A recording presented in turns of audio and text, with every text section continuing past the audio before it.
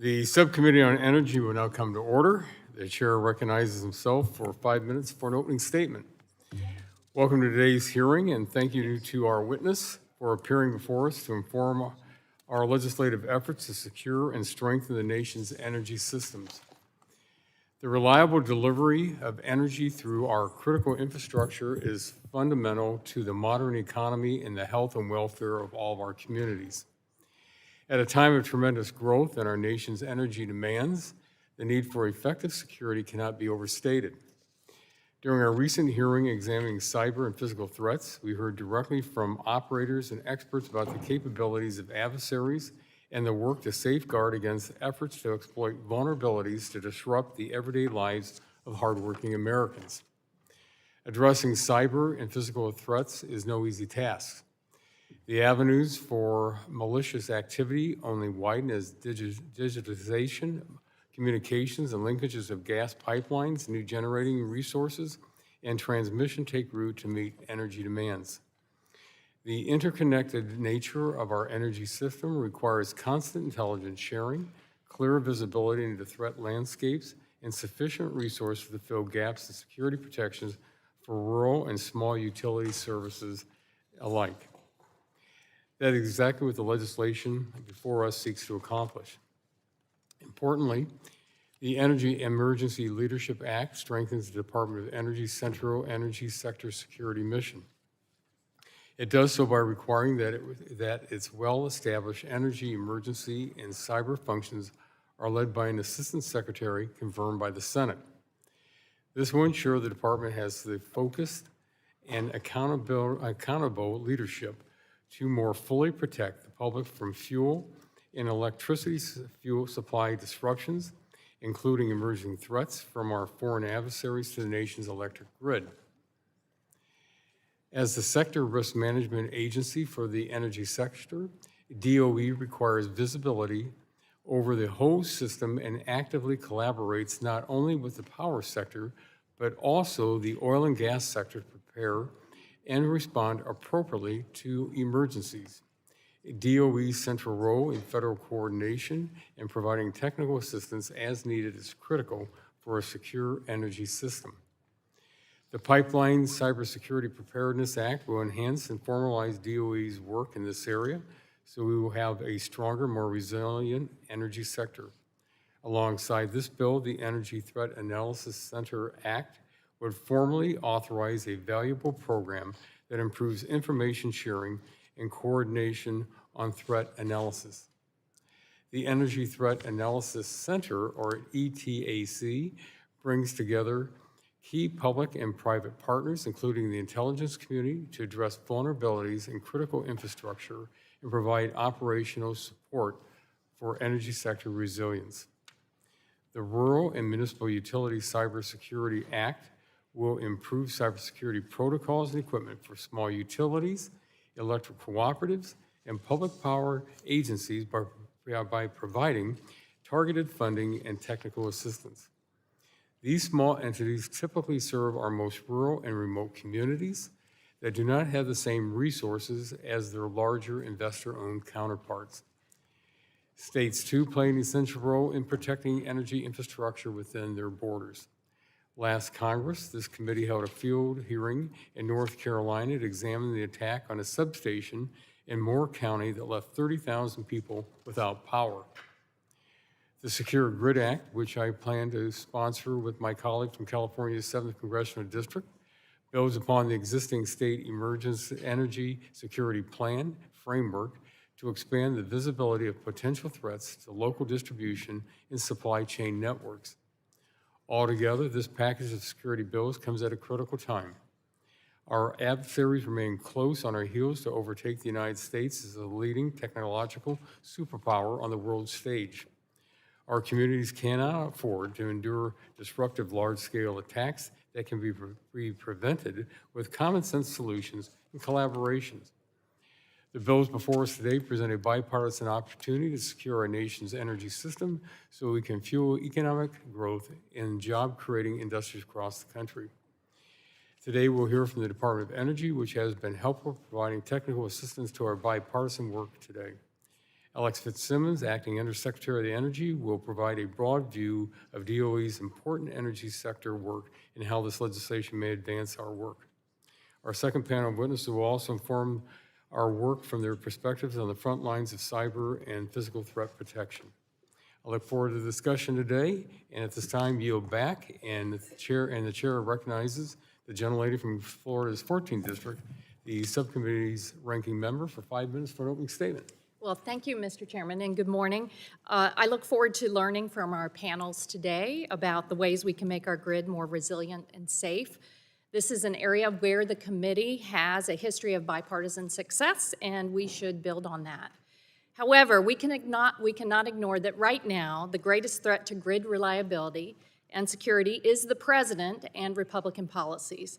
The arbitrary project cancellations, higher cost, and uncertainty have driven the country into an electricity crisis. Nearly a year after Donald Trump took office, the latest inflation data released this morning shows across the board that prices are higher than ever. The chairman asks every panel that appears here, does America need more electricity? The answer is always yes, and we agree with that. But over the past year, the president and Republicans in Congress have senselessly gone out of their way to ensure that America will have less electricity. And that comes at an unfortunate cost to everyday Americans.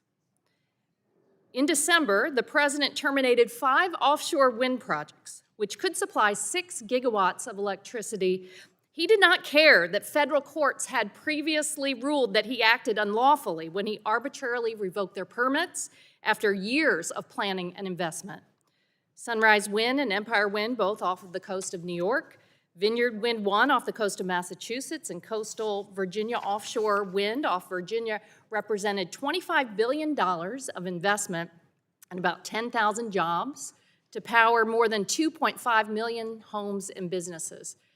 Revolution Wind is roughly 87% complete, with 58 out of 65 wind turbines installed. It was scheduled to be fully operational by the second half of this year, delivering power to more than 350,000 homes and businesses in Connecticut and Rhode Island by the end of the year.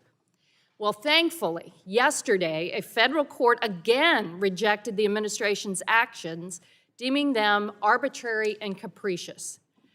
But Trump's sabotage is very costly. Another court yesterday ruled that the administration illegally canceled numerous federal clean energy projects in a number of states just because they voted Democratic in the last election. That's not right. DOE also canceled what would have been the largest U.S. solar energy project in the Nevada desert, 7 connected solar farms that would have produced 6.2 gigawatts, which is 3 times the output of the Hoover Dam. A number of energy companies have been working towards approval since 2023. And members, Utah's Republican Governor Spencer Cox said, "This is how we lose the AI energy arms race with China, because solar with batteries can now be close to baseload power, and we should keep these projects rolling until we get the gas, nuclear, geothermal plants we need." Some of the most damaging and costly sabotage to America's electric grid at the hands of the Trump administration have come to major transmission projects, especially the Grain Belt Express transmission line across Kansas, Missouri, Indiana, and Illinois.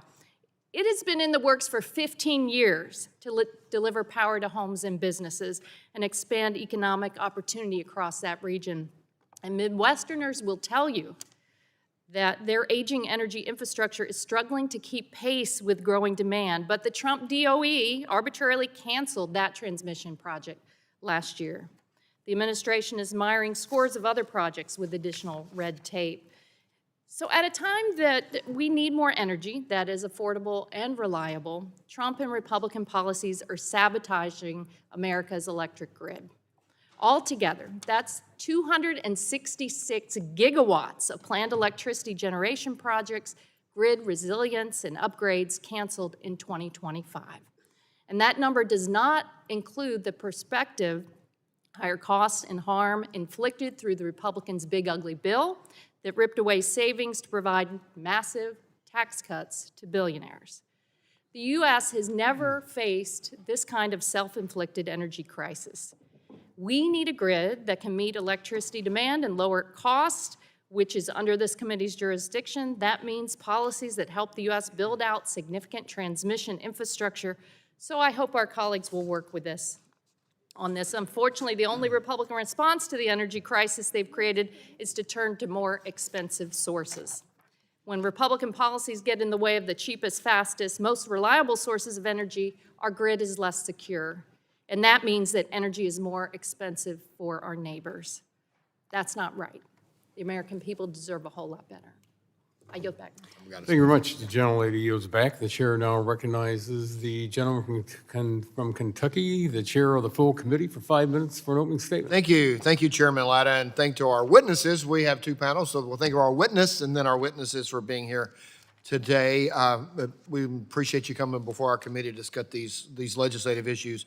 Energy underpins our entire economy, which makes it a key target for nefarious actors and adversarial nations. We've witnessed cyber attacks in Russia's invasion of Ukraine, AI-driven attacks in Europe, and relentless attacks on Taiwan from communist China. At home, we experienced Chinese probes of critical infrastructure, cyber attacks on the Colonial Pipeline, and physical attacks on the grid in North Carolina and Washington, among other events. The proposals before us come at an especially critical moment because of the growing power of advanced technologies to enable even more sweeping and sophisticated attacks than we've seen. The notion of large-scale threats on American energy infrastructure is no longer if, but when. As we seek to reaffirm our nation's energy and economic security, we must secure our energy systems to protect the nations from efforts to sow chaos and cause harm. Legislation before us will ensure the energy and power providers and federal partners alike remain vigilant and prepared to respond to potential attacks while energy supplies grow to meet those demands. Effective cybersecurity measures require constant information sharing, clear leadership protocols, and key collaboration from operators across the energy sector to fill gaps in the threat detection, prevention, and mitigation. Our bipartisan bills bolster the Department of Energy's role in sector-specific risk management agency and enhance state and energy sector visibility into the vulnerabilities of energy and power systems. Importantly, legislation before us today will fill critical gaps in cybersecurity protections in areas of the country that do not have the resources of larger investor-owned utilities. And altogether, the work of this committee will equip government and industry partners with necessary cybersecurity protections and establish more effective ability for the entire energy sector to prepare and defend against potential attacks. I look forward to the discussion, and I yield back the balance of my time. Thank you. The gentleman yields back, and the chair now recognizes the gentleman from New Jersey, the ranking member of the full committee, for 5 minutes for an opening statement. Thank you, Mr. Chairman. America's energy system is under increasing threat. Russia and China have developed sophisticated offensive cyber weapons, and the proliferation of artificial intelligence technology means that every day those offensive cyber weapons grow stronger. It also means that less sophisticated adversaries, terrorist organizations without the backing of nation states, will be able to pull off devastating cyber attacks, whether it's against the federal government, utilities, or directly against energy infrastructure assets themselves. So that's why I'm pleased to see a suite of draft legislation in this hearing, including some bills reauthorizing important cybersecurity programs created by the bipartisan infrastructure law. I'm encouraged to see my Republican colleagues now acknowledge the importance and benefits of some of the provisions of that law. Others, like the Energy Threat Analysis Center Act, are completely new and are based off valuable testimony that this subcommittee received last year. Now, I look forward to hearing from our witnesses about these bills because it's critical that we work in a bipartisan fashion to secure our nation's energy infrastructure from cyber and physical threats. And as we consider the cybersecurity of our energy systems, we also have to recognize the importance that energy reliability plays in our way of life. But unfortunately, I'm concerned that Secretary Wright's actions at the Department of Energy are undermining that reliability. In October of last year, the Trump administration and Secretary Wright illegally canceled 300 energy projects across the country, stealing $8 billion in grants for energy projects when we desperately need more energy. In July, the administration put out an analysis desperately calling for every available megawatt of power, but Secretary Wright is directly responsible for killing projects that would have added enormous amounts of clean power to the grid. These projects were authorized by Congress and funded through bipartisan laws. Thankfully, just yesterday, a court reversed the termination notices for a number of the illegally canceled grants, and I'm hopeful that more projects sue the department for its actions and get their funding restored. Now, the problem is it doesn't end there. Since Trump took office, the Department of Energy has shed roughly 3,500 staff and is so understaffed in some areas that its Office of Nuclear Energy is asking for volunteers from universities to help them review novel nuclear reactor designs. And that doesn't really sound like energy security to me. And late last year, the Department of Energy underwent a reorganization, closing important offices like the Grid Deployment Office, the Office of Clean Energy Demonstrations, and the Office of Manufacturing and Energy Supply Chains. Throughout the entire process, Secretary Wright has refused to answer questions, leaving Congress with zero information and no opportunity as to what is happening at the department. So I'm hopeful, Mr. Fitzsimmons, a number of your DOE colleagues have appeared before us in the last year, but have given unsatisfactory answers or claimed to not have any information to share. So I'm hoping that you will be more responsive today. And let's also not forget the big ugly bill, or the Republicans call it the beautiful, I say it's the ugly bill, which is slated to increase electricity prices by 61% and endanger more than 300 gigawatts of reliable, clean generation just when we need it most. Electricity prices are up 13% just since Trump took office, and companies have either delayed or canceled over $53 billion in investment in the energy sector, and we've lost over 165,000 jobs in the sector. So these actions and the big, ugly, beautiful bill are going to seriously undermine energy reliability.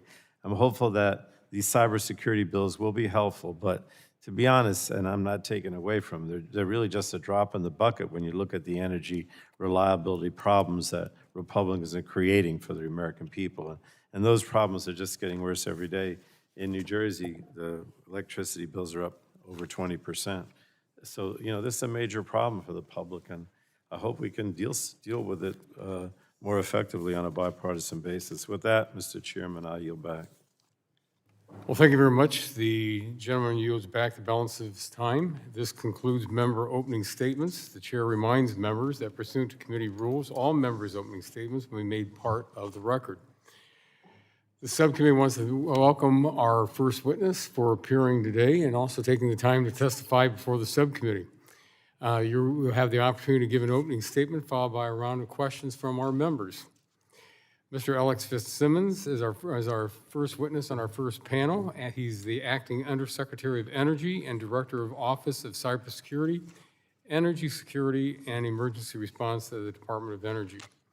We appreciate, again, you appearing before us. And before you start your opening statement, just a quick tutorial on the lights in front of you. You'll have 5 minutes for your opening statement. It'll be green for the first 4 minutes, turn yellow for the last minute, and then turn red. So if you could finish up, we'd appreciate it.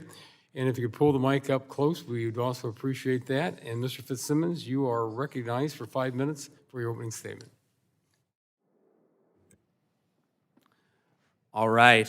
Thank you, Chairman Latta, Chairman Guthrie, Ranking Member Pallone, Ranking Member Castor, and distinguished members of the committee.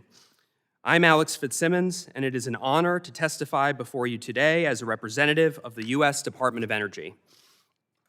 Under President Trump and Secretary Wright's leadership, the Department of Energy and the Office of Cybersecurity, Energy Security, and Emergency Response, CESAR for short, have been hard at work restoring American energy dominance, lowering energy costs for Americans, and strengthening our national security.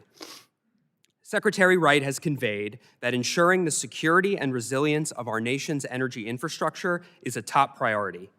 This vital work falls under the CESAR office. As the Acting Undersecretary of Energy and Director of CESAR, I am honored to help lead this critical mission. At CESAR, we ensure that Americans can count on a secure, affordable, and reliable energy supply under every circumstance. This means providing timely and actionable information to the energy sector, developing world-class security technologies, hardening U.S. infrastructure, and responding to and recovering from incidents. The U.S. energy grid faces persistent threats from nation-state threat actors with campaigns that target our economy, military readiness, and public health and safety. The Energy Threat Analysis Center is a public-private partnership that convenes experts from the federal government and industry to identify, analyze, and mitigate threats to America's critical energy infrastructure. The ETAC Reauthorization Act of 2025 promotes improving operational collaboration between the government and industry, securing critical energy infrastructure from cyber threats, and protecting information sharing, thereby strengthening the nation's energy security. The Energy Emergency Leadership Act aims to clarify the leadership required to carry out the department's energy emergency and energy security functions and improve the coordination performed with relevant federal agencies. This language amends the DOE Organization Act to include the department's energy emergency and energy security functions as those assigned to one of the 8 assistant secretary positions. In addition, this legislation will permit the department to provide technical assistance to energy sector entities and local governments upon request to protect against, detect, and respond to energy security threats, risks, and incidents. The Rural and Municipal Utilities Cybersecurity Reauthorization Act will enable CSER to strengthen cybersecurity in electric public power and cooperative utilities. These utilities are targets for cyber attacks and can struggle to defend against advanced capabilities of nation-state adversaries, often due to a lack of funding and personnel. This legislation helps to ensure small rural utilities have access to the resources necessary to protect national security and provide reliable energy to residents. The Secure Grid Act will help states mitigate risks posed to the electric grid by empowering them to fully assess and respond to cyber and physical threats, severe weather, and other vulnerabilities. State energy security plans enable states to examine and respond to weaknesses in their own energy infrastructure. This legislation formalizes the inclusion of additional data to these reports, requiring states to consider threats posed to local facilities, as well as factors like increasing grid demands and vendor maintenance. Authorizing the department to continue to implement SESP duties will institutionalize the support for states to maintain, implement, and advance these important plans. As automation drives pipeline owners and operators to rely on an increasingly complex web of interconnected devices, they must also implement security measures to protect their pipeline operations from evolving and emerging cyber risks. The Pipeline and LNG Facility Cybersecurity Preparedness Act authorizes DOE to coordinate a voluntary approach to make the nation's pipeline system more reliable, resilient, and secure. Bless you.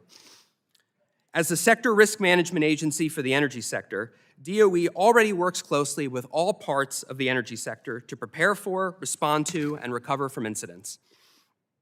DOE coordinates closely with other agencies for an all-of-government response to emergencies.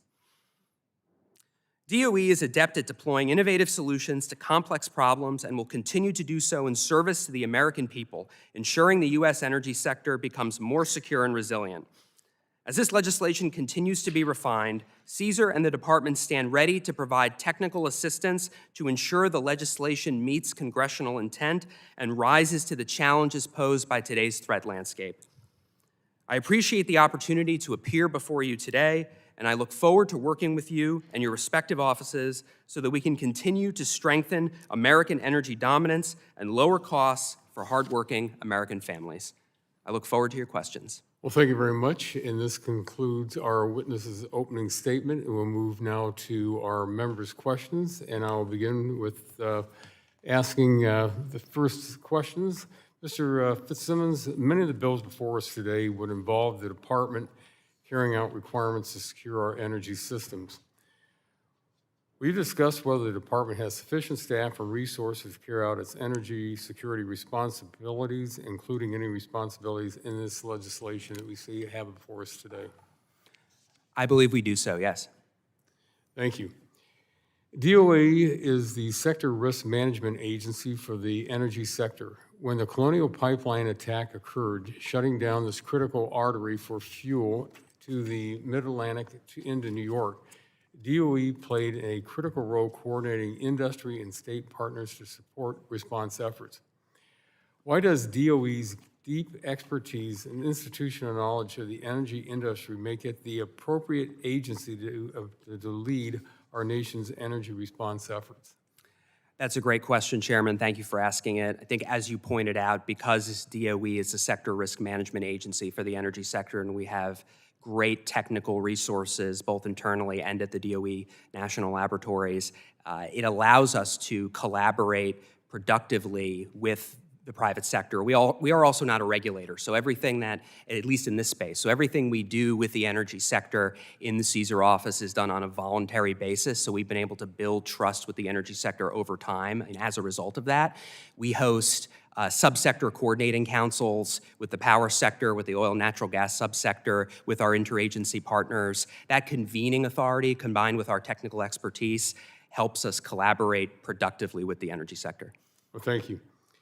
Other agencies have responsibilities over transportation systems, but DOE has that role over the whole energy sector. Isn't that correct? Yes. Will you work with the committee to make sure that DOE has the appropriate clarity to work to improve how the government supports our energy sector? Absolutely. Thank you. State energy security plans are a key opportunity for states to comprehensively address vulnerabilities in their interconnected energy systems. The SECURE Act, of which I have sponsored, would ensure that states are holistically incorporating local distribution supply chain risks that are critical to a secure and resilient energy system. How might the Secure Grid Act enhance the existing SEPT framework to ensure states address potential gaps in security protocols? Yeah, I appreciate your leadership on this issue because the state energy security plans are a vital component of the CSER mission. And it's one thing for us to sit here in Washington and talk about energy security and resilience, but a lot of the work happens on the ground in local communities at the state and local level, combined with the efforts of the private sector. And 80% of U.S. energy infrastructure is owned and operated by the private sector. State and local governments that are on the ground working with these energy companies every single day. So that is why the state energy security plans and programs are an important part of our mission. And so this focus on the distribution system, I think, is important because it allows us to take a comprehensive view. I mean, CSER's mission is to strengthen the security and resilience of the entire energy sector. And so our foreign adversaries, threat actors, are targeting the entire system. And so we need to make sure that the work that we do prioritizes the entire energy system. Thank you. The Trump administration has undergone an extensive review of financial assistance awarded under the previous administration. These efforts were undertaken to ensure that federal dollars align with national and economic security goals and to ensure the viability of potential projects using finite taxpayer resources. We discussed the department's process to review financial assistance to ensure federal dollars fulfill the goals of the Trump administration.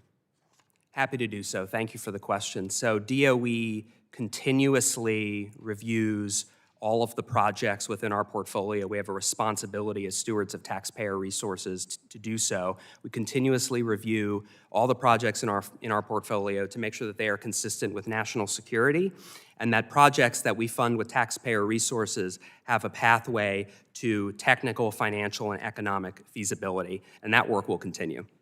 Thank you. Well, my last 22 seconds, just maybe a quick answer to this one. On the information sharing, it's really important because especially when you're talking about a lot of the smaller utilities out there, is that information timely shared? So if there's threats to the system out there, in my last 7 seconds. Yes, and I think there's more we can do in that department to strengthen our ability to share information with the private sector. It's one of the most fundamental parts of the CSER mission. Okay. Thank you very much. I want to follow up with you on that, and I yield back. And at this time, I recognize the gentlelady from Florida, the ranking member of the subcommittee, for 5 minutes for questions. Well, thank you, Mr. Chairman. Thank you for appearing here, Mr. Fitzsimmons. Good to see you. Thank you. You know, while the Trump administration and the Department of Energy has been very busy canceling energy projects across the country, last year DOE had forced 6 old broken down coal plants in Michigan, Pennsylvania, Indiana, Colorado, and Washington to stay online. This includes plants that were days away from retirement and some that have been offline for months because they're broken. These decisions already have cost customers over $163 million. And if the Department of Energy continues down this path, estimates are it would cost customers nearly $6 billion a year. Did you have a role in drafting the emergency orders under Section 202C to keep these 6 coal plants online last year? Thank you for the question. As the director of CSER, yes. On November 25th, DOE ordered the Eddystone Gas and Oil Fuel Generation Facility in Pennsylvania to delay its scheduled retirement for a third time based on a potential shortage of electric energy. Do you believe that the PJM region faces a potential energy shortage? Thank you for the question. Yes.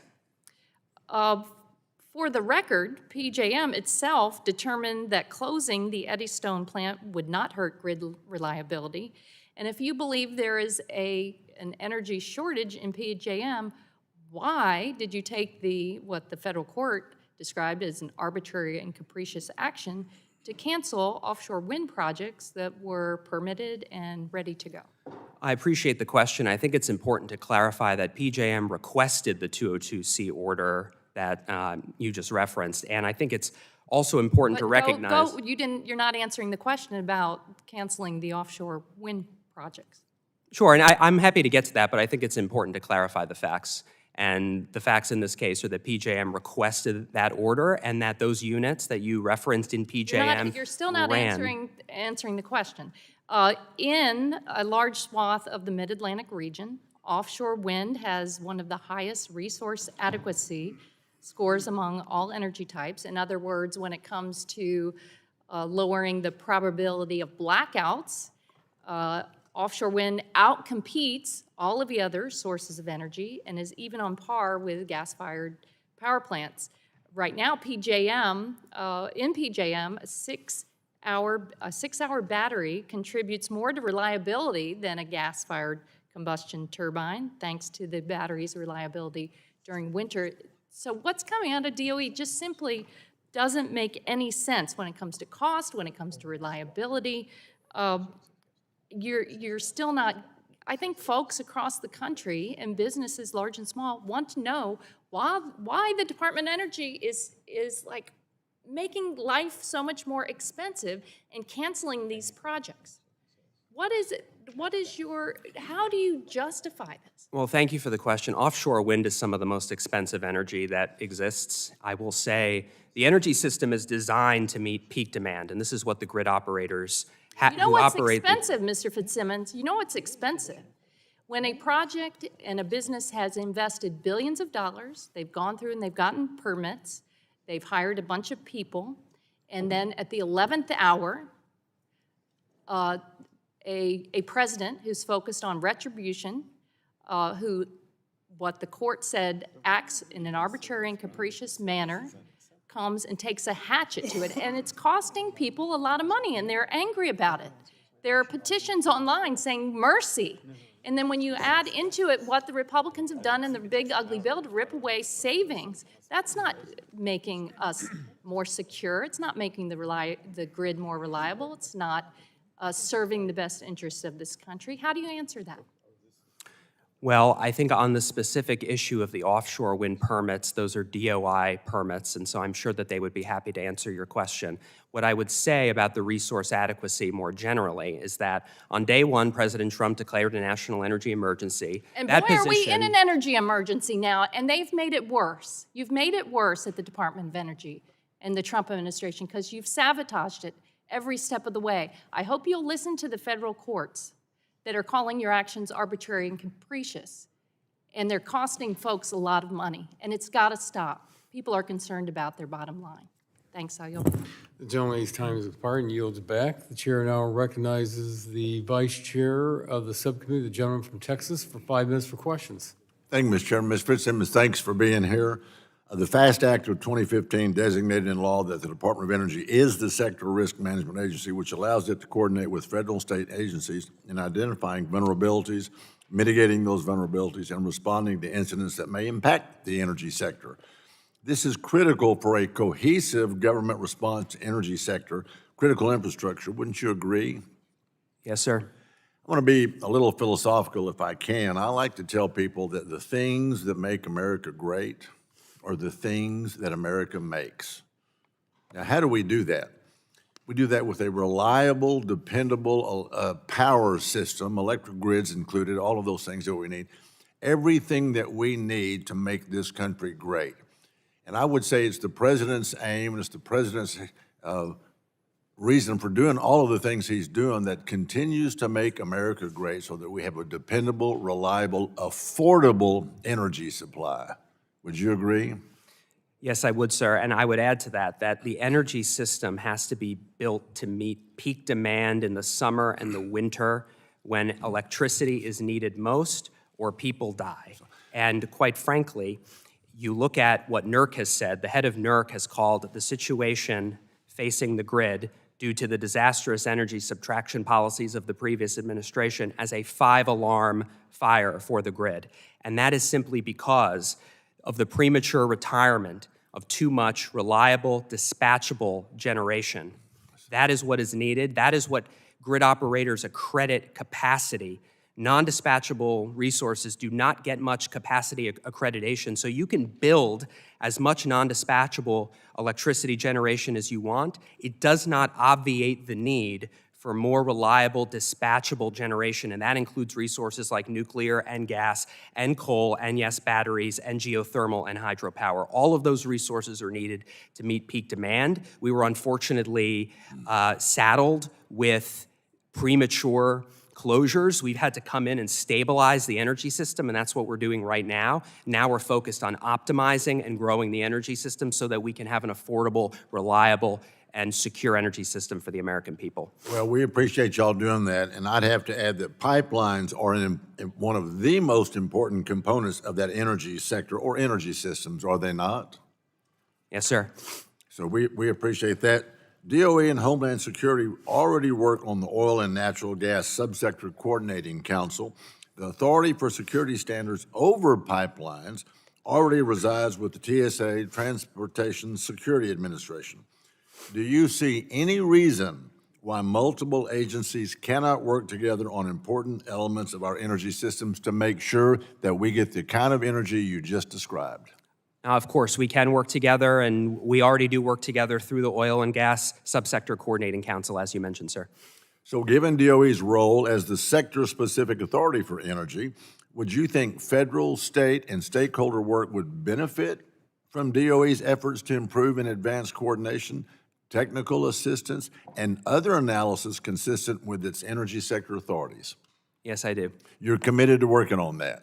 Absolutely. Y'all are doing a great job. Mr. Fitzsimmons, do you believe that any guidance or regulations issued by the federal government should be implementable, say that 10 times, by private industry without imposing an undue burden?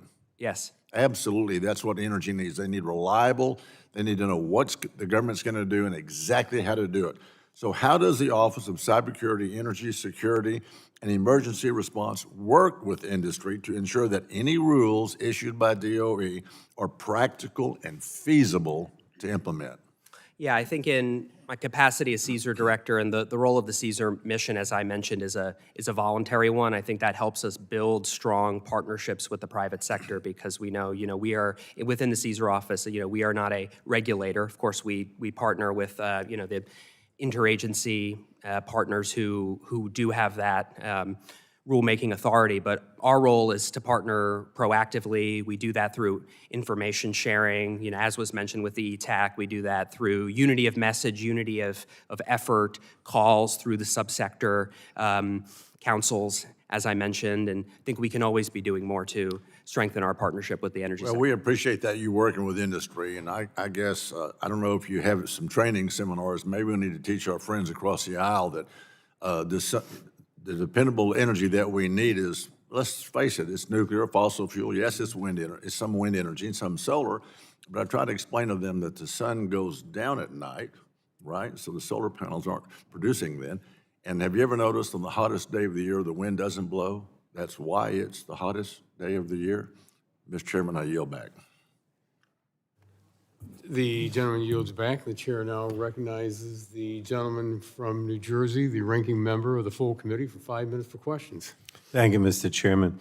Mr. Fitzsimmons, you heard me in my opening express my concern over the cancellation of grants to Democratic states. On December 23rd, the Department of Energy stipulated in court that the primary reason for its grant termination decisions in October was whether or not the awardee was in a Democratic state. And in case my Republican colleagues have any doubt, I'll just ask unanimous consent to enter the court filing in the record, Mr. Chairman, if you will. Thank you.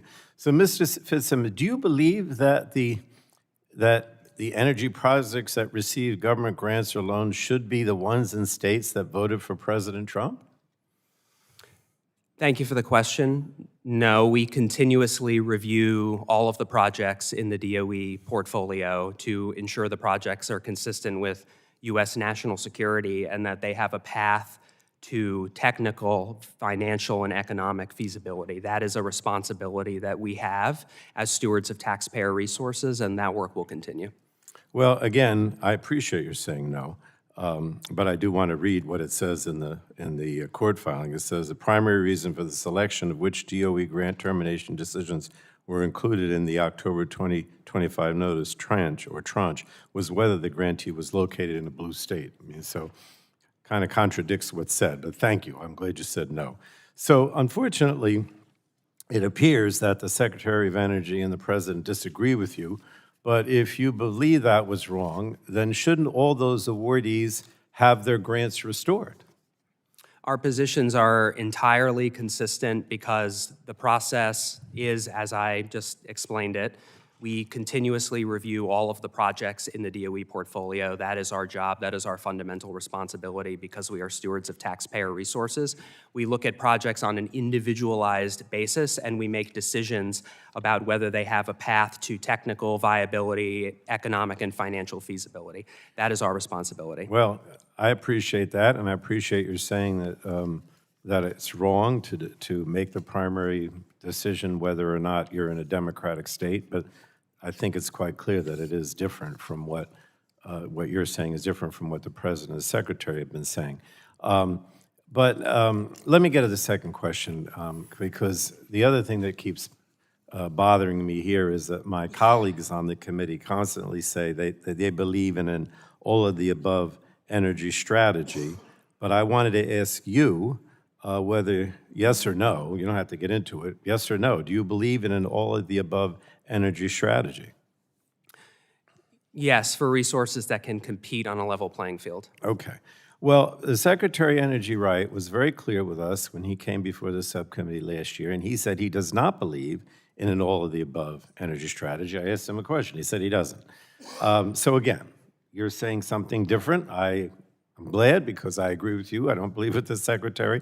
And I certainly don't think that the Secretary or the President have followed an all-of-the-above energy strategy because they continue to deny anything that involves clean energy, and they keep stressing that they're, that they want what I call dirty energy and prioritize fossil fuels. And they've moved the goalposts. They're canceling every single clean energy project they possibly can, no matter how helpful it might be to keeping electricity bills down or keeping the lights on. I guess I'm hoping that maybe your comments today have moved, maybe you can influence the Secretary and the President to have an all-above policy and to bring back these grants and not continue to prioritize grants that only go to Republican states. But with that, Mr. Chairman, I'll yield back. Well, thank you very much. The gentleman yields back the balance of his time. The chair now recognizes the gentleman from Kentucky, the chair of the full committee, for 5 minutes for questions. Thank you. I appreciate that. And I remember Secretary saying that, and I'll let him clarify his own words. But to me, they're not mutually exclusive. I'm for all the above, but I'm also for best of the above. So when you say all the above, do you say, well, in in Kentucky, you need to have wind, solar, you have to have all of it, or is natural gas, is coal, is that the best for your area, and in Arizona, is it different? So I think all the above is the right policy, but I think the best of the above, depending on where you implement the policy, is consistent. I just believe that. So, Mr. Fitzsimmons, during the first Trump administration, Secretary Perry prioritized energy security, created seizure, the Office of Cyber Energy Security Emergency Response. Would you agree the current administration is also prioritizing energy security, which is reflected in how you align department functions with seizure? Yes, absolutely. So it's no secret that our grid's under extreme distress. And so one of the things that we've talked about is all the above is don't cancel projects that are, or take production that's already out of. If it's in production, don't take it out of production. And so the seizure office under your leadership has issued several 202C orders in high-risk areas to ensure base load and dispatchable power are available to keep lights on at an affordable price. Can you discuss the reason behind these 202C orders? I'd be happy to do so, and I'd like to clarify And that the impact on the bills, utility bills by these orders. Okay. Yes, Chairman. I'd like to first clarify and say that our positions are entirely consistent with the Secretary and the President, as as you described. I think the energy system needs affordable, reliable, and secure energy. But certain things work in certain circumstances, and I think we have a strategic rebalancing of of our priorities on the energy side. Secretary Wright calls it bringing back common sense to energy policy. I think that is because we had disastrous energy subtraction policies that led to what NERC has called a 5-alarm fire for the grid, where we have prematurely shut down reliable, dispatchable generation that is needed to meet resource adequacy. And with load growth, resource adequacy and reserve margins are shrinking in all of the major RTOs and ISOs. It is a serious concern. And so I think what the Secretary has rightly pointed out is that some forms of energy enjoyed 30 years of preferential tax treatment, and at some point, it is time to let those sources compete. And I think, you look at what EIA has said, and the Secretary has said this, you will see more solar and storage capacity being added into the system. That is what EIA tells us. At the same time, in order to meet the reserve margin requirements that are necessary for future load growth and to win the AI race, we need capacity that gets accredited by the grid operators, and that is dispatchable capacity. So you can build as much non-dispatchable capacity as you want. It does not obviate the need for more always-on electricity. And so the Secretary has exercised his authority under the Federal Power Act 202C because President Trump declared a national energy emergency on day one.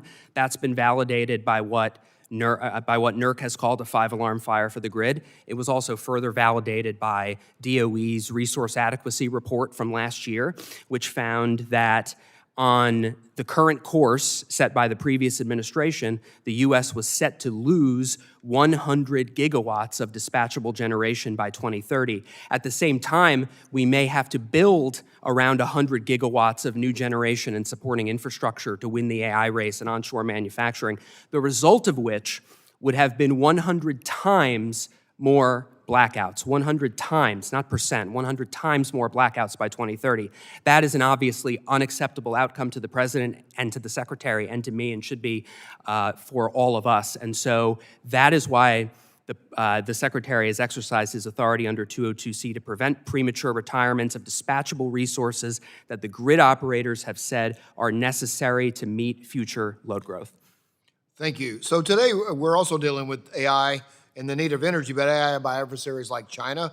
And would China be able to use AI to disrupt our energy systems? I have 20 seconds left. Could you talk about AI and how you're preparing for them disrupting our energy system? Yeah, we need way more than 20 seconds to get into that. But yes, it is Increasingly sophisticated threat actors are investing in AI-enabled offensive cyber weapons.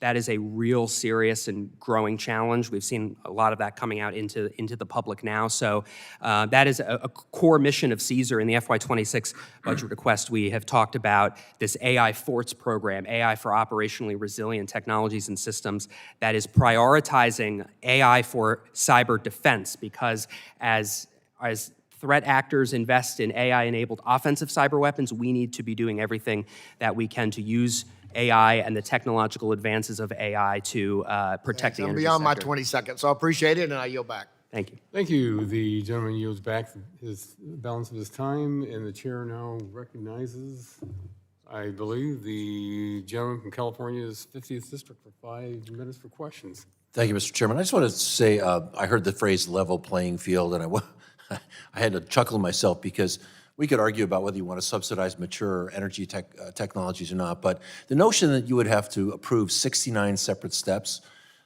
personally by the Secretary of the Interior, that's what's happening with wind projects now.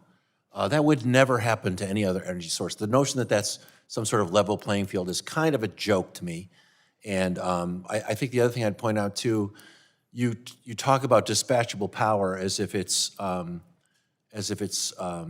self-explanatory, but it's interesting to me that what Texas did when its natural gas system failed in their superstorm and people died from cold, what did they do to reduce their risk of blackout? They did not add more natural gas. They added solar and batteries to reduce their risk of blackouts and brownouts from 10% to 1%. Because batteries are how the grid is moving. And around the world, other countries are moving towards solar and wind because it's the fastest to get on the grid, with batteries to help around the clock. So this notion of the level playing field, that's BS. It's just not what's happening at all. We're also told in California that BLM's not even processing solar permits. So I'm willing to join you in a real level playing field where technologies get to compete, and around the world where they are competing, places like China are adding a lot more renewables in. I think I'd like to do that, but what you told me is just not right. There's not a level playing field in this administration, period. But I wanted to talk about something else, and that's wildfires. The hearing was supposed to be about physical and cyber threats.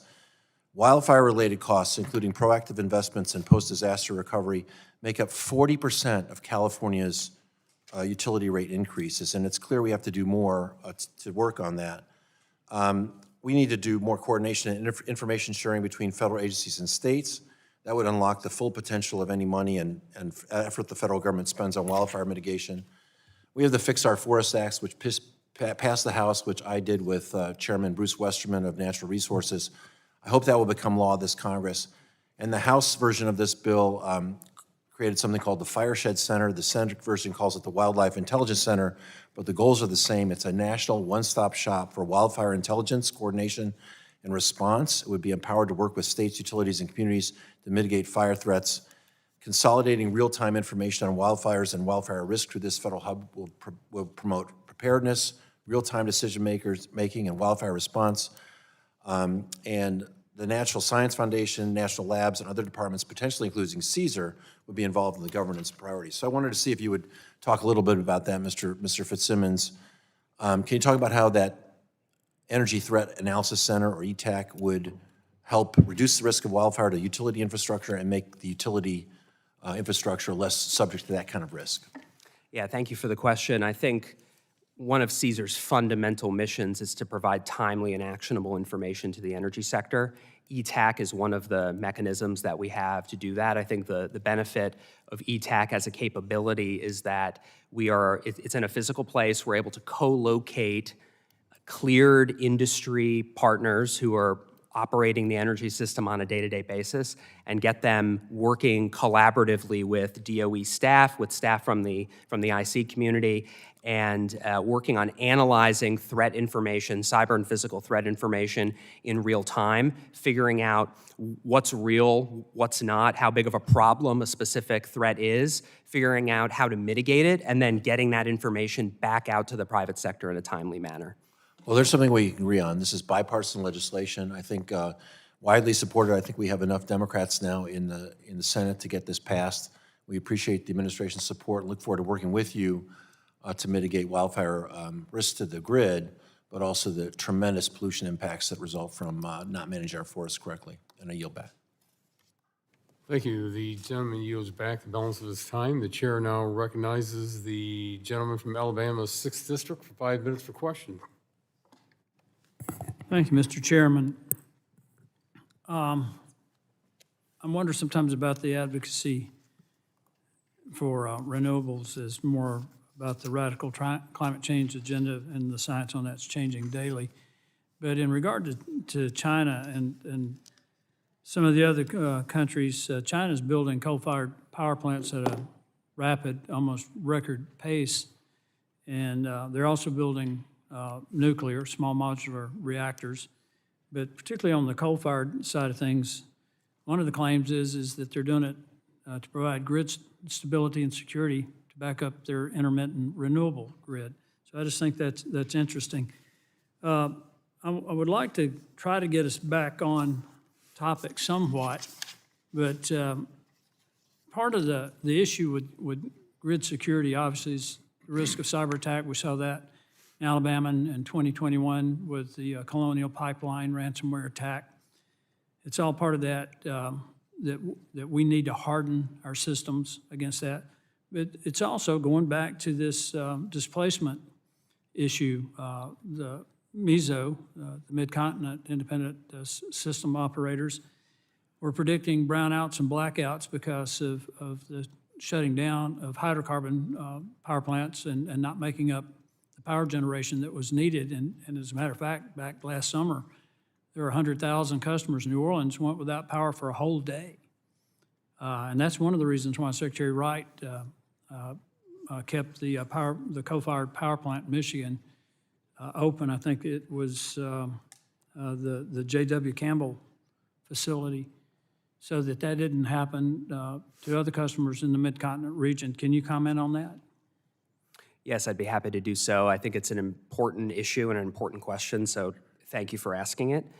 Absolutely. I mean, what you are talking about, the ability, the necessary ability to provide, to keep the lights on, to provide electricity to people when they need it, is something that we frankly take for granted here in the United States. I mean, we are one of the lucky 1 billion that have access, that enjoy the way of life that we do, that are energy abundant. The energy grid works the vast majority of the time. There are many, many more billions of people around the world who are not as fortunate as us.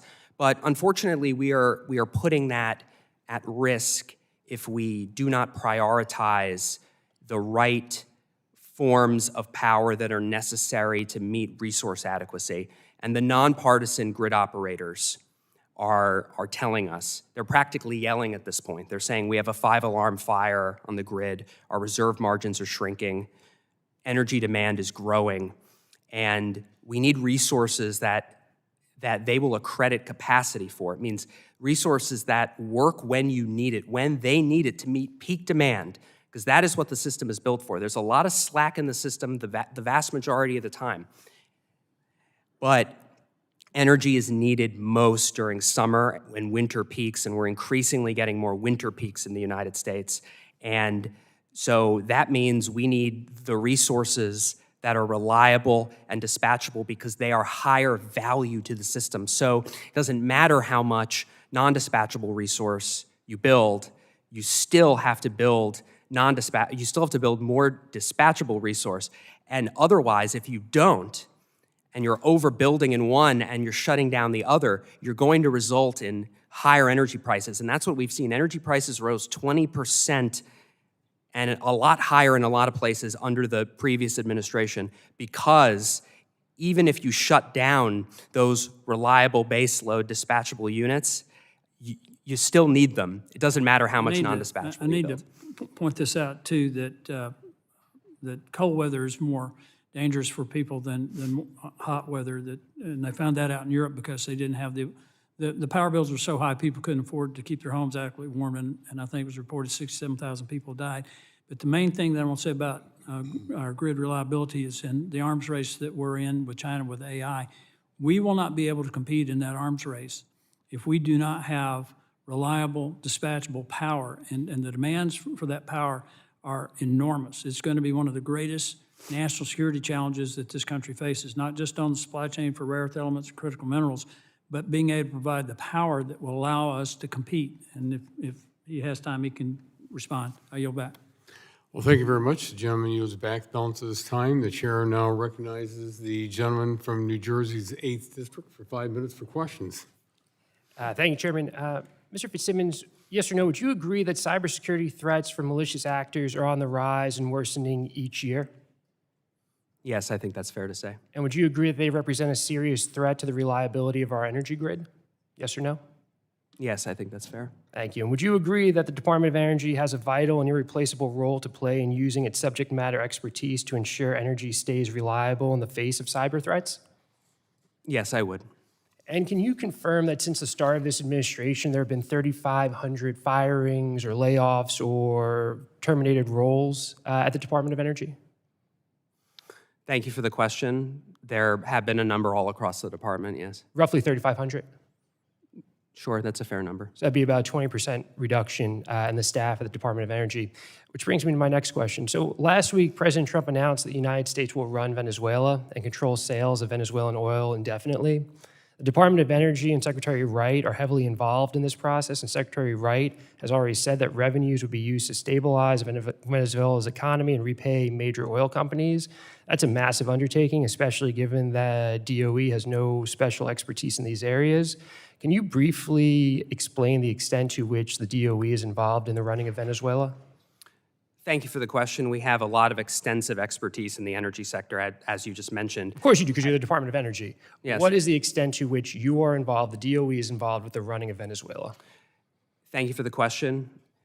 Under President Trump's bold leadership, the people of Venezuela are now going to have a more prosperous future. I only have 5 minutes. What is the DOE's role in the running of Venezuela? I think what you have seen President Trump say is there is now a historic energy deal that Secretary Wright is helping to implement. That will be a win-win-win. It'll be a win for the people of Venezuela. So historic means unprecedented, right? So the DOE has never been involved in anything like this. Is that correct? Anything like what? Anything like the historic deal that you just mentioned in terms of running Venezuela and its oil program? We've never run Venezuela before. Yeah, That that's would be a correct. That would be a safe thing to say. I agree. That's why it's unprecedented and historical. So my question to you is the DOE's involvement with Venezuela putting a strain on the department's capacity to address the number of domestic issues, including cyber issues? No. No. Okay. I find that hard to believe because this undertaking comes at the same time as massive staffing cuts across the department. You said it's about 3,500 people, which is a 20% reduction compared to what the staff was in September of 2024. I think it's easy to say the president is already asking the department to do more with fewer resources. So it seems that we're diverting attention from our domestic issues to address what he wants to do in Venezuela, and doing so with a 20% reduction in the workforce. You have no concerns about the DOE's capacity and ability to run Venezuela and to deal with the issues that we have here domestically in the United States. More staff does not mean more success. Under the previous administration, you saw a 20% increase in staff at DOE. I think we are executing our mission. We're doing it well. And this is You have no concerns. I'm sorry? You have no concerns about being able to do all of these things with the current staff levels that you have at the DOE. As I said, the historic energy deal that President Trump Yes or no? brokered Do is you going have to- so you have no concerns? Is that correct? I think we are executing our mission. All right. So you said that staff's not important. If the administration's focus was on better protecting our country from cyber threats, why then did the Trump administration cancel more than $2 billion worth of funding for communities to harden their energy infrastructure against severe weather? Thank you for the question. As I have said, DOE has a responsibility to conduct a rigorous review process.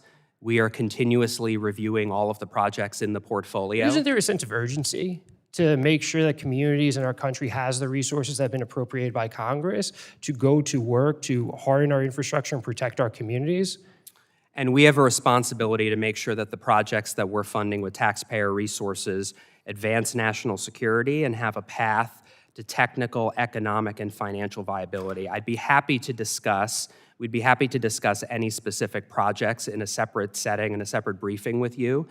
Today, we're here to talk about your important cyber bills and the work that we can do together to strengthen the security and resilience of Yeah, the and energy that sector. work is critically important, right? But I'm concerned about a deviation of mission from the DOE to address those issues here domestically when the DOE is tasked with running Venezuela, as you confirmed earlier, where the Secretary writes involvement in doing, as you said, historic, unprecedented involvement in a foreign country. As you said, we've never run Venezuela before, and now we are. So it strikes me as we have an immense amount of work to do here in this country, and the administration's not focused on that work, not focused on driving down the cost for all American consumers. It's focused instead on Venezuela and the decision that the president made. I think it's ill-advised. I yield back.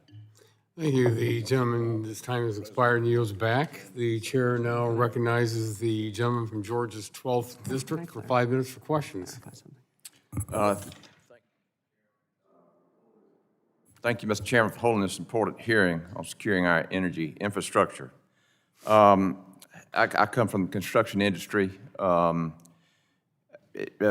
have a small townhouse here in D.C. and had to replace both of the heat pumps. I question why heat pumps were in the home in the first place, because heat pumps don't work below 30 degrees. You cannot heat a home with a heat pump below, so you have to go to direct electric heat, which is very expensive and requires a lot of power on your emergency heat side. So I asked about gas, and I got a gas line. I found a gas line. They marked it in front of my townhouse, and obviously it used to be heated by gas, and I priced a gas unit. It was much less expensive than this, and with a higher SEER rating on the air conditioning side, and but I couldn't get it permitted. That's what we're up against, sir. I mean, these people don't know what they're talking about. I mean, and I just use that as, the people of America need to understand what the heck is going on right before our eyes. And there are going to be people that are going to freeze to death because we can't get gas pipelines in certain areas of this country.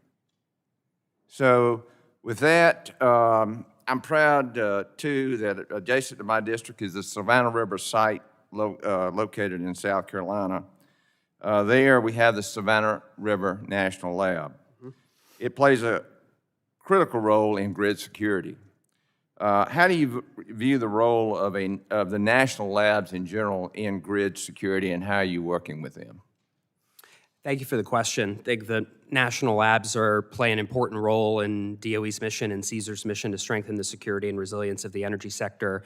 CSER in particular partners with a lot of the DOE national laboratories to do everything from sharing energy threat information with the private sector to supply chain testing. We have a program called Citrix where we will procure grid components and test them for cyber vulnerabilities, figure out how to mitigate it, and then get that information back out to the private sector. That's only possible because of the expertise at the national labs. So they play an important role.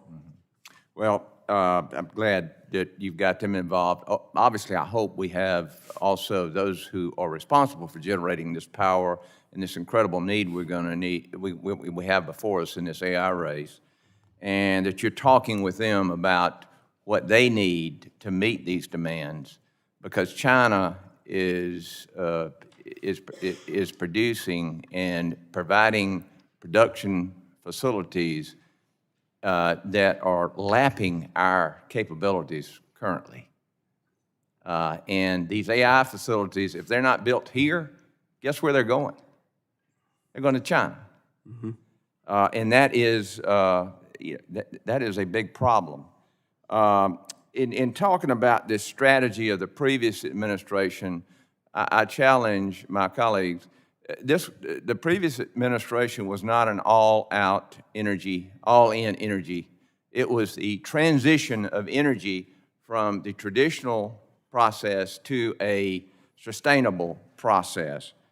And obviously, we know what that has done to us because, like I said, again, I know people who have homes in certain areas of this country that cannot use, that can't get permitted gas heat.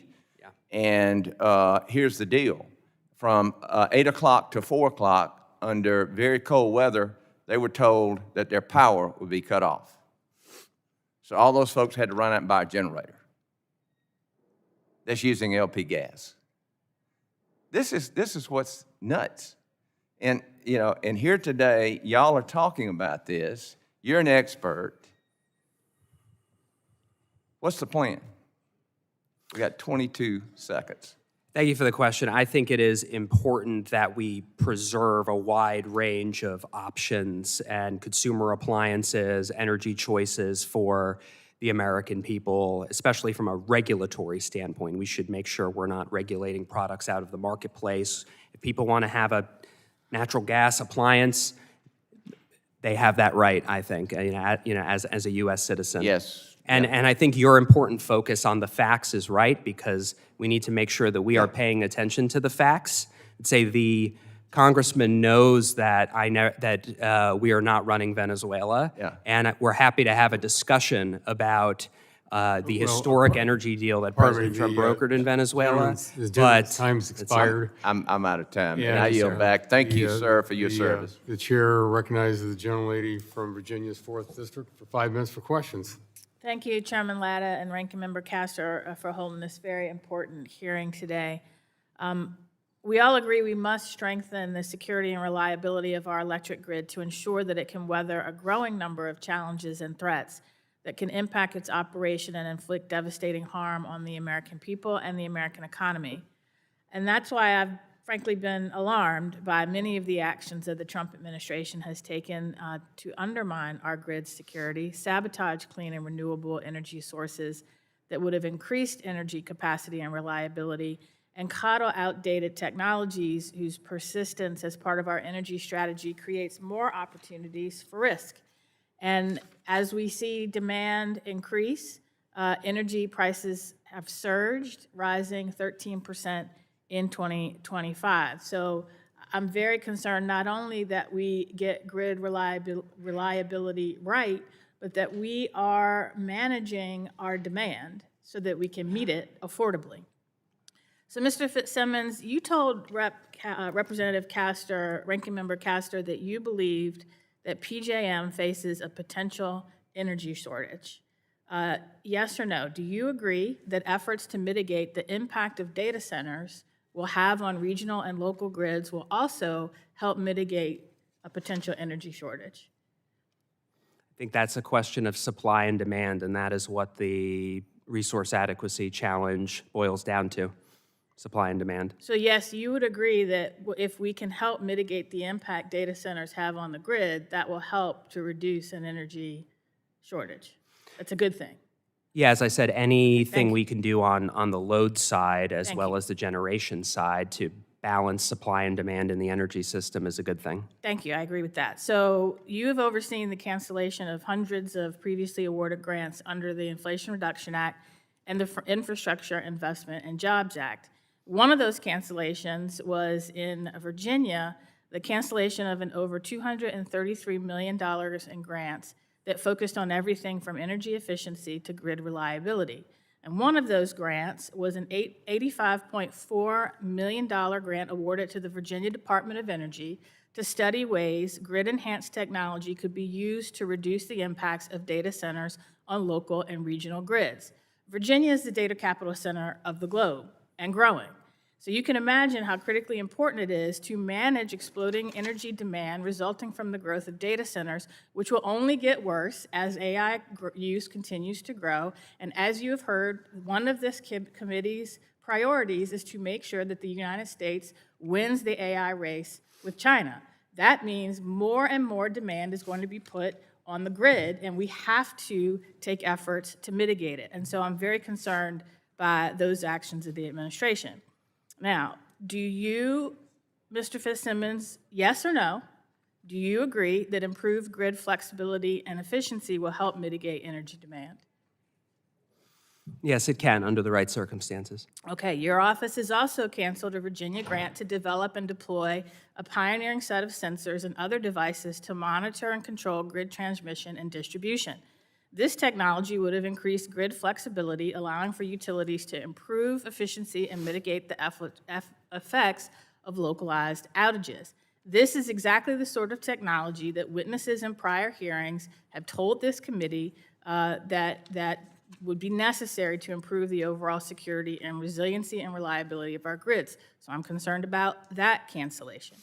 Mr. Fitzsimmons, witnesses in prior hearings have also told this committee that the hodgepodge of old, outdated technologies and modern cyber tools that comprise our grid create gaps that contribute to vulnerabilities in the grid security. Do you agree with that?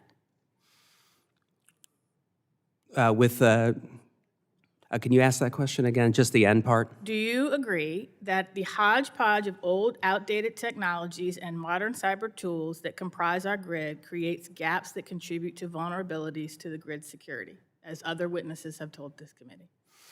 Yes, I or think no? it's important that we Thank invest you. in I'm claiming upgrading my time energy because I only have infrastructure. 30 seconds. Thank you for that.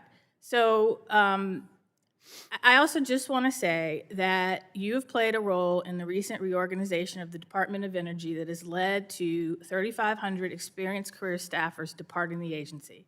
And given the increasing complexity of the threats, especially cybersecurity threats that face our grid, this does not make sense. It doesn't make sense to pile an expanding and increasingly complicated and sensitive workload onto a shrinking and ever more stressed out workforce. With that, I yield back. The gentleman's time has expired and yields back. The chair now recognizes Mr. Chairman, I'd like to enter something to the record. Gentleman's recognized. I have a report here from the Department of Energy in regard to my colleague and friend's concerns about personnel changes at the Department of Energy. It points out that there's over 95,000 contractors that work with the Department of Energy. I think it verifies what Mr. Fitzsimmons was saying about their ability to do their job. I yield back. Without objection, so ordered. The chair now recognizes the gentleman from Ohio's 12th District for 5 minutes for questions. Thank you, Mr. Chairman. Mr. Fitzsimmons, thank you for being here today. I'd like to briefly start off and discuss the Reliability Insight Report on the interconnected gas and electric systems posted by NERC last year. While this report focuses on the physical and operational threats and concerns to the interconnected gas and electrical systems, the paper notes ensuring the reliance of natural gas storage, pipelines, compressor stations, and liquefied natural gas facilities is essential for the electric industry to meet its reliability obligations. Mr. Fitzsimmons, can you expand on the cybersecurity risks specific to the production and delivery of natural gas to end users? And then I'll follow up with, furthermore, what do you think these threats mean to our constituents and the reliability of the bulk power system if bad actors take out or reduce the delivery of natural gas? Yeah, thank you for the question. I think there's only so much you can say about specific threats in this setting, in a non-classified setting, but I would say that the threats facing our energy infrastructure, growing energy infrastructure, natural gas infrastructure included, is significant and is important, especially as we are using more abundant, affordable, reliable natural gas in our energy system. You know, we know that, and that's a tremendous resource that we have, and threat actors also know that. And so threat actors will target the most critical subcomponents of the energy system because they know that that's where they can do damage. Thank you. Mr. Fitzsimmons, we live in a world in which major cyber threats can have far-reaching implications for the entire sectors. The discovery of significant advanced persistent threats such as Salt Typhoon and Volt Typhoon requires rapid information sharing and immediate mitigation. DOZ, Energy's Threat Analysis Center, or ETAC, is a relatively new program, but a critical one for the electric sector to enhance cyber threat coordination across industry and government. As ETAC continues to expand and mature, what are your strategic goals for the program in the coming years? Yeah, thank you for the question. As I've mentioned, I think fundamental responsibility of CSER is to provide timely and actionable information to the energy sector. I think that is an asymmetric capability in the sense that as the federal government, we have access to classified information that the majority of the private sector does not. And yet, we know that 80% of U.S. energy infrastructure is owned and operated by the private sector. So it is ultimately their responsibility to own and operate that infrastructure. But we have access to threat information about the specific vulnerabilities and threats that our energy operators face on a day-to-day basis. And so ETAC is one of the important capabilities that we have to reduce the amount of time and latency in when threat information comes in a classified setting, getting tear lines that can be declassified, getting that information that is highly technical in front of cleared industry partners who work every day to operate the system in partnership with DOE staff, figure out what the most severe threats and vulnerabilities are, and then develop ways to mitigate that and get that out to the private sector as rapidly as possible. Well done, thank you. My last question, the Secure Grid Act would ensure that state energy security plans consider threats to local distribution lines, as well as supply chain and weather-related vulnerabilities. Can you discuss why it's important that these plans consider threats to local electric distribution? Absolutely. I think it's incredibly important, both on the cyber and the physical side. As I've mentioned, CSER's mission is to strengthen security and resilience of the entire energy system. And so the state energy security plans need to reflect the entire threat landscape. And so not just the generation and transmission system, but all the way down to the to that system level, at that level where power and electricity is getting transmitted directly to homes and businesses. I mean, that is often the front line in the fight. It's often some of the least secured part of the of the energy system, and so I think it's incredibly important as we're taking a comprehensive approach to security and resilience that the state energy security plans include that as well. Thank you very much, Mr. Chairman. I yield back. Thank you very much. The gentleman yields back the balance of his time. The chair now recognizes the gentlelady from Colorado's 1st District for 5 minutes for questions. Thank you so much, Mr. Chairman. Mr. Fitzsimmons, I've been listening with interest to your testimony today, and I heard you say, first of all, you agreed that, that the department has an all-of-the-above energy policy in general, correct? Yes or no? That's not necessarily what I You said. don't believe in all-of-the-above policy? I said I believe in an all-of-the-above policy under the right but- conditions right, with a level and- playing and field. one of the issues you look at is cost, is that correct? Of course. And one of the issues, and why we're here today, is you look at the issue of national security. Is that correct? Absolutely. Now, in looking at what the department's policy is on an energy system and a grid, one of the criteria you look at is not political retribution in your policies. Is that right? Or is political retribution one of the factors you use when you determine grants and so on? It's certainly not a factor Okay, we great. use, as I Thank you. talked about Now, previously. thank you, sir. As acting Undersecretary of Energy, you oversee the Office of Energy Dominance Financing, formerly known as the Loan Program Office. Is that correct? Yes. And are you aware that DOE canceled over $600 million across 38 awards in Colorado? Yes or no? I don't know the exact numbers, Okay, but well, I they certainly did believe cancel you. those projects, right? Were you aware that one of the canceled grants was for a project creating a zero-emission cooling, heating, and power system with the specific intent of enhancing flexibility and resiliency during grid outages? Thank you for the question. I'm not No, familiar you don't with need to that thank me for the particular- questions, just answer them. Yes or no? I'm not familiar with that You're not particular familiar. project. Now, developing a more secure grid requires making the grid more resilient. Is that correct? I'm just trying to be nice by saying Is I that thank you for correct? the question. I'm sorry, can you repeat the question? Developing a more secure grid requires making the grid more resilient. Certainly. And yet, DOE canceled grants awarded from the Grid Development Office to a Colorado utility for supporting rural electric co-ops and upgrading grids infrastructure. Were you aware of that?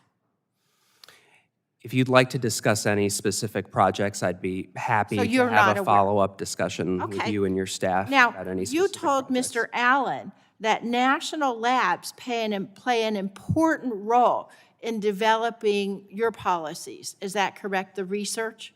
Certainly. Okay. Were you aware that the administration canceled grants to Colorado universities and targeted energy efficient and renewable energy funds, which accounts for the majority of NREL's district? And let me just give you the specifics. EERE accounts for 64% of NREL's budget in fiscal year '24, but the president's budget would have reduced the funding by 74%, and under the proposed budget, it would see its 2025 EERE funding zeroed out in '26. Does that help us with the research that we're doing? Well, first, I'd like to say it's the National Lab of the Rockies, NROC, and I think it has an important Oh, I'm sorry, and right, you renewed changed the mission. name of it to take the renewable energy part out. You are correct. So go ahead. And that was done to No, I don't need recognize the that. expansion What of the mission. do you think those cuts to the budget are going to help with the research that you need? I think that more money does not necessarily mean more success. You need to look at Okay. priorities, and you So need you to don't look at think how it's the gonna money's impact- being used. Okay, I have one more question, and that's about the coal plant that at the end of last month, the administration offered to stay open in western Colorado. And that is the, what is that plant called? Craig. Unit 1. You know about that. Yes, I'm aware. Were you aware that the Tri-State, the Tri-State Power Association had been planning for 5 years to take that plant offline? I'm aware of the growing resource Yes or adequacy no? needs in the Were you region. aware that they had been planning to take that offline? I'm aware that we need as much dispatchable Okay, and you're reliable not answering my generation as question. possible. Are you aware that Tri-State, in conjunction with the Colorado Public Utilities Commission, had determined that the grid would not be affected by taking it offline? I just don't agree with that assessment. But you know As that you've they seen said that. about the growing resource adequacy challenges that our nation is Okay. facing, the grid operators have called it a 5-alarm fire. So you know more than they do about their plant. Did you know it's going to cost them $21 million to bring that back up open? I'm citing the nonpartisan grid operators who have said that Did we you know need it's as gonna much cost dispatchable $21 million? resources. Well, it's an incredibly valuable The resource. gentlelady's time Thank you. I yield back. expired, and if you'd like, you could submit the question in writing. Mr. Chairman, I appreciate that, and I will. Thank you. The chair now recognizes the gentleman from Texas 11th District for 5 minutes for questions. Thank you, Mr. Chairman. It's nice to have an administration who believes in reliability and reality and not butterflies and unicorns and things that are pie in the sky. I want to ask about the supply chain risk to the electric grid, particularly risk tied to foreign manufactured equipment. Recent reporting has indicated that certain Chinese manufactured solar and battery inverters deployed to the U.S. grid contained undisclosed communication devices that could potentially allow remote area access or disruption of grid operations. And in response to those concerns, I led a letter with my colleague, Mr. Balderson, to the Department of Commerce, urging action to protect the grid from high-risk foreign technologies. Mr. Chairman, with the unanimous consent, I'd like to enter this letter for the record. Without objection, so ordered. Thank you. And given DOE's role as the energy sector risk management agency, I'd like to ask how the department views and responds to these types of risks. I'll start with, from DOE's perspective, do foreign manufactured grid components with undocumented communications or control capabilities present a legitimate cybersecurity and national security concern for the energy sector? Yes. How does DOE, through CSER, access and monitor risk associated with inverter-based resources and other digitally enabled grid equipment that may be manufactured or programmed abroad? Yeah, that's a great question. I share your concern. I think it's a very important issue. I mean, as I've mentioned, country of origin matters, but I think what matters even more is our ability to test critical supply chain components, especially as more of these IBR resources are growing and being added to the energy system every day. And so I think there's only so much we can talk about specific vulnerabilities in this setting, in a non-classified setting, but I think suffice to say that CSER has a robust supply chain testing program that's called Citrix, where we can procure grid components. We have looked at some of the technologies that you're focused on. We can get them in front of experts at the DOE national labs, tear them apart, find the cyber risks, find unknown or known issues with them, figure out how to mitigate it, and then figure out how to get that information back out to the private sector. I think we need to be doing a lot more of that work as we look to build out more components to meet load growth and win the AI race in onshore manufacturing. Well, that's a perfect segue into my next question. So when a potential vulnerability is identified in widely deployed equipment, how does DOE coordinate with the various agencies, including DHS and Commerce, and anyone else, in order to share that information, those vulnerabilities, and what you know in the appropriate setting with the private sector and with the utilities?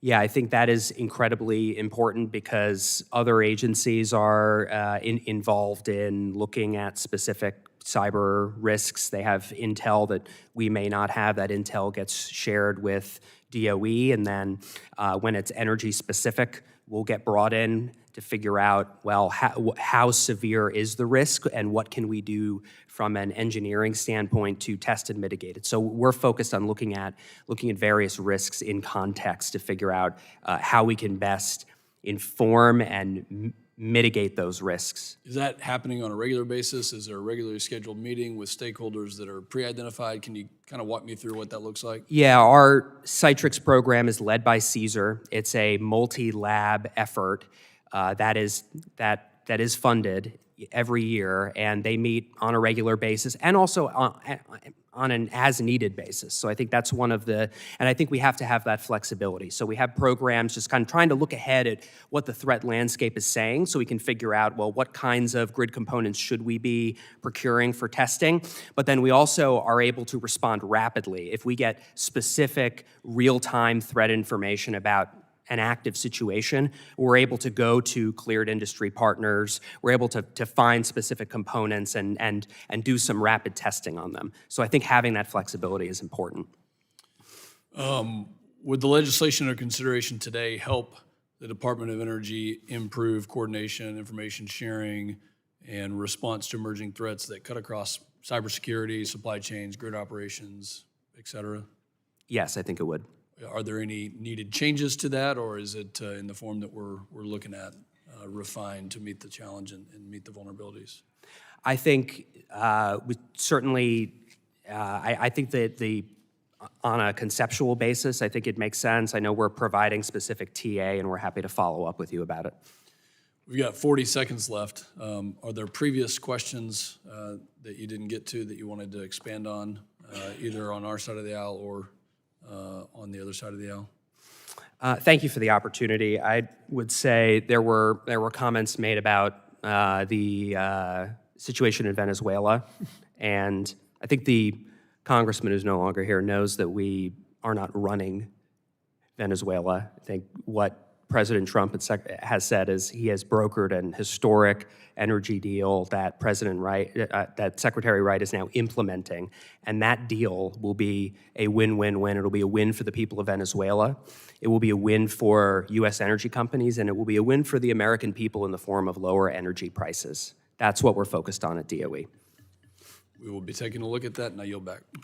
The gentleman's time has expired, pardon me, and yields back. The chair now recognizes the gentleman from New York's 20th District for 5 minutes for questions.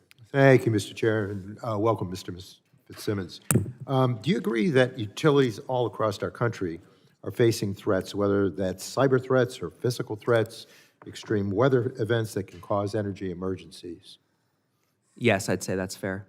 And do you agree that utilities can make sensible investments in resilience to help prevent or mitigate some of those threats that they are facing or will face? Yes, I think they should. Well, I agree with your assessment, and it's why I'm very excited that some smaller utilities in upstate New York have been taking steps to improve the resilience of their systems. One municipal utility in upstate New York in particular had been pursuing a microgrid project that will help ensure that the local hospital, first responders, and other essential services can continue operating during a grid disruption. This project was being made possible by a $17.4 million Department of Energy GRIP grant. Unfortunately, this was one of those 321 awards terminated by your agency in October. According to DOE's own documents, essentially 100% of the terminated awards, representing $7.56 billion in funding, were led by a primary applicant located in a state that did not support President Trump in the 2024 election. That seems like more than just a coincidence. And on December 23rd, the Department of Energy confirmed to a federal court that, and I quote, "A primary reason for the selection of which DOE grant termination decisions were included in the October 2025 notice tranche was whether the grantee was located in a blue state." So, Mr. Fitzsimmons, we agreed just a minute ago that the potential for energy emergency is a serious risk all across the country. Can you explain the logic behind exclusively canceling awards with applicants located in states that did not vote for President Trump, even for projects that support grid resilience like the one that I previously described? Thank you for the question. We do not agree with the court's filing. As I have stated, we have an ongoing review process. We are continuously reviewing projects in the DOE portfolio, and the criteria we use are national security. Then we need to make sure that projects that are funded with taxpayer resources have a path to technical, economic, and financial viability. That's the criteria we use. Well, but in the case of the upstate New York situation, do you believe that that investment would help with the resilience? For the sake of the applicants involved, I'm not going to comment on a potential project. I'd be happy to discuss any particular project with you separately. But as I said, those are the factors that we use in our portfolio. Well, let me just say that this particular microgrid project was awarded to a small, not-for-profit public utility. So if they want to continue to pursue this project without federal assistance, they will need to raise funds entirely from their ratepayer base, which is fewer than 20,000 customers. So, Mr. Fitzsimmons, at a time of rising utility bills across our country, what message does it send for the Trump administration to yank a previously awarded multi-million-dollar grant, necessitating local ratepayers to fully foot the bill if they want to improve the reliability and the resilience of their system?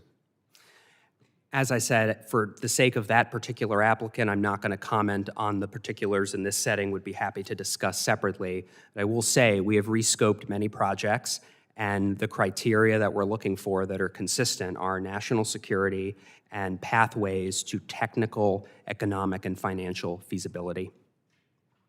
Well, I want to be clear that the October grant terminations were not done haphazardly. They were clearly part of an effort to exact political retribution against entities located in states that didn't support the president. So the Department of Energy funds a very important work, including making certain that Americans can stay safe and operational during energy emergencies. It's going to be innocent people in upstate New York that suffer the consequences of Republicans' score settling and take a hit to their wallets. And you know, with that, Mr. Chair, I thank you for the opportunity, but, you know, this sort of logic is hard to legitimize and rationalize. So with that, I want to get that concern expressed on the record here. With that, I yield back. The gentleman yields back, and the chair now recognizes the gentlelady from Iowa's 1st District for 5 minutes for questions. Thank you, Chairman Latta and Ranking Member Castor, for holding this legislative hearing on grid security. Last week, arson attacks on Berlin's power structure left 27,000 homes without electricity for days in freezing temperatures. A far-left environmental group called Vulcan claimed responsibility, planting incendiary devices under cable bridges. Simple, effective, devastating. This attack illustrates an uncomfortable truth. The threat to our grid isn't just sophisticated nation-state actors, it's also ideologically motivated domestic groups willing to destroy critical infrastructure. As energy prices rise and grid modernization costs mount, we see more radical actors attempting to take us back to the Stone Age, literally leaving families freezing in the dark. The bills before us today recognize that defending the grid requires partnership across all threat sectors. Federal agencies cannot do it alone, and rural cooperatives can't compete with foreign hackers or defend against physical attacks independently. This is a team effort. In Iowa, I see this challenge daily. Dairyland Power and rural cooperatives serve massive rural territories with limited resources. Upgrading systems and hiring cybersecurity staff means costs fall directly on families already struggling with bills. It's why I'm focused today on the Rural and Municipal Utility Cybersecurity Program. Our MUC has demonstrated results, but $80 million in awarded funds still hasn't reached grantees, and there's over $160 million to be dispersed. We've learned that the competitive application processes create barriers for the smallest, most vulnerable utilities. Today's reauthorization fixes these problems. And I particularly want to thank you, Acting Undersecretary Fitzsimmons, and the team at CSER for their work on these programs.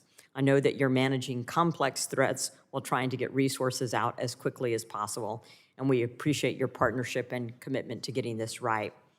Recent intelligence assessments have identified that the People's Republic of China has pre-positioned cyber exploitation and attack capabilities in U.S. critical infrastructure. We're seeing tremendous growth in battery energy storage systems being deployed across our grid to support reliability and integrate renewables. However, many of these systems, particularly the battery management systems, rely on components manufactured in China. How is CSER working to assess and mitigate these supply chain risks as we rapidly deploy BESS across the country? Thank you for the question, and thank you for your partnership and leadership on this issue. As you mentioned, it is incredibly important that we understand the supply chain risks that we're facing, especially as we look to build out our energy infrastructure to win the AI race and onshore manufacturing. That is a top priority for President Trump and Secretary Wright. And so CSER's mission is squarely within how do we work collaboratively with the energy sector to strengthen security and resilience, and the supply chain is incredibly important. And so the first step is acknowledging that you have a problem, and there clearly is a single point of failure in many supply chains that we're facing, whether it's on the battery side, the solar side, critical minerals. We are actively working to build out the supply chains for those technologies here in the United States, while simultaneously recognizing that a lot of these systems are in the field today, and so we need to be doing continuous testing of these systems to understand what the cyber vulnerabilities are so that we can equip the private sector, energy sector owners and operators with the tools they need to mitigate threats. Mr. Fitzsimmons, there's approximately $160 million remaining in the Rural and Municipal Utility Cybersecurity Program with less than a year left in its current authorization. Many cooperatives and municipal utilities have told us while they appreciate DOE's creative efforts with programs like the ACT Prize, the competitive application process for technical assistance has created barriers for smaller resource-constrained utilities.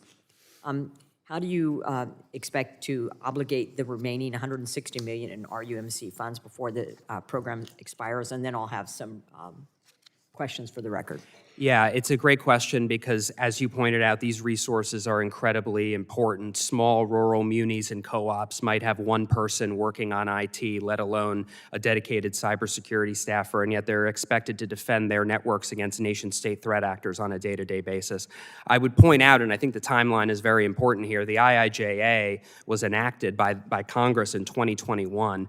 It took the previous administration 3 years to get any selections made for the RMUC program. That was 3 years that those organizations could have been elevating their collective security and resilience posture.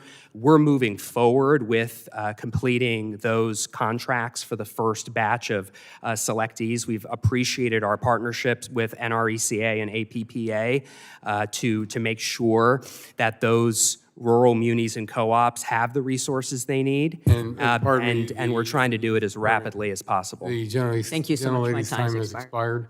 The chair now recognizes the gentleman from Texas's 33rd District for 5 minutes for questions. Mr. Chairman, thank you. true energy security comes from resilient diversity and a modernized grid. And I'm worried that with the canceling of all the contracts that the Department of Energy is doing, it really is forcing the U.S. to rely on aging and outdated infrastructure that will make us more vulnerable to physical and physical failure and cyber attacks. In Texas, we know that we are the energy capital of the world, but this administration has literally targeted our state's future. It's canceled $250 million for the Texas Solar All-Star Program. That's going to be something that directly impacts low-income communities in the district that I represent and all across Dallas and Fort Worth. We also are seeing a retreat from carbon capture, hydrogen, grid resilience, and all of this leads to Texas. This wasn't just pie-in-the-sky spending. These are projects that were partnered with companies like ExxonMobil and Eastman Chemical. The bottom line is that you absolutely cannot protect the infrastructure unless you modernize. And maybe the most damaging aspect of this DOE is the destruction of the regulatory certainty. We know that investors like to work on 10 to 20-year horizons for these massive infrastructure projects. And when DOE pulls the rug out from signed contracts, it signals to the world that America is a high-risk environment for energy investment. For every $1 federal funding canceled, we're seeing about $3 to $4 of private cost share go up into limbo or overseas. In Texas alone, now we have billions in private sector commitments that are now paralyzed. And so, Mr. Fitzsimmons, I wanted to ask you if we're going to sort of, tear up legal contracts just because the political winds change. That worries me because that will be the type of thing that you would expect in some place like Venezuela, but not here. But I wanted to ask you, why would any rational investor put their capital into an American project if our word is now as unreliable as a dictator's? It just doesn't make any sense. And let me give you a perfect example of that. You signed off on terminating $331 million for the ExxonMobil project in Baytown and $375 million for the Eastman Chemical project down in East Texas in Longview. How does gutting the manufacturing base of Texas protect our infrastructure? Thank you for the question. As I mentioned, we have a responsibility to effectively steward taxpayer resources. 60% of the loan volume whereabouts that closed under the previous administration closed between Election Day and January 20th of last year. So we had to conduct a comprehensive review of all of those projects and all of the rest of the DOE portfolio, because we have a responsibility to make sure that the resources that taxpayers are providing meet certain criteria around national security and that they have a pathway to technical, economic, and financial viability. That is the work that we have been doing since day one, and that work will continue. Yeah, but I don't understand how going backwards and not investing in new technology is makes you a good steward of the money. How can you claim to be pro-energy while actively dismantling the tools that make energy more affordable for the people that need it the most? And I talked a little bit earlier about some of the projects in Dallas-Fort Worth for low-income families. As Secretary Wright has said, DOE is open for business. We have closed loans within this administration. We have rescoped and moved forward with lots of grant projects. We're doing a lot of exciting things in the nuclear area, in natural gas, in coal, in critical minerals, next generation geothermal. We are investing in a wide range of energy resources to make this country more affordable, reliable, and secure. Mr. Fitzsimmons, I wanted to ask you too, with the rest of the world, let's take the United States and our market share when it comes to energy and the innovation behind a lot of the energy that people use for their everyday lives. If you look at places like India, you look at places like Europe, a place like Norway where they have invested so much in their electric vehicle programs there, for instance. How do you think America is faring when it comes to the advancement and leading in the area of renewable energy? Because we know that the rest of that these countries that I just named, they want more and more renewable energy products. So regardless of how we may feel about it here in this country, how do you think we're doing when it comes to the competitiveness of us leading in innovation in the renewable space? I think and also, the gentleman has 10 seconds to answer that. Look, I think you'll see more resources getting built. You look at EIA's assessments, you'll see more solar and storage capacity. But I think, as I've said before, the most important resources are the ones that can help grid operators meet peak demand, and that is reliable and dispatchable generation. That's what we've lost too much of in this country, and that's what the Trump administration is working to fix. Thank you, Mr. Thank Chairman. you. The gentleman's time has expired and yields back. The chair now recognizes the gentleman from Oregon's 2nd District for 5 minutes for questions. Thank you, Mr. Chair, and thank you, Undersecretary, for being here today.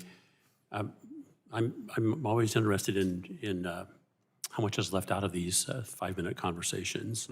And the concept of all the wind power off the East Coast suddenly being available is an interesting one. And I asked the mayor of New Haven years ago where the transmission was that would manage all of that wind power that was at one point planned. Have you studied that? Because the answer is there isn't transmission available for that wind power.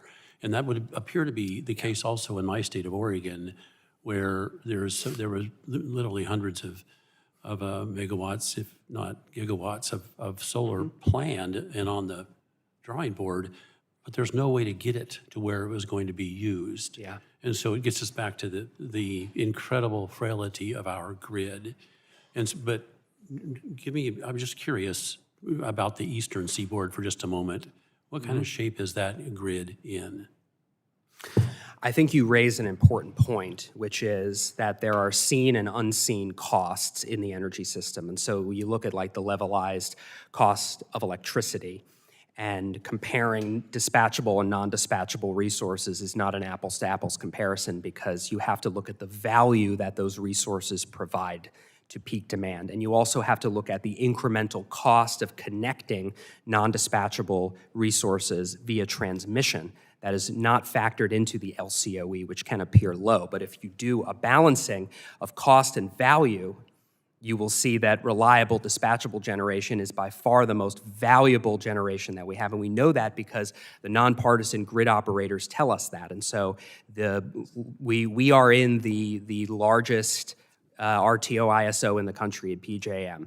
And this region, as with many others, is facing severe resource adequacy challenges due to the energy subtraction policies that we've seen over the years at both the state and federal level.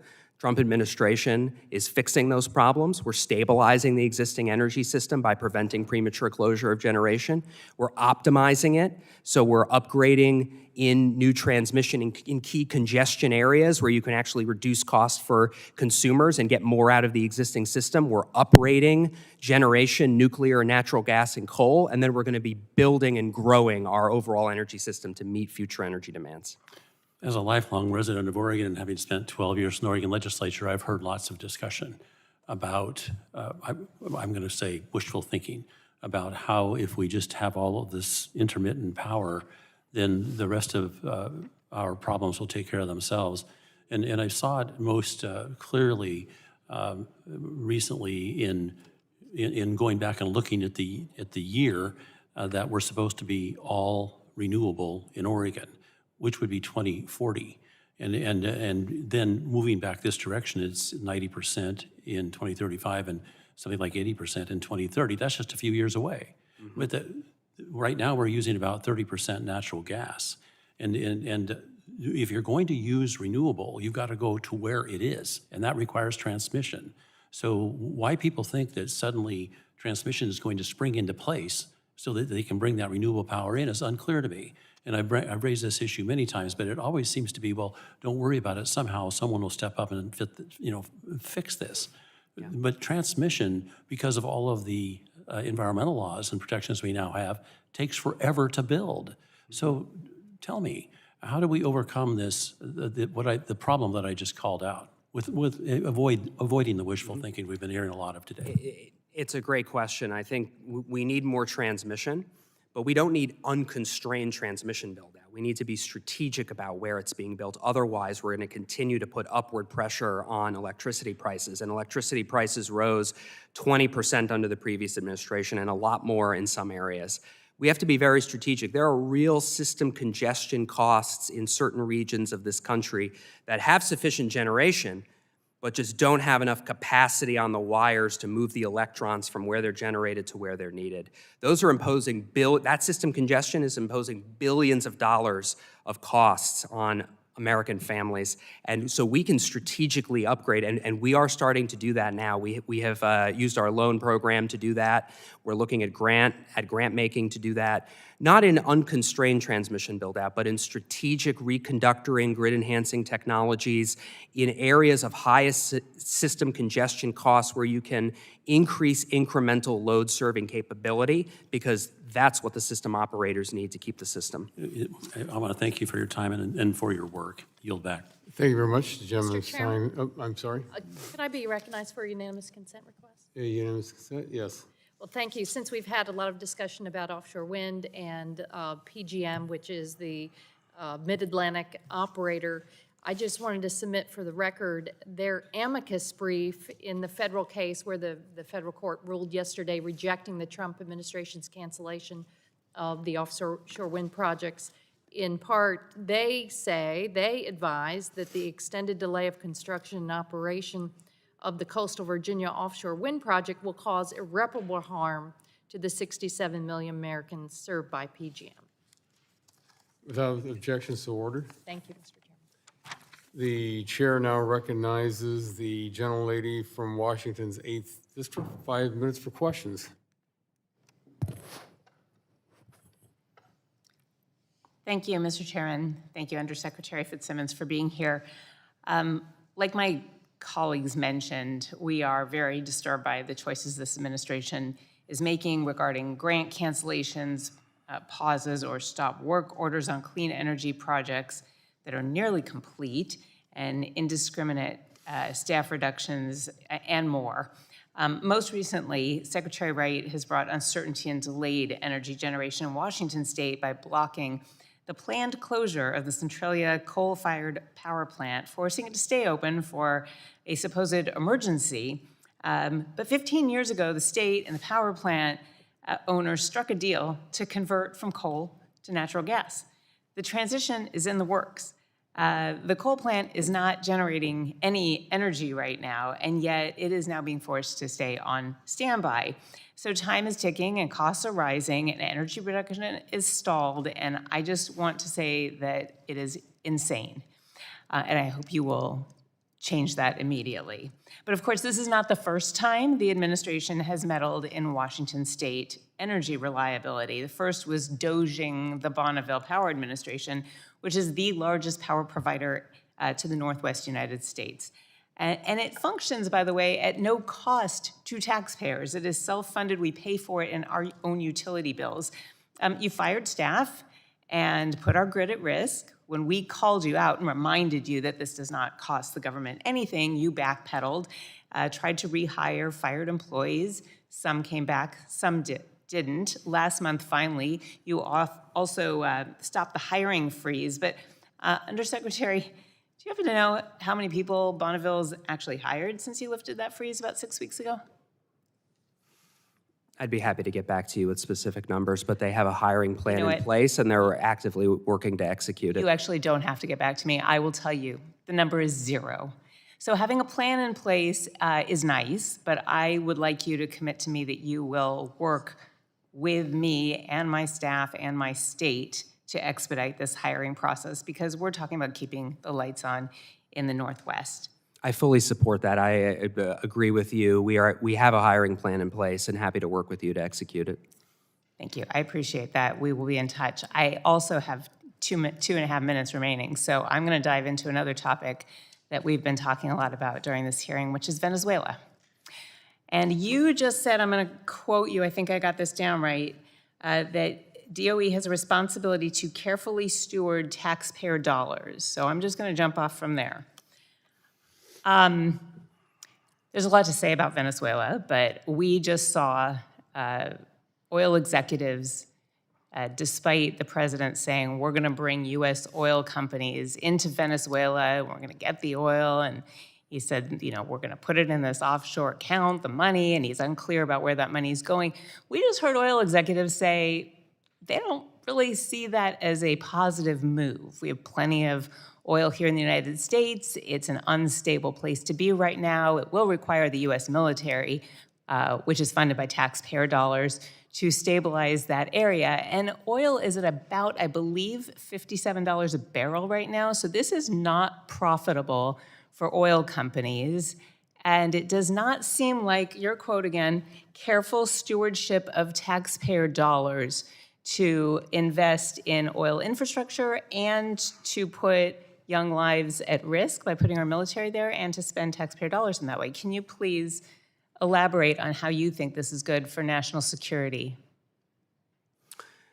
I think you see a lot of enthusiasm from the energy industry to execute the historic energy deal that President Trump brokered, which will be a win-win-win for the people of Venezuela who will rebuild their infrastructure, for the U.S. energy industry that is interested. I don't think we're seeing that enthusiasm. I don't think we're seeing it from the industry. And frankly, I'm not convinced, based on this administration's track record, that the people of Venezuela are going to see benefits from that. He has been very careful and sneaky in his wording about using that money to also compensate countries that have been hurt by this. That could mean compensating the oil companies. It could mean compensating the United States. I do not trust this administration to have the best interests of the Venezuelan people in mind, or they would be arranging for upcoming elections. So again, I'm going to ask for accountability to the people of the United States and our taxpayer dollars to not throw them away. I yield back. The gentlelady's time has expired, and the chair now recognizes the gentlelady from Florida's 15th District for 5 minutes for questions. Thank you, Mr. Chairman, for holding this important hearing. During my tenure as Florida's Secretary of State, and now my time as Congress, strengthening the cybersecurity of our critical infrastructure has been a priority of mine. Cybersecurity is a crucial component of our national security, and state-sponsored cyber threats such as Volt Typhoon continue to target U.S. critical infrastructure. It is important for this committee to continue our work bolstering the cybersecurity of our electric grid. I appreciate you being here, and I appreciate the opportunity to discuss further the Department of Energy's role in protecting our grid, especially through the Office of Cybersecurity, Energy Security, and Emergency Response, the tools and resources available for information sharing on threats, and the role Congress can play in strengthening the security of our energy infrastructure. I am particularly interested in the Energy Emergency Leadership Act, which would update the Department of Energy Organization Act to include energy emergency and energy security functions assigned to an assistant secretary. Mr. Fitzsimmons, will elevating the DOE's emergency response to an assistant secretary elevate the level of communication and coordination with other agencies? Thank you for your question, and thank you for your interest in this important topic, and thank you for asking a topical question, because the subject of the hearing is protecting our critical energy infrastructure, and there's a lot we can do on a bipartisan basis to strengthen the security and resilience of the U.S. energy sector, so thank you for that. I would say, over CSER's relatively short history, CSER was started under then Secretary Rick Perry in the first Trump administration, and obviously I am the CSER director now. I think history has proven that the CSER office can function either way. So I think what's more important than the particular title that the head of the office holds is the mission of the office, and that is incredibly important. We've been working on refocusing and clarifying the CSER mission because it is so important, and it's a new office, and sometimes new offices can kind of struggle to figure out where they fit. But what we've said is CSER's mission is to provide timely and actionable information to the energy sector that's then used to inform, to develop world-class cyber and physical security technologies. That information and that technology is used to harden and secure energy infrastructure. That hardening and security helps us prepare to respond and recover from cyber and physical incidents, the lessons learned from which help us provide timely and actionable information to the energy sector. That's a continuous, virtuous cycle, and that's the CSER mission that I'm so excited and honored to lead here at the department.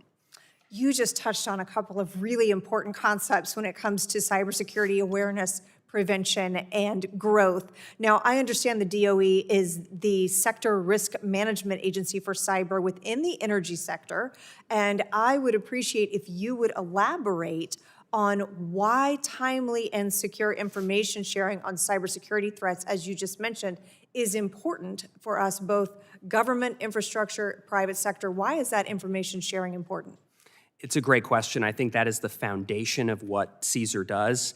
We have an asymmetric capability with the private sector, despite the fact that private sector owns and operates more than 80% of U.S. energy infrastructure.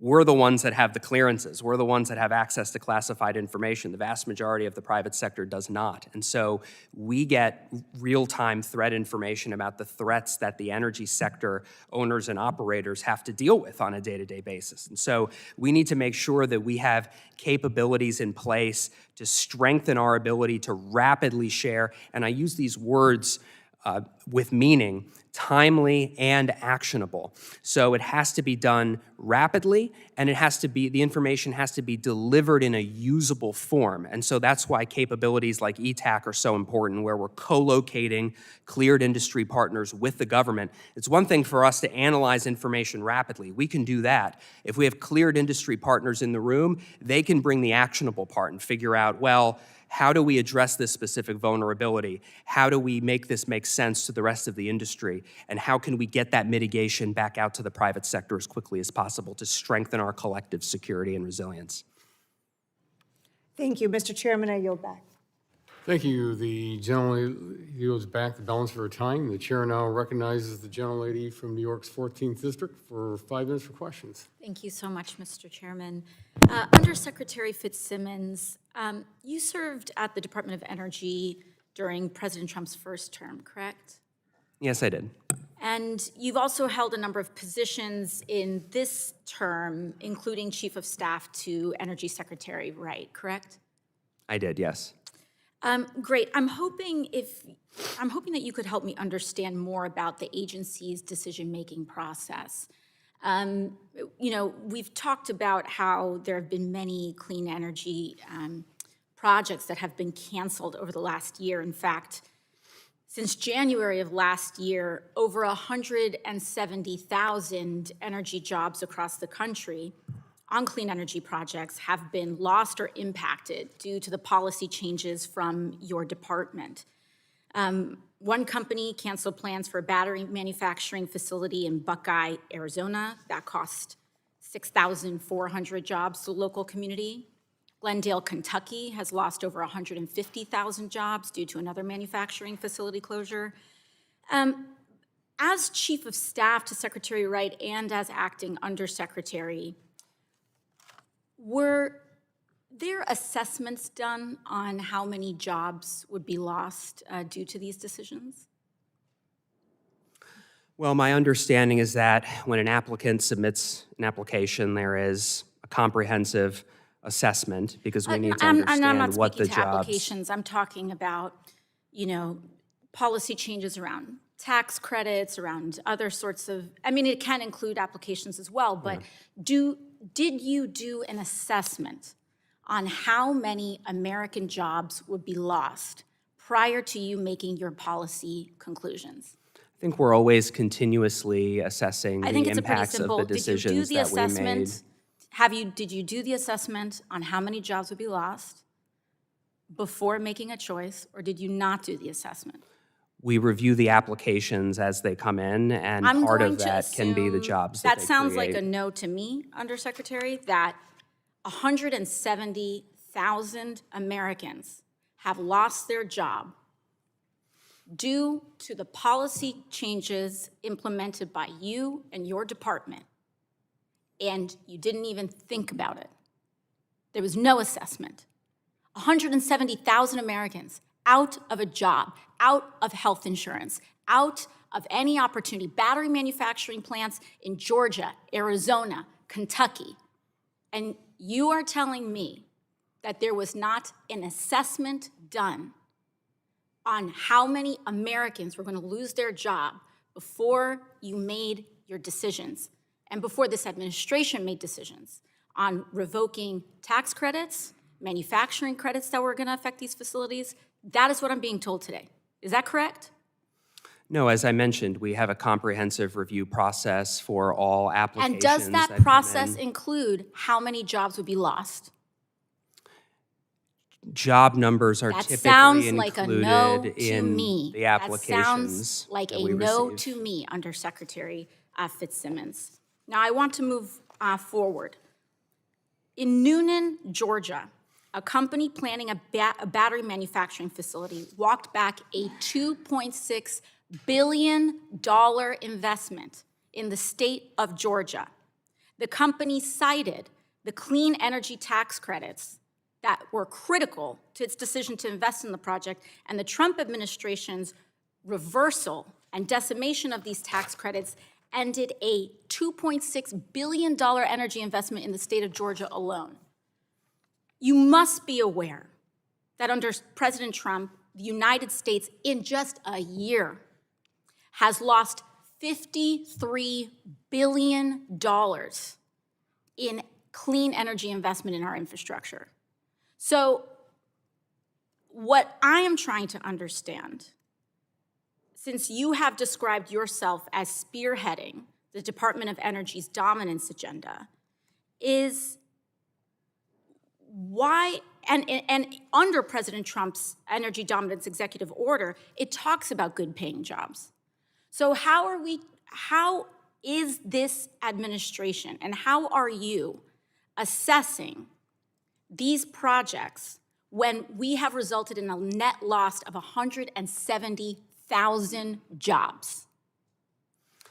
As I've mentioned, we have a comprehensive review process. President Trump is focused on restoring American energy dominance after 4 years of disastrous energy subtraction policies. And so we're investing in an affordable, reliable, and secure So we're doing that by cutting energy American system jobs for and the then trying to American invade people. Venezuela to compensate? Thank you, I yield back. Gentleman's time has expired. The chair now recognizes the gentleman from New York's 23rd District for 5 minutes for questions. Thank you very much, Mr. Chairman. I'd like to start off, Undersecretary, to offer you some time to respond to in any way you want.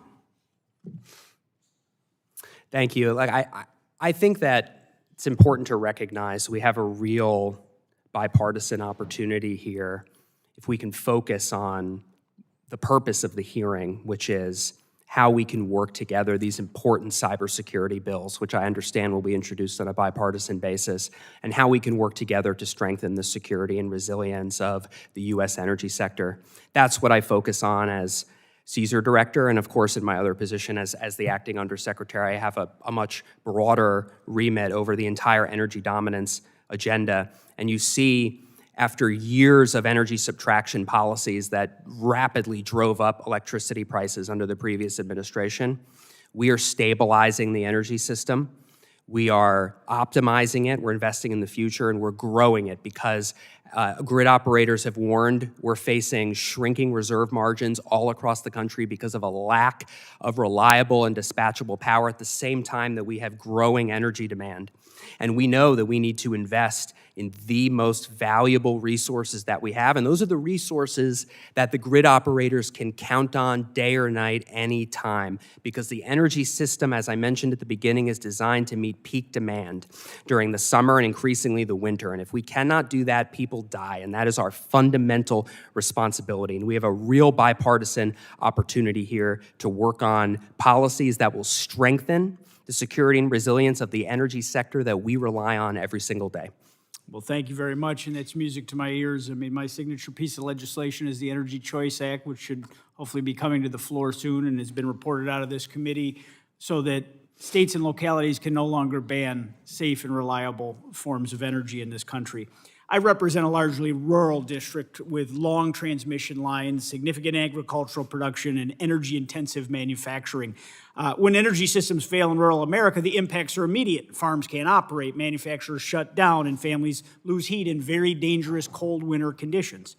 Undersecretary, how does your office work with smaller utilities, especially in rural areas, to help strengthen defenses and improve resilience before an incident occurs? Yeah, I think this is one of the most important things that we do. I mean, it's one thing to work with larger companies, and we do. We have strong partnerships all across the energy industry, but 56% of Americans are served by smaller rural munis and co-ops. We have strong partnerships with APPA and the NRECA.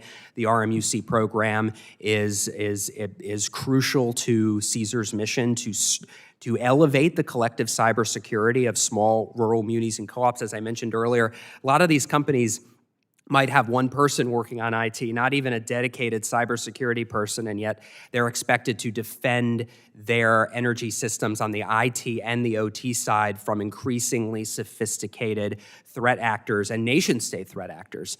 So unfortunately, there's a lot you can do with basic cyber hygiene. You can solve around 80 to 90% of most cyber vulnerabilities with basic cyber hygiene, multi-factor authentication, network segmentation, basic things that you can do on the IT and OT side, and you just need to have the tools and resources to do it. And I think that's one of the most exciting parts of this job, being CSER director, is that we have an opportunity to work directly with those utilities who need the help the most. Well, thank you very much. Not only is my district rural, but we also experience severe winter storms that can threaten grid reliability, fuel delivery, and emergency response for days at a time.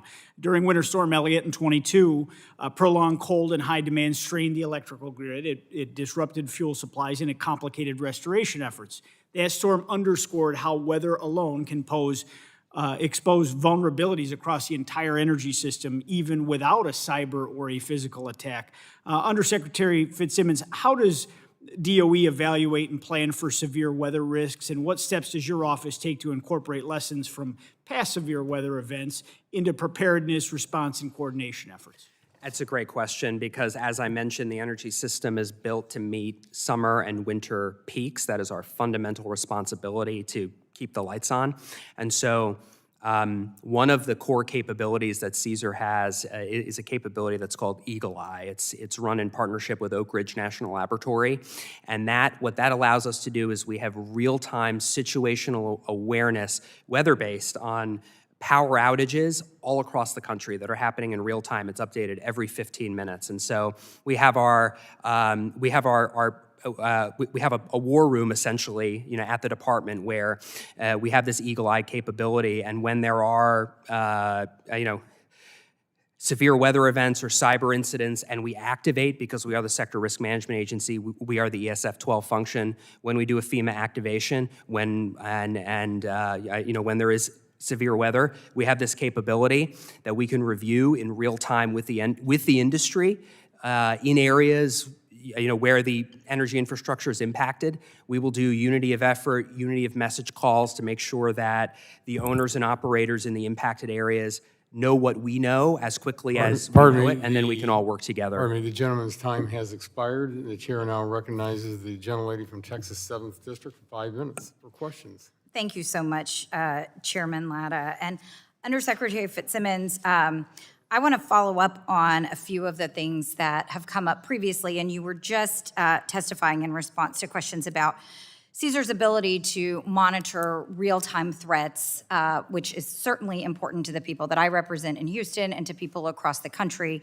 And one of the things I want to know is whether those threats to our energy grid and to our energy security have increased in 2026.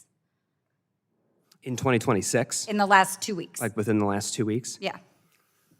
I think that would be difficult to say in this setting. I think we could, most of that would be classified. I'm not sure, directionally, if compared to last year to this year, I wouldn't, I'm not sure specifically. Can you tell us in another setting whether the threats to our energy security have increased since the military action in Venezuela? I think we'd be happy to discuss that. In another setting? Yes, in another setting. Well, and has CSER analyzed cyber vulnerabilities in Venezuela? CSER has not, no. Okay, because one of the things that you were saying in response initially, I think, to some questions in response to Mr. Menendez's questions, and then I think again in response to Congresswoman Schreier's questions, you mentioned there's a historic energy deal, right? That was your words, not mine. And I guess I'm trying to wrap my arms around what exactly that is. In your understanding, what is that deal? Well, as the president has said, and as he convened energy industry leaders at the White House, this energy deal is to bring a win-win-win for the people of Venezuela, who will be able to rebuild their infrastructure that's suffered for years. It will be a win for the U.S. energy industry that's looking to invest in country, and it will be a win for the American people in the form of lower energy prices with more oil in the market. Okay, so, but what I'm hearing you say is who are the parties to the deal? Well, I just described the parties. The parties are the people of Venezuela and the government, And who's the U.S. negotiating energy on their industry. behalf? I'm sorry? You're saying there is a deal for the United States to be involved, and the Department of Energy and CSER monitors risks to our grid security, to our energy infrastructure, to energy investments. And you're describing a deal, but as far as I know, is this a trade deal? I wouldn't describe it as a trade deal in the traditional What kind of sense. deal is it when you describe it as a deal? There's been testimony under oath in this hearing that there is an existing deal, and I don't know what it is. I would refer you to the comments that President Trump and Secretary Wright have made about working collaboratively with the people of Venezuela and the government, the U.S. energy industry, and that is going to bring tremendous benefits both to the people of Venezuela, who will rebuild their energy infrastructure. I'm sorry, just reclaiming and to my the time American because we people. have very limited time here, and I've heard you describe it as a win-win-win. I'm not sure who the winners are. I'm not sure that that has been defined, but usually with a deal you have parties who are negotiating. We saw a televised meeting last week that Congresswoman Schreier referenced, but if it's a trade deal, it has to come to Congress. If we're talking about increasing trade with Venezuela relating to crude oil exports or other things, trade deals come to Congress. As I understand it, you're talking about statements the president has made, but we've seen no deal, no terms, no parties, no documentation. So how is the Department of Energy, it sounds like this is sort of a potential deal, a potential agreement, but are you currently devoting any of your resources or efforts in your role at the Department of Energy to anything related to this quote-unquote deal? Under President Trump's leadership, Secretary Wright is working with the interagency, yes, and if you'd like to know more about this issue, we would be happy to talk to you in the right setting about it. Well, I think a lot of people want to know a lot more about this issue, and certainly the parties to the deal, the terms of the deal, the structure of the deal, the duration of the deal, all of those things are questions that are for the people of Venezuela in a democratic society. And certainly there are questions that emerge that are questions for the United States Congress, not the least of which is whether to send our fellow citizens, our sons and daughters, into military action. But certainly there are a lot of questions relating to our priorities for our own energy security as well, and those come in the jurisdiction of this committee. So I look forward to continuing that conversation and appreciate, Mr. Chairman, the opportunity to raise these issues. Thank you. Thank you. The gentlelady's time has expired. The chair now recognizes the gentleman from Colorado's 8th District for 5 minutes for questions.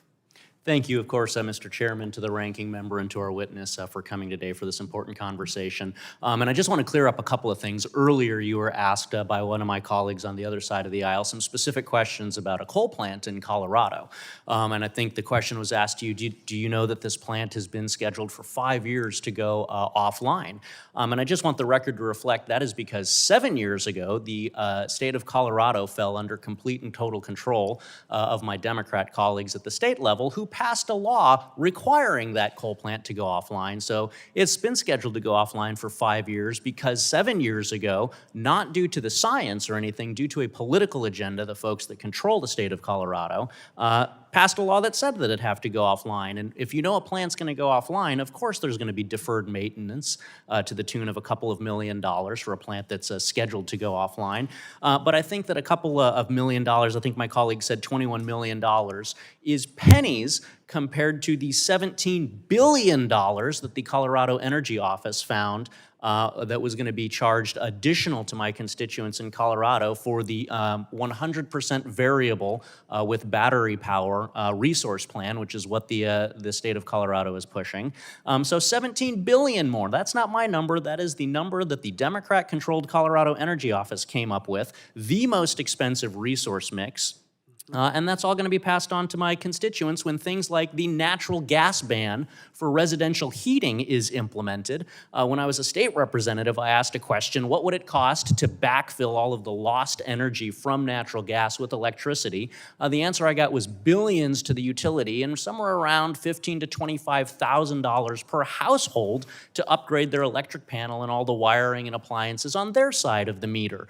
So I think it's very clear from studies commissioned by my colleagues on the other side of the aisle that they are pushing the most expensive form of energy. And what's that costing? Well, in addition to higher costs to my constituents, that is costing a lack of focus on resilience. We recently had to turn off the electric grid for 100,000 Coloradans just a few weeks ago because of a windstorm. Why? Because billions of dollars are going to the most expensive resource mix in the state of Colorado that can't go to hardening our grid. And that's actually the topic before us today. So in my life before I came to Congress, I was a cop and a U.S. Army and Colorado Army National Guard soldier, responded to countless state emergencies, served as the intelligence officer for my organization. And so in that world, we had an entity called a fusion center. That was where we had the analysis to counter persistent or emerging threats. And in the energy world, the Energy Threat Analysis Center serves a very similar role. And so my question to you is, can you discuss the role that national laboratories, specifically the National Lab of the Rockies, play in that Energy Threat Analysis Center and in other things like the Office of Cybersecurity, Energy, and Emergency Response, CSER, as we've been talking about today. Can you talk about the benefits that ETAC and CSER, working with national labs like the National Lab of the Rockies, provide to hardening our grid? Absolutely. Thank you for your question, and thank you for your service as well, and your leadership on this important issue. I would say the national labs play a key role for the reasons that you just mentioned. We have a lot of important capabilities on the information sharing side because we have access to classified information that the vast majority of the private sector doesn't have. We need to figure out the best tools and mechanisms to get that information, that actionable threat information, into the hands of private sector owners and operators. That is what the ETAC capability does. And I think it's an important one because it's one thing for us to work with the IC to analyze threat information, but it's another thing to actually do something about it. And I think that's what we're starting to change now and do it in a timely and actionable way, and in a way that is collaborative with the private sector. And so I think partnerships like ETAC are a very important way that we're doing that.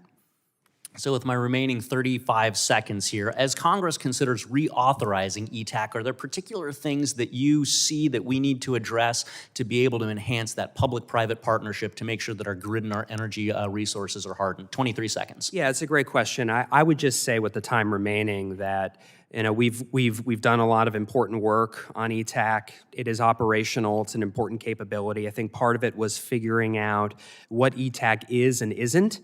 I think there may be a tendency in government programs to have mission creep. So I think it was important to clearly define the ETAC mission. And from our perspective, the ETAC mission is to provide timely and actionable information to the energy sector. And if they can do that and do it effectively, it will be a great success. Thank you. Yield back. Thank you. The gentleman's time has expired and yields back. The chair now recognizes the gentleman from Texas's 12th district for 5 minutes for questions. Thank you, Mr. Chairman. Mr. Fitzsimmons, thank you for being here. Texas leads the nation in liquefied natural gas export capacity, making it a strategic national asset.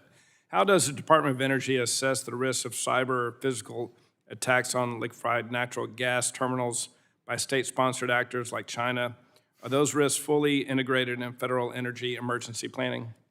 Thank you for the question. It's an important risk factor that we need to consider. These are important national assets for our national security, for our economic security. I'd say DOE is the sector risk management agency for the energy sector. Our mandate is to increase security and resilience for the entire energy sector. We have a series of subsector coordinating councils. We have one with the oil and gas subsector. That represents the entire value chain, upstream, midstream, downstream. I think it's important, and it's only growing in more importance as the United States becomes and has been the #1 producer of oil, natural gas, exporting our liquefied natural gas all around the world and keeping electricity prices low for American families and for manufacturers. It's a real competitive advantage that the United States has, our ability to produce abundant, low-cost natural gas. Our electricity prices, even today, even after 4 years of energy subtraction policies, our electricity prices are still 3 times cheaper than Germany and the United Kingdom, who have been actively deindustrializing their country because they have not had common sense energy policy. And that's what Secretary Wright and President Trump have brought back to this country, common sense energy policy. Yeah, thank you for that. You're absolutely right. It makes no sense what those other countries have been doing. As a border state with major energy corridors, does Texas face unique physical or cyber risks related to transnational criminal or state-sponsored actors targeting infrastructure? I think that's always something that we need to consider. I think if we were to have a more in-depth discussion about specific risks and challenges at the border, we would probably have to do it in a separate setting, and we'd be happy to provide that for you. That'd be great. Thank you very much. Mr. Chairman, I yield the balance of my time. Thank you. Thank you. The gentleman yields back the balance of his time. The chair now recognizes the gentlelady from Tennessee's 1st District for 5 minutes for questions. Thank you, Mr. Chairman, and thank you for being here today. As we've seen from Volt Typhoon and Salt Typhoon, cyber attacks can span across multiple states and federal jurisdictions. Can you provide more details on how the Energy Emergency Leadership Act can help implement predefined communication paths between lead agencies and their partners? Yes, I think DOE is a sector risk management agency for the energy sector. That's a role that we take very seriously. CSER leads that. We lead a series of subsector coordinating councils, with the power sector, with the oil and natural gas subsector. That's the primary mechanism through which we coordinate and collaborate actively with the entire energy sector. And I think that is fundamental to what CSER does, and that mission will continue. Yeah. The energy sector also faces threats from a variety of actors and a variety of threat vectors. This includes nation-state threats, directed attacks on energy infrastructure, attacks against vendors, and vulnerability with supply chains, criminal actors, and a whole host of things. And the DOE's Energy Threat Analysis Center has been a key asset for industry and government in combating these threats. What's the value of the intelligence community hearing from industry about how equipment may be used in the grid and in its energy systems? I think it's incredibly important that we collaborate proactively with the IC, and we do, and ETAC is one of the ways through which we do it. We have access to classified information that the vast majority of the private sector does not. We need to figure out how to close that gap because, as I've mentioned, the vast majority of U.S. energy infrastructure is privately owned and operated, and they're the ones on the front lines every day facing these risks. And so we need to make sure, as the government, that when we have access to threat information, we can get that to the private sector as rapidly as possible. And so with ETAC, as I've mentioned before, we have cleared industry partners working right alongside CSER staff, DOE, Office of Intelligence and Counterintelligence staff, so that we can work collaboratively to identify threats quickly, figure out how to mitigate it, and then get that information back out to the private sector. How does ETAC help facilitate that two-way collaboration?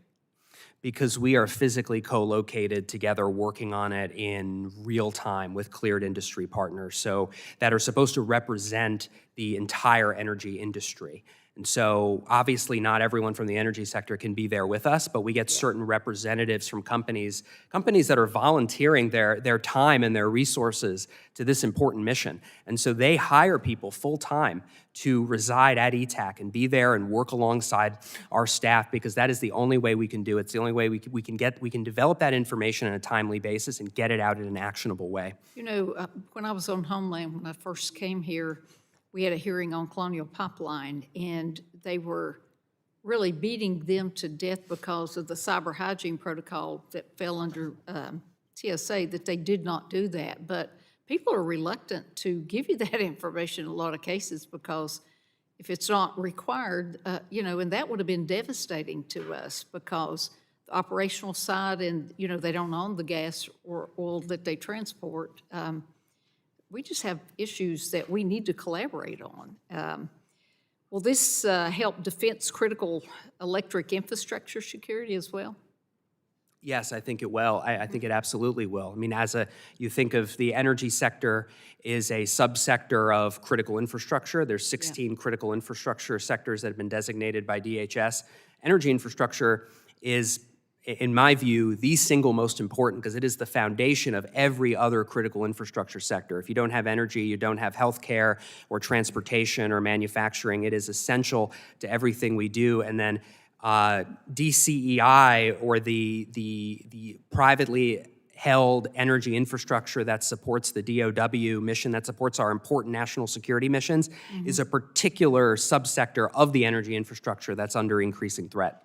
Well, I visited ORNL, at the end of last year, and it's really exciting to see Eagle One and what they do to bring those comprehensive threats, especially with TVA being located there. So thank you for your time today, and Mr. Chairman, I yield back. Thank you. The gentleman yields back. The chair now recognizes the gentleman from Michigan's 10th District for 5 minutes for questions. Thank you, Mr. Chairman, and thank you, sir, for your time and your stamina. Grid security is national security. If the lights go out, everything else follows. Public safety, hospitals, manufacturing, water systems, our military readiness. Cyber threats are real and growing, but they are only a part of the risk. A fragile grid is an easy target, whether the threat is digital, physical, or policy-driven. In Michigan, we are seeing what happens when ideology outruns reality. Last year, the Department of Energy was forced to issue Section 202C emergency order to keep the J.H. Campbell coal plant online. That plant was scheduled to close under Michigan's rush to meet politically driven net zero mandate. DOE stepped in because closing it would have threatened grid reliability for millions of people across MISO region. Let's be clear about what that means. The federal government had to declare an emergency to keep the power on in Michigan. That's not a success story for energy policy. That's a warning sign. Governor Whitmer's Green New Deal mandates are forcing reliable base load generation off the grid while championing unreliable intermittent sources. As a result, MISO is operating dangerously thin reserve margins. When reserves are tight, operators have fewer options. That makes the grid more vulnerable to extreme weather, cyber attacks, and cascading failures. You cannot secure a grid that you have intentionally weakened. Energy security requires an all-of-the-above approach, and we must ensure it's a strategy that actually works. We should be adding reliability before subtracting it. Instead, Michigan families and manufacturers are paying the price for policies that look good from university ivory towers but fail in the real world. Mr. Fitzsimmons, the department's Section 202C order cites NERC's reliability assessment warning that the MISO region faced elevated risk of operating reserve shortfalls, particularly among peak demand, and that the retirement of dispatchable thermal generation increased that risk. Is it true that the planned shutdown of J.H. Campbell coal plant, driven by Michigan's net zero mandate under Governor Gretchen Whitmer, was a factor that forced DOE to declare this emergency? Thank you for your question and your leadership on this issue. I think you nailed the crux of the issue, which is, on day one, President Trump declared a national energy emergency. As I mentioned before, that declaration has been validated by the nonpartisan grid operator, NERC. As you mentioned, they have called the current situation created by the disastrous energy subtraction policies of the previous administration a five-alarm fire for the grid, and that is because anytime you prematurely close reliable dispatchable generation and do not replace it adequately with reliable dispatchable generation, you will see shrinking reserve margin, growing resource adequacy challenges at a time when we are trying to build the infrastructure that we need to meet future load growth and win the AI race and onshore manufacturing. So it makes absolutely no sense that you would subtract reliable, some of the most valuable electricity that we have is that which the grid operators can accredit to meet peak demand, because that is what the system is built for, to meet peak demand in the summer or the winter time. That's exactly right. We all want clean air and clean water. We all want safety, but we also need affordability. We also need advancement, and making sure that we're operating in the realm of reality are essential to doing so. Last questions, Mr. Fitzsimmons, again. DOE extending this emergency order because MISO continues to operate with dangerously thin reserve margins, limiting flexibility during extreme weather or cyber attack. From a grid reliability standpoint, grid security standpoint, do these net zero agenda items, prioritizing the shutdown of thermal baseload power, directly increase the likelihood of future emergencies that make grid more vulnerable to cyber attacks and physical threats? I would say absolutely. If you are prematurely retiring reliable dispatchable generation and you're not replacing it with reliable and dispatchable generation, the net result of that will be a weakened energy system and higher costs for the American people. Thank you. We want affordability and we want reliability as well. Thank you for your time, Mr. Chairman. I yield back. Thank you. The gentleman yields back. The chair now recognizes the gentlelady, the at-large member from North Dakota, for 5 minutes for questions. Thank you, Mr. Chairman. Well, I'm so excited I got here for that great exchange, because that is exactly the reason why I ran for Congress, was because of my concern over what Representative James just outlined, this 5-alarm fire that we have in our country of being at dangerous risk of not having enough power to meet demand today. And we're still retiring, we're still pursuing these mandates at a rate that isn't supported by technology today, and we need to correct that policy, and we're working hard to do just that. You are working hard to do just that, so thank you, Mr. Fitzsimmons, for all your work there. Thank you. Today's discussion about cybersecurity is one that, as a utility regulator, I always dreaded, because it feels so, like impossible. It's tough. This is a tough issue. So I want to thank you for all that you are doing to try to minimize the risk that we face on this side of the issue of reliability, which is the cyber risk. So can you tell me, how is DOE preparing the energy sector, particularly our grid operators, for a scenario where we have a cyber attack and it escalates alongside geopolitical conflicts? That's a great question, Congresswoman, and thank you for your leadership on this and other important issues for the security and resilience of the grid. I think that your question is an important one, and it is something that we take very seriously. So I think part of Caesar's core mission is, we have to do blue sky training and exercises with relevant stakeholders, many of which you just mentioned, states, grid operators, local communities, and of course the energy sector. And we do that every year. So we have an annual exercise series that's called ClearPath, and I was honored to attend last year's ClearPath session. It described the exact kind of scenario that you're talking about. It was based in, the meeting was held in Boston. It looked at the Northeast region, which, as you know, has dangerously constrained natural gas pipeline capacity that, due to political decisions, is not only raising costs for people in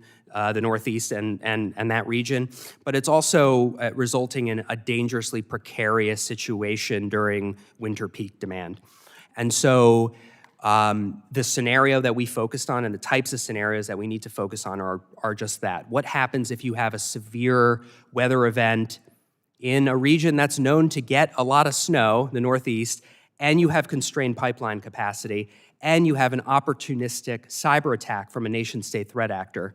How do you deal with all of that cascading challenge all at once?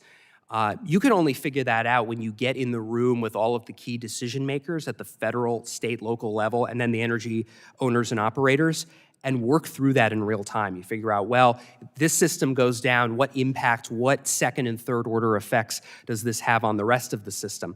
And I think some of the challenges we find are around how do you ensure effective use of communications when you're operating in after a weather event, and a cyber attack.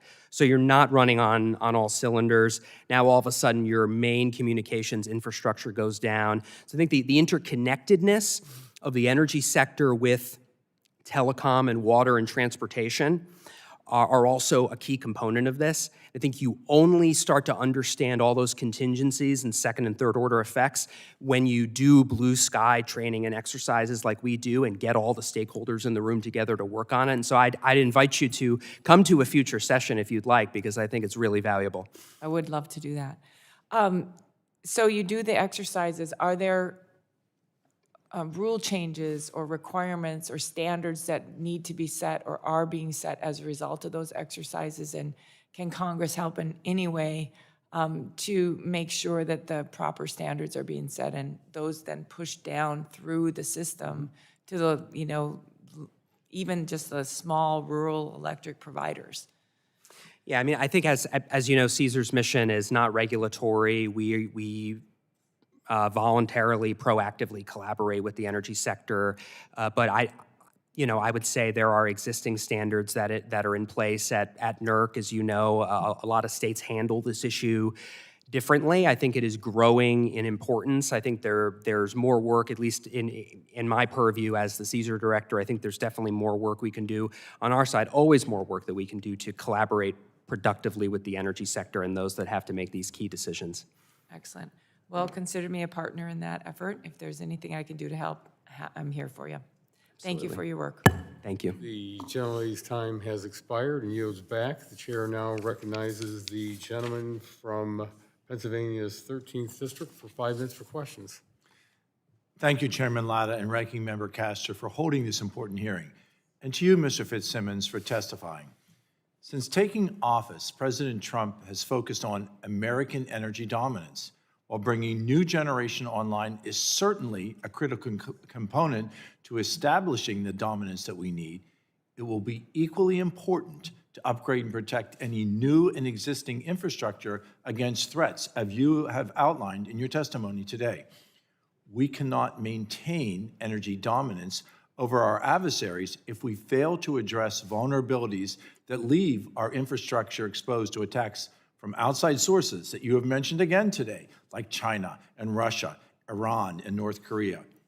Upgrading both the physical facilities and the cybersecurity measures throughout our electrical grid will also ensure reliable and affordable energy, especially during this period with increasing demand. Taking the necessary steps to protect our infrastructure now can help us to avoid the large costs that will be incurred in the event of a major disruption in the future. The area of Pennsylvania that I represent is rural and features many smaller utilities and rural electric co-ops. And while it is equally important to guard the infrastructure under their control, these groups often do not have the same resources that larger utilities have to make those necessary investments. That's why I'm happy to see the Rural and Municipal Utilities Cybersecurity Act under consideration today. This bill would reauthorize a program providing technical and financial assistance to these smaller rural groups to help protect them against the threats that we've outlined. Mr. Fitzsimmons, how does a program like this help ensure that rural areas don't lag behind, don't fall into that really vulnerable stage that you have outlined, and how do these necessary cybersecurity improvements protect this critical infrastructure? I think that's a great question, so thank you for asking it. I mean, this is one of the most important programs that I think we have at Caesar, because more than half of Americans are served by small rural munis and co-ops, and as you mentioned, they are under-resourced. They just do not have the same types of resources to devote to IT or to cybersecurity. They typically don't have like large security operations centers. They don't have a big group of people working on cybersecurity, and yet they face the same threats that better resourced companies and organizations do. They are under threat just the same, and perhaps opportunistically even more so, because nation-state threat actors understand that they operate critical infrastructure and they don't always have the resources. They're under-resourced. And so I think it's incredibly important, and I think what's promising is that there's a lot that we can do with the RMUC program to elevate the collective cybersecurity posture of rural munis and co-ops. You can solve 80 to 90% of most cybersecurity intrusions and vulnerabilities with basic cyber hygiene. And so this is an area where a relatively small amount of federal resources can have a huge impact. Do you feel that the federal government can identify areas of need and leverage public-private partnerships and programs like these that will ultimately lower costs and provide that protection that you so eloquently outlined? I certainly do, sir, yes. I thank you. This has been a revealing and illuminating discussion today. I thank you for allowing me to wave on, Mr. Chairman, and I yield the balance of my time. Well, thank you very much. The gentleman yields back the balance of his time. The chair, seeing no further members wishing to ask questions of the witness, we want to thank you very much for appearing before us today and giving us your testimony. Members may have additional written questions for you. I remind members that they have 10 business days to submit additional questions for the record. And I ask our witness to do the best you can to submit those responses within 10 business days upon the receipt of the questions. At this time, we will now transition to the second panel of witnesses for today's hearing. And again, thanks very much for appearing.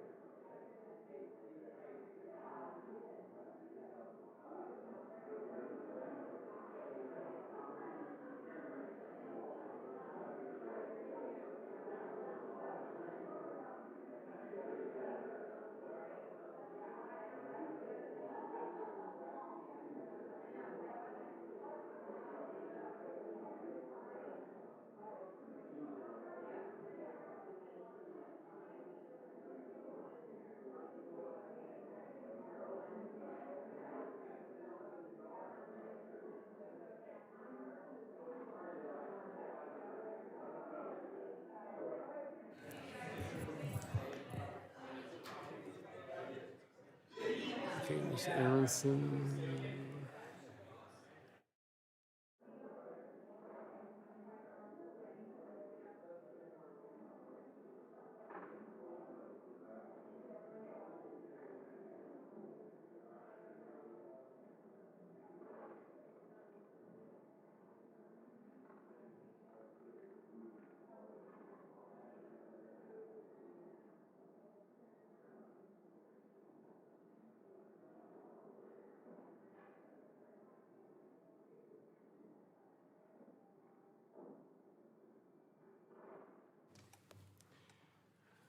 Well, thank you very much. We will convene our second panel, and want to thank our second panel again of witnesses for appearing today and taking the time to testify before the subcommittee. Each witness will have the opportunity to give an opening statement, followed by a round of questions from our members. Our second panel of witnesses today are Mr. Scott Aronson, the Senior Vice President of Energy Security and Industry Operations at the Edison Electric Institute. Thank you. Dr. Nathaniel Melby, Vice President and Chief Information Officer at Dairyland Power. Thanks for being with us. Ms. Rebecca O'Neill, Research Principal in the Energy and Environment Directorate at the Pacific Northwest National Laboratory. Thank you. And Ms. Adrienne Loto, the Senior Vice President of Grid Security, Technical, and Operations Service at the American Public Power Association. And before we get started, if you didn't hear the, just real brief, just pull the mics up close when you speak, and also you'll see the lights. You have 4 minutes. In your first minute's green, then it'll turn yellow for the last minute, and then turns red. So we'd like you to finish up, if you could, with your statement when it goes red. And again, we appreciate you appearing before us today. And Mr. Aronson, you are recognized for 5 minutes for an opening statement. Thank you. Chairman Latta, Vice Chairman Weber, Ranking Member Castor, thank you so much for the opportunity to testify before the subcommittee on this important topic, protecting America's energy infrastructure in today's cyber and physical threat landscape. My name is Scott Aronson, and I am Senior Vice President for Energy Security and Industry Operations at the Edison Electric Institute. EEI is the trade association representing all of the nation's investor-owned electric companies.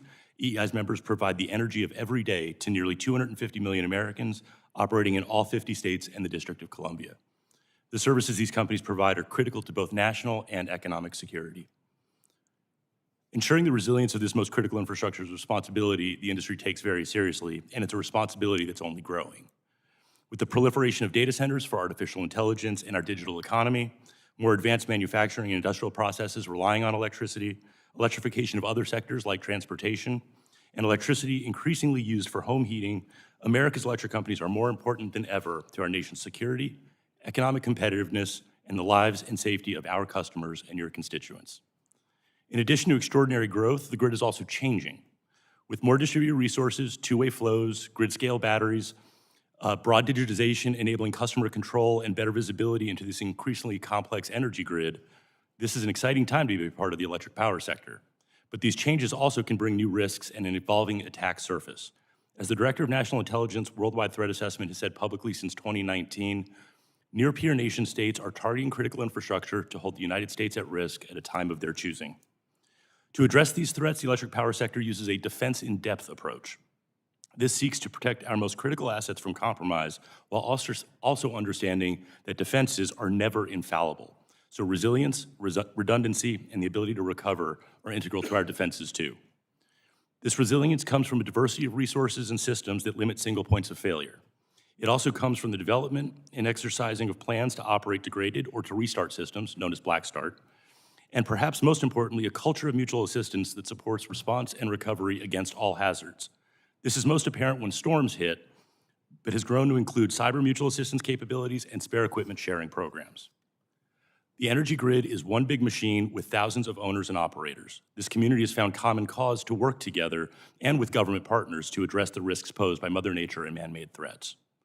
This is why today's hearing and the legislation the subcommittee is considering is so important. Public policy has helped to shape the sector and its readiness. From Congress codifying mandatory enforceable security standards in the Energy Policy Act of 2005, to the FAST Act that designated the Department of Energy as the sector risk management agency for the electric power sector, to the Cyber Information Sharing Act of 2015, to several funding bills that have prioritized grid security. Congress has helped advance regulations, industry government partnerships, information sharing regimes, and resilience initiatives. EEI and its members are grateful for this committee's bipartisan focus on helping industry and government continue to advance our security and resilience posture. Industry can't do it alone. And the bills being considered today, as well as other bills you have passed in recent years, CyberSense and the Enhancing Grid Security through Public-Private Partnerships Act specifically, are further examples of the work Congress can do to improve preparedness and enhance coordination across industry and government at all levels. The value of these partnerships can be seen in the response to the Chinese state-sponsored cyber threat known as Volt Typhoon, the work done to secure U.S. infrastructure at the beginning of the Russia-Ukraine war, and responses to the pandemic, any number of storms, substation shootings, and other threats to grid reliability. Fortunately, the electric power sector is able to address these risks collectively and proactively, thanks to initiatives like the Energy Threat Analysis Center, which is being considered today as well. ETAC has allowed a small but growing subset of companies to work side by side with government to understand threats and to develop mitigation strategies with intelligence analysts and grid security experts together. These lessons are then shared with the broader sector through the Electricity Information Sharing and Analysis Center, or EISAC, showing a commitment to collective defense that will serve us well as the electric power sector adapts to the new threats and challenges facing critical infrastructure operators. Other programs that are similarly leveraging government and industry expertise for a common good through national lab partnerships with the sector include the Cyber Risk Information Sharing Program, or CRISP, and Cyber Testing for Resilient Industrial Control Systems, or CITRIX. Again, EEI and its members are deeply committed to these programs, partnerships, regulatory constructs, and resilience strategies, and to working together as both the energy grid and geopolitical risks continue to evolve. And we are deeply appreciative of the focus this committee brings to these issues and for the legislation before the committee today. Thank you again for the opportunity to testify, and I look forward to your questions. Well, thank you very much. And Dr. Melby, you are recognized for 5 minutes for your statement. Thank you. Thank you. Chairman Latta, Ranking Member Castor, and members of the subcommittee, good afternoon. Thank you for this committee's diligent and comprehensive work to provide the tools that electric cooperatives need to stay ahead of an evolving cyber threat landscape and strengthen our nation's grid security. I appreciate the opportunity to discuss the draft legislation before the committee, particularly the reauthorization of the Rural and Municipal Utility Cybersecurity Program. My name is Dr. Nate Melby, and I serve as the Vice President and Chief Information Officer at Dairyland Power Cooperative in La Crosse, Wisconsin. I'm testifying today on behalf of Dairyland and the National Rural Electric Cooperative Association, our national trade association that represents America's nearly 900 electric cooperatives. Dairyland is a generation and transmission cooperative. We supply the power that 24 distribution cooperatives and 27 municipal utilities deliver to more than 750,000 people across 44,500 square miles of the upper Midwest. The cyber threats facing our grid are real, sophisticated, and growing. As private, independent businesses operating without profit incentives and owned by the people that we serve, electric cooperatives are dedicated to protecting the 42 million Americans and critical military assets relying on our power. But securing this infrastructure is difficult. We operate in resource-constrained rural areas, defending lines and substations that are often remote and difficult to access. We operate on thin margins. Without profit incentives or shareholders, we must balance costly security needs against the financial reality of our members. Every dollar we invest in cyber defense comes directly from our members' pockets. This is a difficult balance to strike when 1 in 4 cooperative households has an annual income below $35,000 per year. For electric cooperatives, the most effective cyber policy is the one that helps us overcome these fiscal hurdles. This is why the Rural Municipal Utility Cybersecurity Program is so critical. It provides the federal resources necessary to close the rural resource gap, not just by purchasing much-needed technology, but by building strong partnerships, collaboration mechanisms, and voluntary information sharing practices that keep our grid safe. We're already seeing the impact of this program in 2 specific ways. First, through direct investment. Last fall, the Department of Energy announced $80 million in awards that will benefit over 400 cooperatives. This includes a $3.5 million award for Dairyland. This funding will allow us to deploy advanced security technologies across 20 of our distribution cooperatives, raising the baseline of defense for our entire system. Second, through shared resources. Separately, our trade association, NRECA, was awarded a $4 million cooperative agreement to launch Project Guardian. This initiative is developing shared tools, tabletop exercises, and workforce training frameworks that allow smaller cooperatives to access expertise that they could not afford individually. However, to fully realize the potential of this program, we need to address 2 specific hurdles. First, the full implementation has been delayed. A portion of the awarded RMUC funds, including Dairyland's, have not been released yet. We encourage DOE to move more quickly so we may put these resources into action. Second, the application process is burdensome. Current law requires cooperatives to compete, not just for funding, but also for basic technical assistance. Technical assistance should be about building capacity for those who need it, not rewarding those with the resources to write the best application. We strongly support the draft reauthorization bill before the committee, because it addresses these concerns by giving DOE greater flexibility to distribute the funds more quickly and ensures that support reaches the most under-resourced utilities. Beyond the RMUC program, we commend the committee for the comprehensive approach reflected in the other measures before us today. These efforts underscore the importance of a holistic strategy to protect our critical infrastructure across every segment of the energy sector. In conclusion, securing the grid is a shared responsibility. We are committed to doing our part, but we can't confront these threats alone.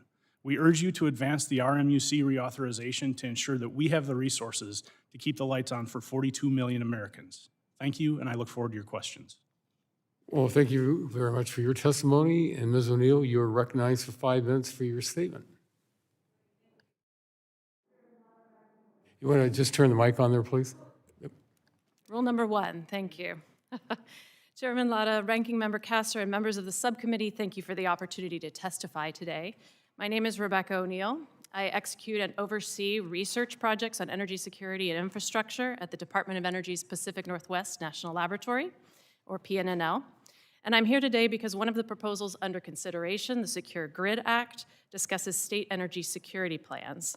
And since summer 2023, I have led a team of researchers at PNNL to support CSER and all 56 states and territories to deliver complete energy security plans that meet all requirements of the law. And this milestone was achieved in December 2024. States have a critical role to play in the energy security of the United States. Due to the complex, interdependent character of energy infrastructure, services, and ownership, states have visibility at a very unique scale and understand the relationships and the operational realities to build energy security from the ground up. As my state colleague said to me last week, we are all safer and more secure because of these plans and the planning work that we did together. So how did a national laboratory come to be involved here? CSER tapped PNNL to review the state energy security plans, and we did 2 rounds, and when we tallied it up, it was 14,000 pages of energy security plans. We provided direct and specific recommendations in our reviews on steps to meeting requirements in the law. In between the 2 reviews, PNNL offered technical guidance through training, data, and tools, all in an essential partnership with the National Association of State Energy Officials, also called NASIO. This team even built state cohorts with monthly exercises on risk mitigation and risk assessment, and capped it with an in-person energy security event in Minnesota in June 2024, and I brought props because I couldn't help myself. We have workbooks here on this topic, and these are the kinds of materials that we're talking about when we work directly with states to exercise the plans and the practices of risk assessment. So I want to share a little bit more with you generally about what are state energy security plans. Unfortunately, they're not public, but I can share some broad themes with you, and in particular, what energy security plans are not. So energy security plans are not just about electricity. Energy security plans are also about fuels. They're about home heating fuels, industrial fuels, transportation fuels, as well as natural gas and electricity systems. But some of the most difficult and valuable assessments in these plans are about those relationships between the sectors. As you might be able to tell, energy security plans are not a piece of cake. By the law, the plans are required to meet multiple elements. They have to provide an energy profile of all energy sectors, an inventory of threats and hazards, man-made and natural, man-made like what we're discussing today, and a risk assessment that puts all of that together, hazards, threats, energy infrastructure, and then a responsive mitigation approach and a plan to collaborate across agencies in the private sector to respond. Energy security plans are not a template of emergency response protocols. They're not a one-for-one. As my colleague says, if you've read one plan, you have read one plan. Each state is unique. Energy security plans are also not the same as an infrastructure owner's plan.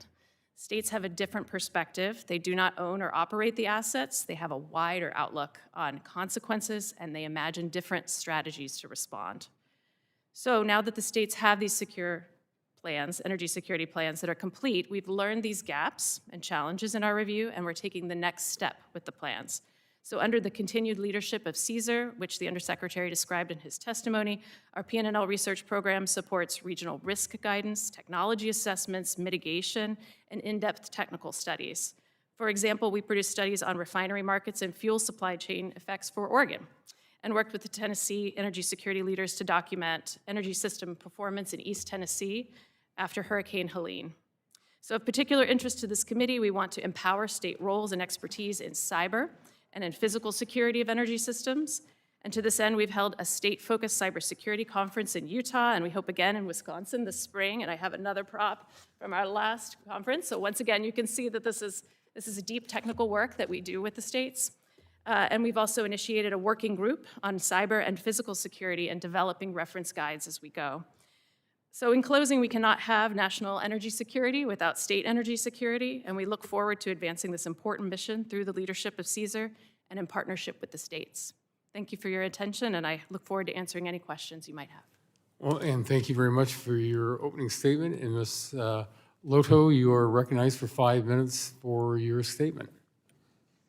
Chairman Latta, Ranking Member Castor, members of the committee, thank you for inviting me today to testify. My name is Adrienne Lotto, and I'm the Senior Vice President for Grid Security, Technical, and Operations at the American Public Power Association, or APPA. APPA is the voice of not-for-profit community-owned electric utilities that power 2,000 towns and cities nationwide. APPA represents public power before the federal government to protect the interests of more than 55 million people that public power utilities serve in 49 states and 5 territories. Public power utilities are load-serving entities with the primary goal of providing the communities they serve with safe and reliable service at the lowest cost. A reliable grid is the lifeblood of the nation's economic and national security, and public power utilities take that and their responsibility very seriously. The 3 key pillars to grid security are, first, mandatory and enforceable standards, second, information sharing and public-private partnerships, and third, defense in depth and sector-wide exercises. To effectuate this, APPA strongly supports, first, the reauthorization of the RMUC program, or the Rural and Municipal Utility Advanced Cybersecurity Grant and Technical Assistance Program. Second, the replacement of CPAC, or the Critical Infrastructure Partnership Advisory Council, by DHS. And third, regulatory harmonization. The electric power industry works closely with the federal government, including NERC, FERC, DHS, and DOE CESAR as the sector risk management agency on matters of critical infrastructure protection. One important venue for this collaboration is the Electricity Subsector Coordinating Council, or the ESCC. The ESCC serves as the principal liaison between the federal government and the electric power sector, with the mission of coordinating efforts to prepare for and respond to national-level disasters or threats. APPA and public power utilities play a leadership role in the ESCC, which includes CEOs and trade association leaders. Their counterparts include senior administration officials from the White House, relevant cabinet agencies, federal law enforcement, national security, and Director Fitzsimmons, who leads the CESAR portfolio. It must be noted that rescinding CPAC protections, in which the ESCC previously operated without any replacement, hinders the ability of industry to engage fully with the federal government partners. And this includes information sharing program areas like ETAC, a matter before this committee today. Industry was apprised by DHS that the administration proposed CPAC replacement is ready for publication in the Federal Register, and Public Power encourages the administration to finalize it quickly. Public power utilities also work very closely with state officials in the states in which we operate. As such, APPA is supportive of including distribution utilities in state energy security plans and in the Grid Secure Act. And turning next to the RMUC legislation in detail. Enacted in 2021, the RMUC program was authorized and appropriated $250 million in grants and technical assistance over 5 years to rural and municipal and small investor-owned electric utilities to enhance their security posture. APPA believes that this program is a once-in-a-generation opportunity to improve cybersecurity of under-resourced, not-for-profit utilities that should be extended and expanded. Through RMUC, APPA received a 4-year, $4 million cooperative agreement to establish the Cyber Pathways Program.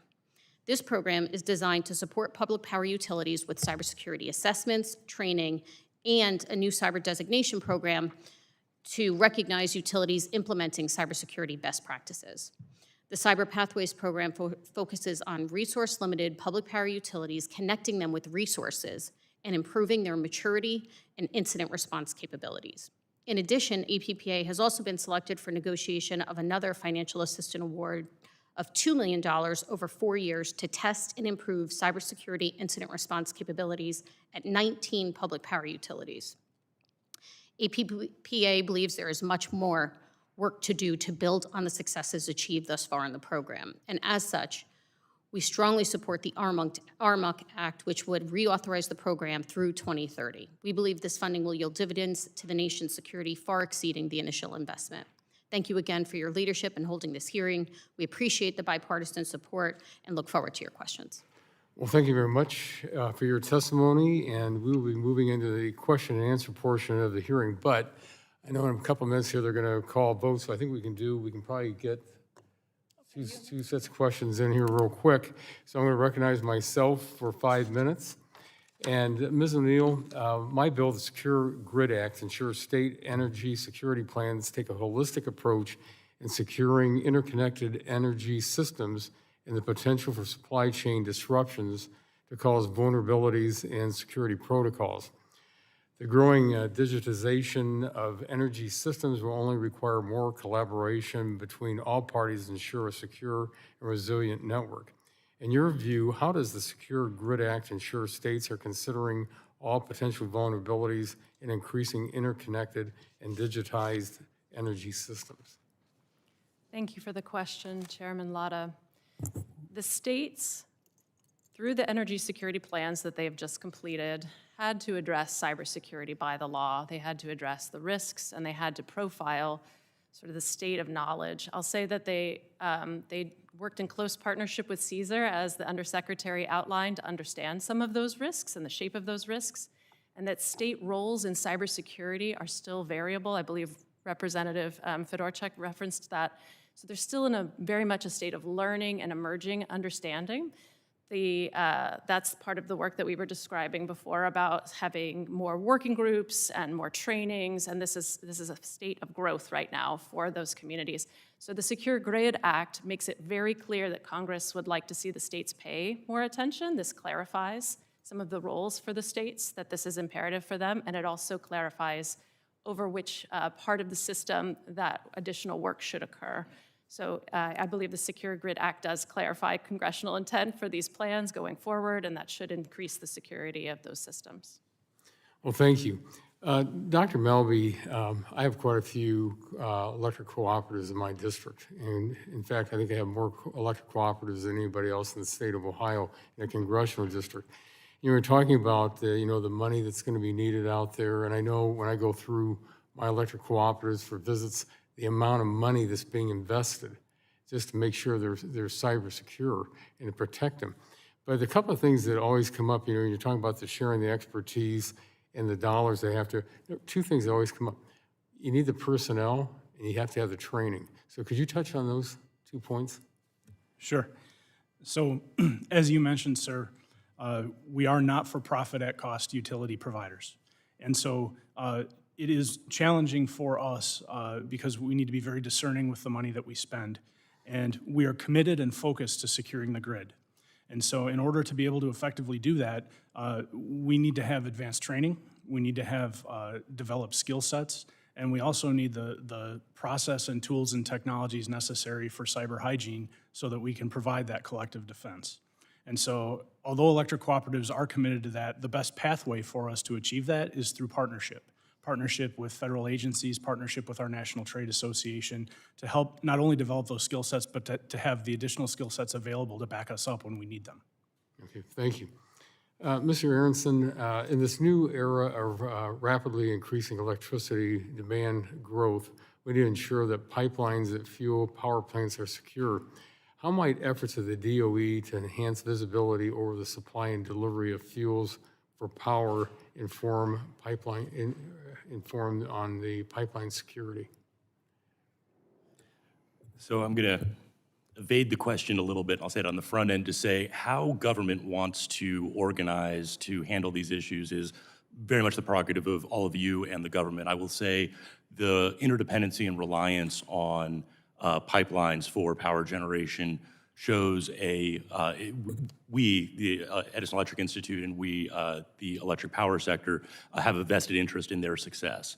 As Director Fitzsimmons mentioned, the Electricity Subsector Coordinating Council and Oil and Natural Gas Subsector Coordinating Councils are both firmly over at the Department of Energy. And so from an operational standpoint, with respect to sharing of intelligence, with coordination, with exercises. In fact, we conducted an exercise with our gas partners just this past August, the Edison Electric Institute did. There's a lot of really good coordination happening there. From a regulatory and oversight standpoint, again, that's going to be the prerogative of government, but at this point, we're very comfortable with how effective the partnership has been between the electric and gas sectors. Well, thank you very much. And I know I have about 20 seconds left, but I'm going to submit my other questions to you all in writing. And I will now recognize the gentlelady from Florida, the ranking member of the subcommittee, for 5 minutes for questions. Thank you, Mr. Chairman, and thanks to all of you for your testimony and advice to the committee. Ms. O'Neill, your testimony relating to the state energy security plans is very interesting. States don't have all the resources in the world, however, so I imagine they're having to make certain determinations on where they're going to invest to keep the grid safe and their system safe. In your experience working with the states, what do they rely on from the federal government when it comes to their security plans? Are there, talk to me about the grants or the technical expertise from the Department of Energy. What else?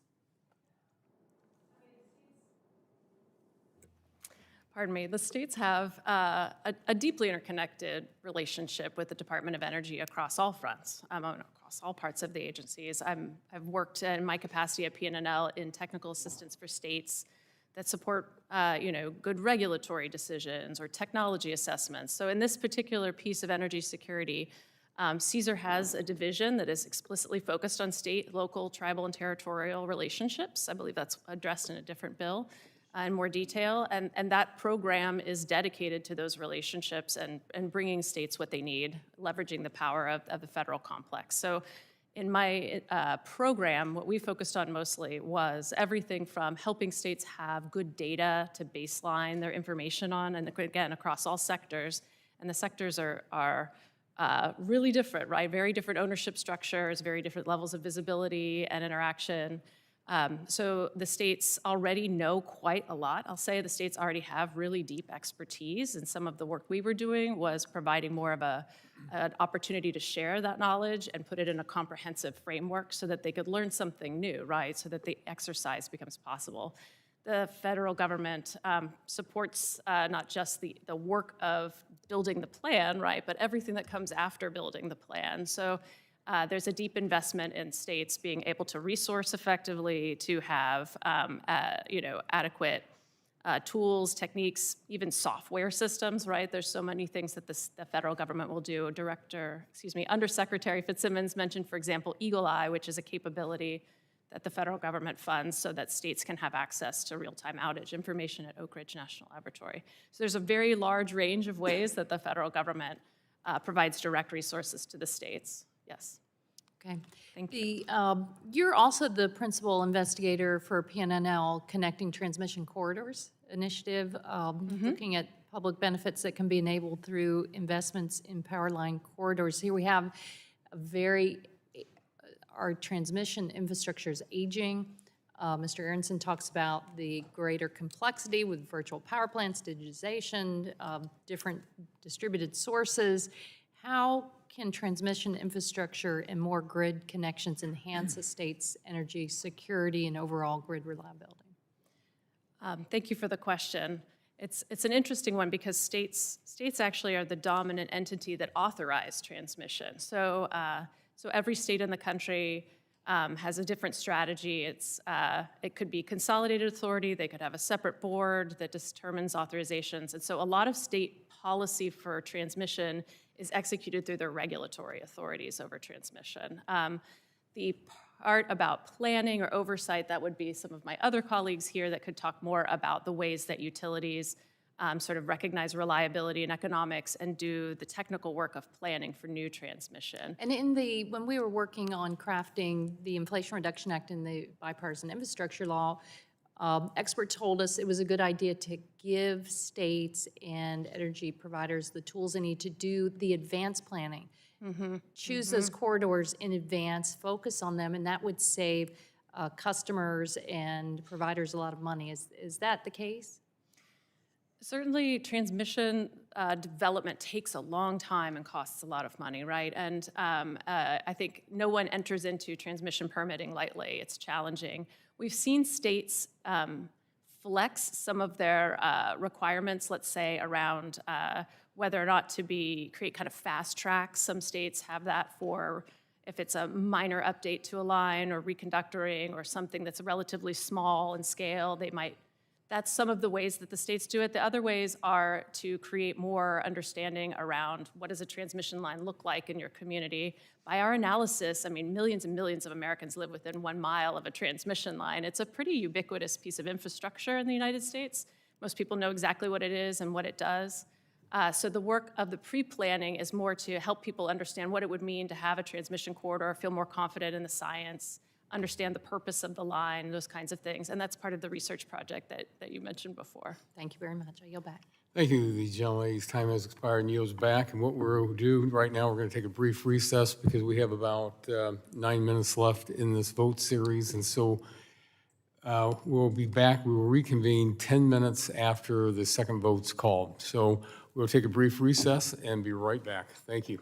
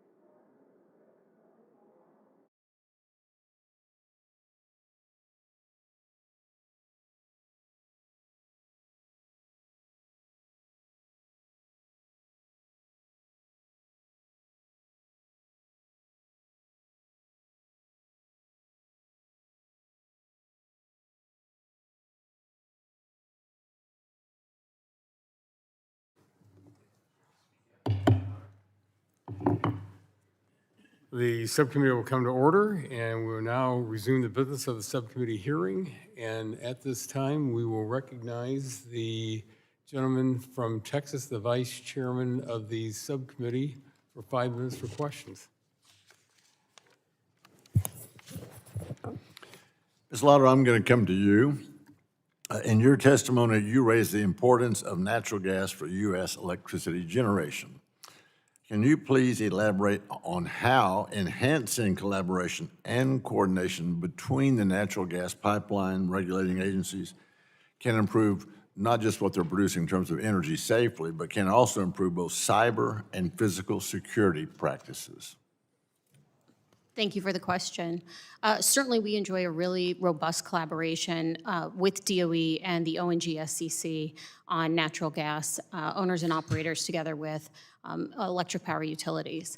So anything that we can do to enhance and share threat information, vulnerability information that will ensure that our members, the utilities, are working and understanding those threats across the full generation fleet, including natural gas, is something that we're supportive of. So it's definitely something that's a system of systems from generation, transmission to distribution. CSER plays an important role, as do the electric utilities. Glad to see you shaking your head yes. Dr. Melby, I'm going to come to you next. Elected cooperatives, of course, what we call co-ops, are not-for-profit utilities uniquely governed by their members and customers. I know I'm telling Noah about the flood, right? Question is, how can co-ops balance the need for cyber and physical security upgrades without placing undue financial burden on their members, particularly in rural communities? You know, I'm from Texas. You can always tell a Texan, you just can't tell him much. But I'm from Texas, and we have some of those in my district. But how do you do the upgrades without placing undue financial burden on members, particularly in those rural communities? And what role does the rural and municipal utility cyber security program play in supporting that kind of delicate balance? Yes, sir. So I'll share one thing that maybe not everybody knows about electric cooperatives, and that is that 92% of the nation's persistent poverty counties are served by electric cooperatives. And so the fiscal reality of the costs and the challenges of the costs to serve our members is very real for us. The answer to some of those challenges is in shared services, where generation and transmission cooperatives collaborate more closely with distribution cooperatives, or maybe with statewide organizations, and of course with our national trade organizations. And we see that through programs that NRECA has, like the Threat Analysis Center program, or the Cyber Goals program, and also with a program like our MUC, where we can fund and elevate and collectively raise the bar together for cybersecurity. Is it Aronson? Is that how you say that? Aronson. Aronson, that was my next guess. What would you add to that? So I've been called worse, by the way. First of all, I would say that we are very supportive of things like RMUC funding. I think the fact that the energy grid of North America has thousands of owners and operators, some of them investor-owned electric companies that EEI represents, but cooperatives, municipals, independent power generators, our friends in Canada, given that it is the North American grid, we need a rising tide that lifts all boats. And because of that interconnectedness and interdependency, having the resources and sophistication of all players, whether it's industry or government, working collectively for that common defense is invaluable. So Neil, I'm going to come to you. What would you add to that? Thank you, but I have nothing to add to my colleagues' comments. Thank you. How about those Houston Texans? No, well, Ms. Latta, I'm going to come to you. What would you add to that? I concur with everything that was previously said. Enhanced coordination makes the most sense, and continuing to enhance that coordination between industry and government is just common sense, good legislation. Absolutely. And y'all know this, in the rural area of the United States, that's where our farmers and our ranchers live. And so much of this is so important because basically they feed America. You probably heard me say in the previous panel that the things that make America great are the things that America makes. And how do they do that? With a safe, reliable, affordable, dependable power supply. So what y'all do and what we're working on today is very, very important. Mr. Chairman, I yield back.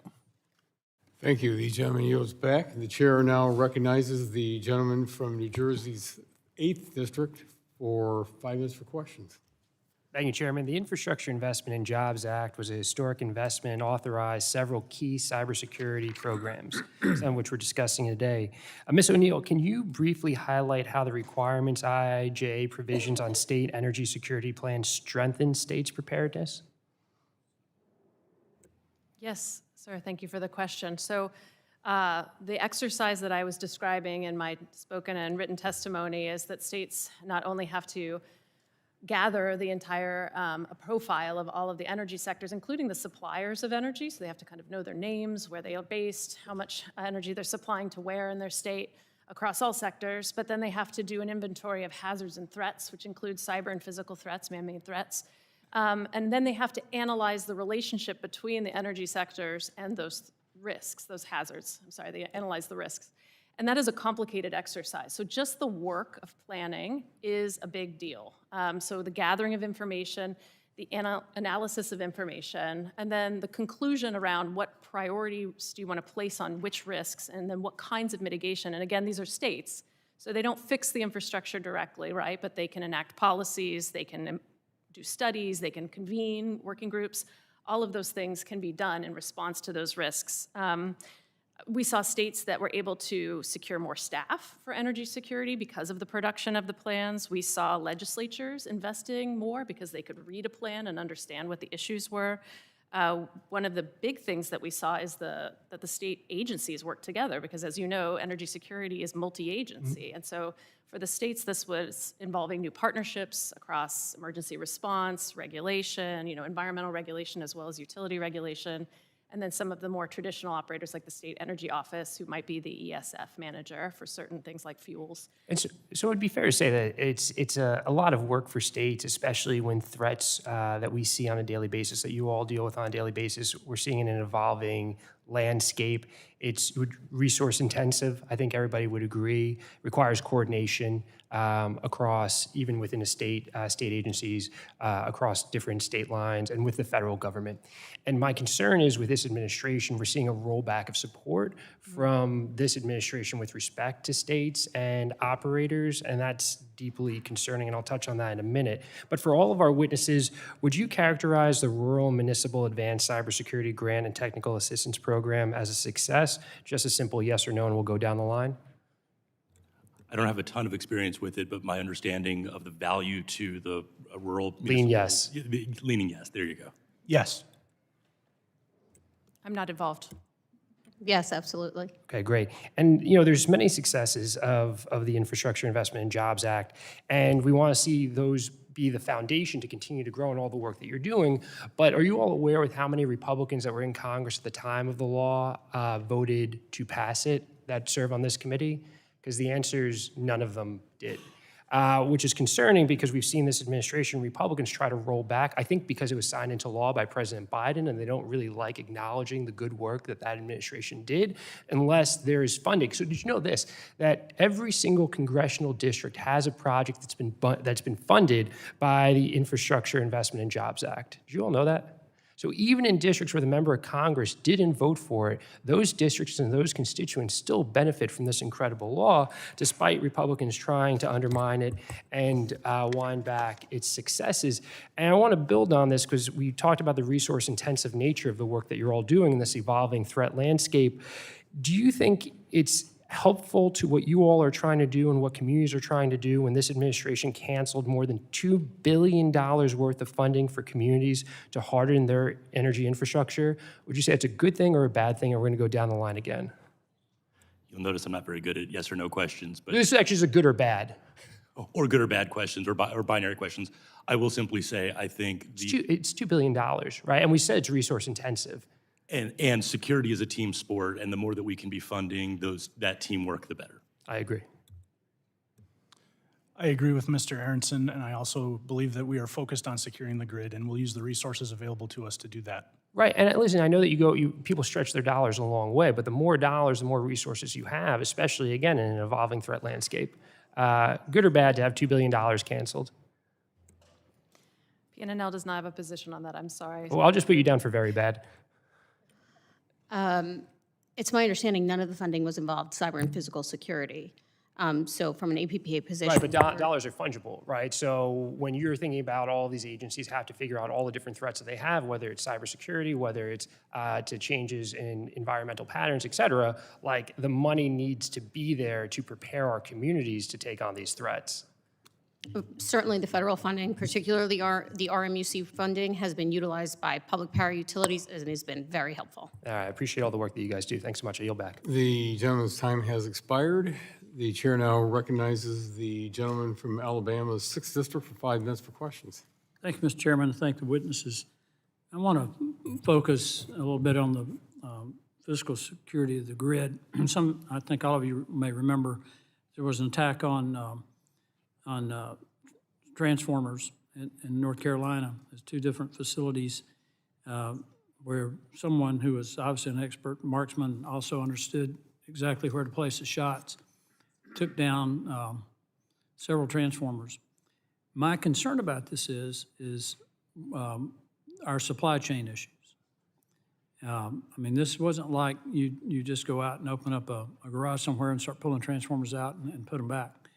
And one of the things that I've been looking at is the delay now in getting transformers on the procurement side. It's about 4 years. Mr. Aronson, I'd like for you to comment on this because I'm very concerned. And we had attacks, and I think 15 or 16, maybe more than that, attacks in the months leading up to the successful attack in North Carolina. Do you have the same concerns that some of us have about supply chain issues? It may surprise you to hear I have less concern about the supply chain, but more concern about the proliferation of those attacks. You go back to 2013, there was the Metcalf substation shooting. You had the 2 in Moore County, North Carolina, and there are a couple others that I could refer to. First of all, I think what's interesting about those is the Metcalf substation shooting did not result in any power outages. I think that shows the resilience of the system. The Moore County incident with 2 separate substations, 40,000 people lost power for 4 days. That showed the extraordinary work to respond and recover. Given these are soft targets that are all over the communities, it's going to be very hard to defend everything from everything all of the time. From a supply chain standpoint, what I would say is the electric power sector has built out some spare equipment sharing programs. EEI specifically started something called STEP, the Spare Transformer Equipment Program, and also built on that something called Spare Connect. So we have the capacity to move material and equipment to support response to these incidents while we then buy or procure these longer lead time assets. So I do have some concern with the supply chain standpoint, just given all of the growth that we are seeing across the industry and the need for these very hard, long lead time, hard to build, long lead time pieces of equipment. But from a response to physical incidents perspective, Well, the thing, we're pretty Mr. well Aronson, spared.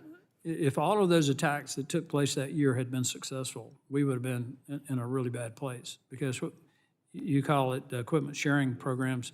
I call it scavenging for parts.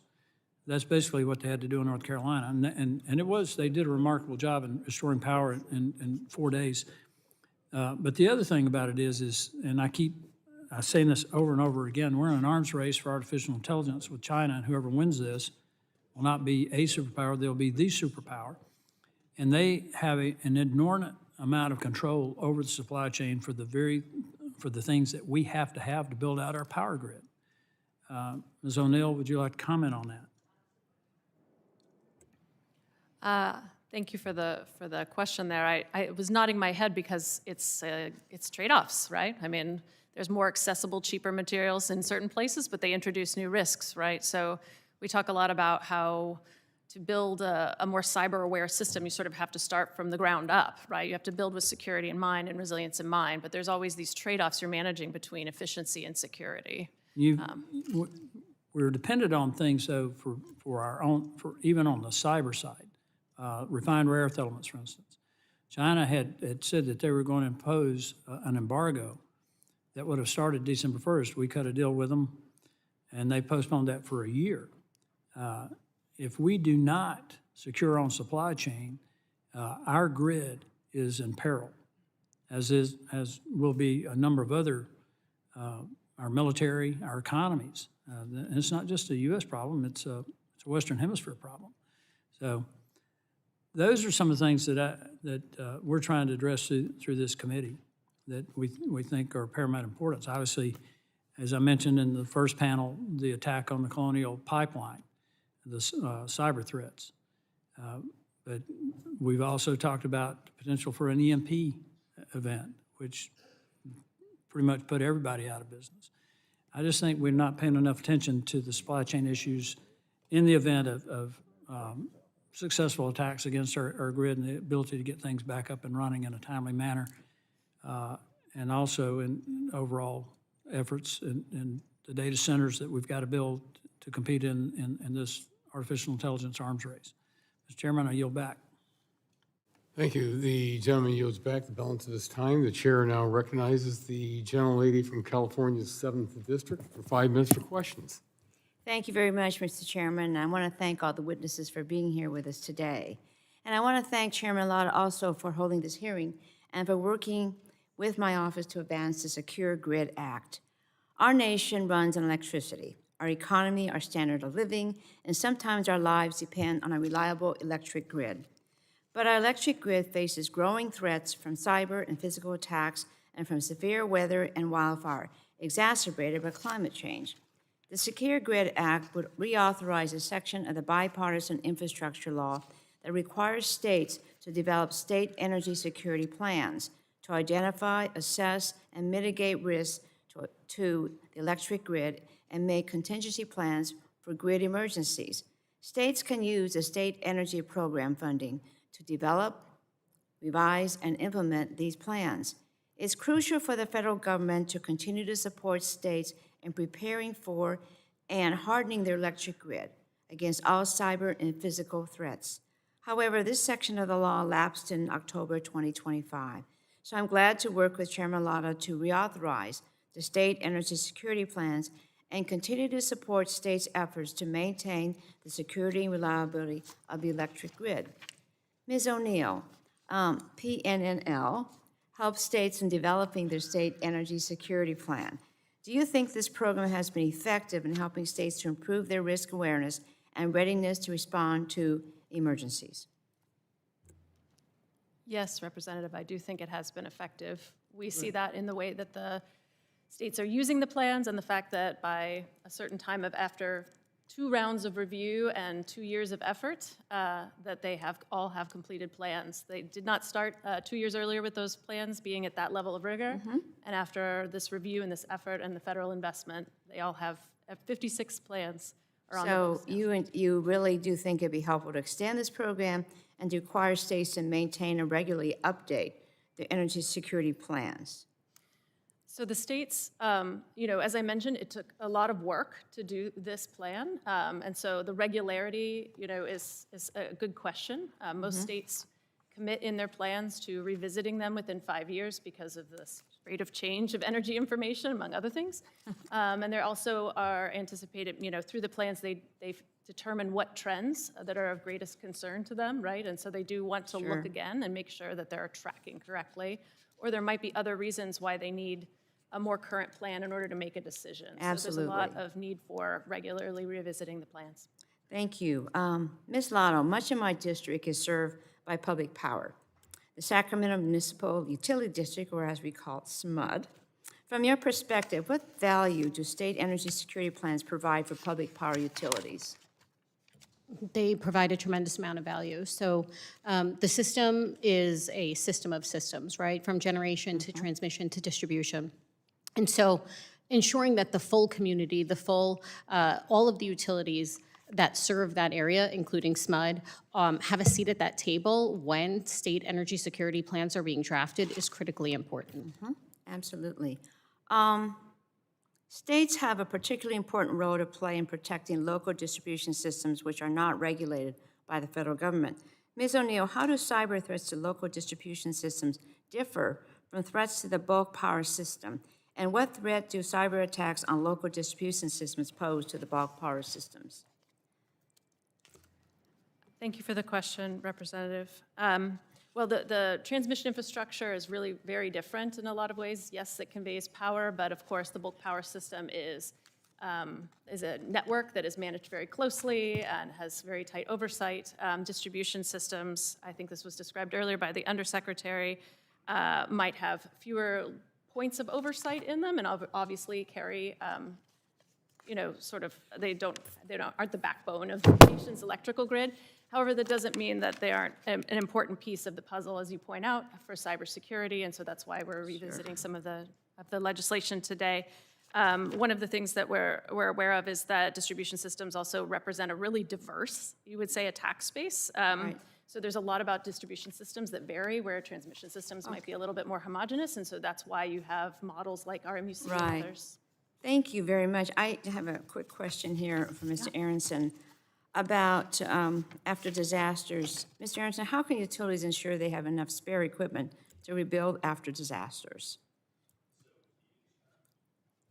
So the industry, as I mentioned earlier with respect to physical threats, does have a robust spare equipment sharing program.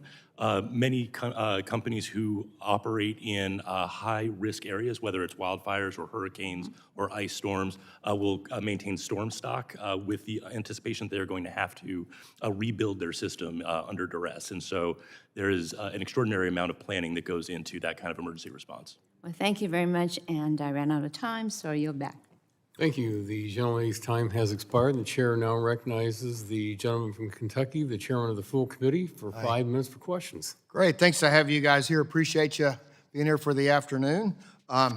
So this is, I'm gonna ask each of the panel, but Mr. Neal, I'm gonna give you a specific way to address it when it gets to you, okay? But we can just start from left to right. So, we have our race with China. It's critical for economic national security, and we must confront the use of AI by our adversaries like China to be able to attack and disrupt our critical energy systems. They're able to do that. And these are fast-moving, evolving threats. So would each of you briefly talk about your work with DOE and other agencies to stay on top of these threats and how the bills today help advance energy sectors? How do we stay ahead of the threat of China using AI to attack our grid or other adversaries? And how do you work with energy, and what other things would you? And Ms. O'Neill, when you get to you, if you would just, what role the national laboratories play to share information about AI risk and energy sector? All right, you start. So I'll start by saying that supply chain risk is a risk to national security. And I agree with the statements that have been made. We have a national security imperative to win at AI. AI needs data centers need electricity needs infrastructure, and infrastructure needs supply chains to support that. I will very ironically borrow a Chinese proverb. The Chinese proverb is, the best time to plant a tree was 30 years ago, the second best time is today. The best time to combat Chinese industrial policy was 30 years ago. The second best time is today. So when I think of security of supply chains, it is security. It is things like the Citrix program, which has been referenced today, which is looking at material and equipment to make sure it does not have backdoors or other latent malware that could potentially put us at risk. But I also think of it in terms of availability. Should China choose to stop sharing rare earth minerals, for example, that puts a strain on our ability to operate the grid. So we need to be thinking holistically about manufacturing capacity to support electricity, support data centers, to support AI as a national security imperative. Ollie? Dr. Wiley? Your answer on this? Yes, sir. Sorry. So from the perspective of electric cooperatives, we are not-for-profit at-cost providers of electricity, and our partnership with DOE is very valuable to us because it helps us gain access to information sharing, coordination at multiple levels, and it helps us to take a holistic approach to manage the risks, threats, and opportunities that it takes to be able to manage something like this in this threat environment. But we're indifferent to where the threat comes from. It's all threats. It's all nation-state actors, everything that we face. It helps us maintain a more resilient posture. And again, the role natural laboratories can play in this? Thank you for the question. The national laboratories have been working in artificial intelligence for a very long time, right? The supercomputers that we have, AI has been a kind of a cornerstone bedrock. We've had a center for AI at PNNL for a very long time. I'll say that we are following the lead of the Department of Energy. The department has, I think the Undersecretary mentioned the AI Forts program that's recently been initiated, which is specifically about using AI in order to address energy risk and advance energy security. PNNL also operates programs that were mentioned like Citrix, and we do reviews of supply chains to Representative Palmer's point. And then again, we provide technical assistance to states because it is impossible to have that level of expertise and computational skill everywhere, and so it's important that the national laboratories be made available to others that need that information. Okay, thank you. Ms. Latta? Thanks for the question. So a couple of things to mention here. First, in terms of the ESCC, regularly gets threat briefings, and for the last 2 years now, that's included a threat briefing as it relates to artificial intelligence to keep the CEOs apprised of the risk and to stay ahead as they're making risk-informed decisions in their utilities. We're also in regular communication with DOE and the DOE National Labs on what work is being done in AI from the electric grid perspective, both offensive and defensive, to see if there's opportunity for partnership.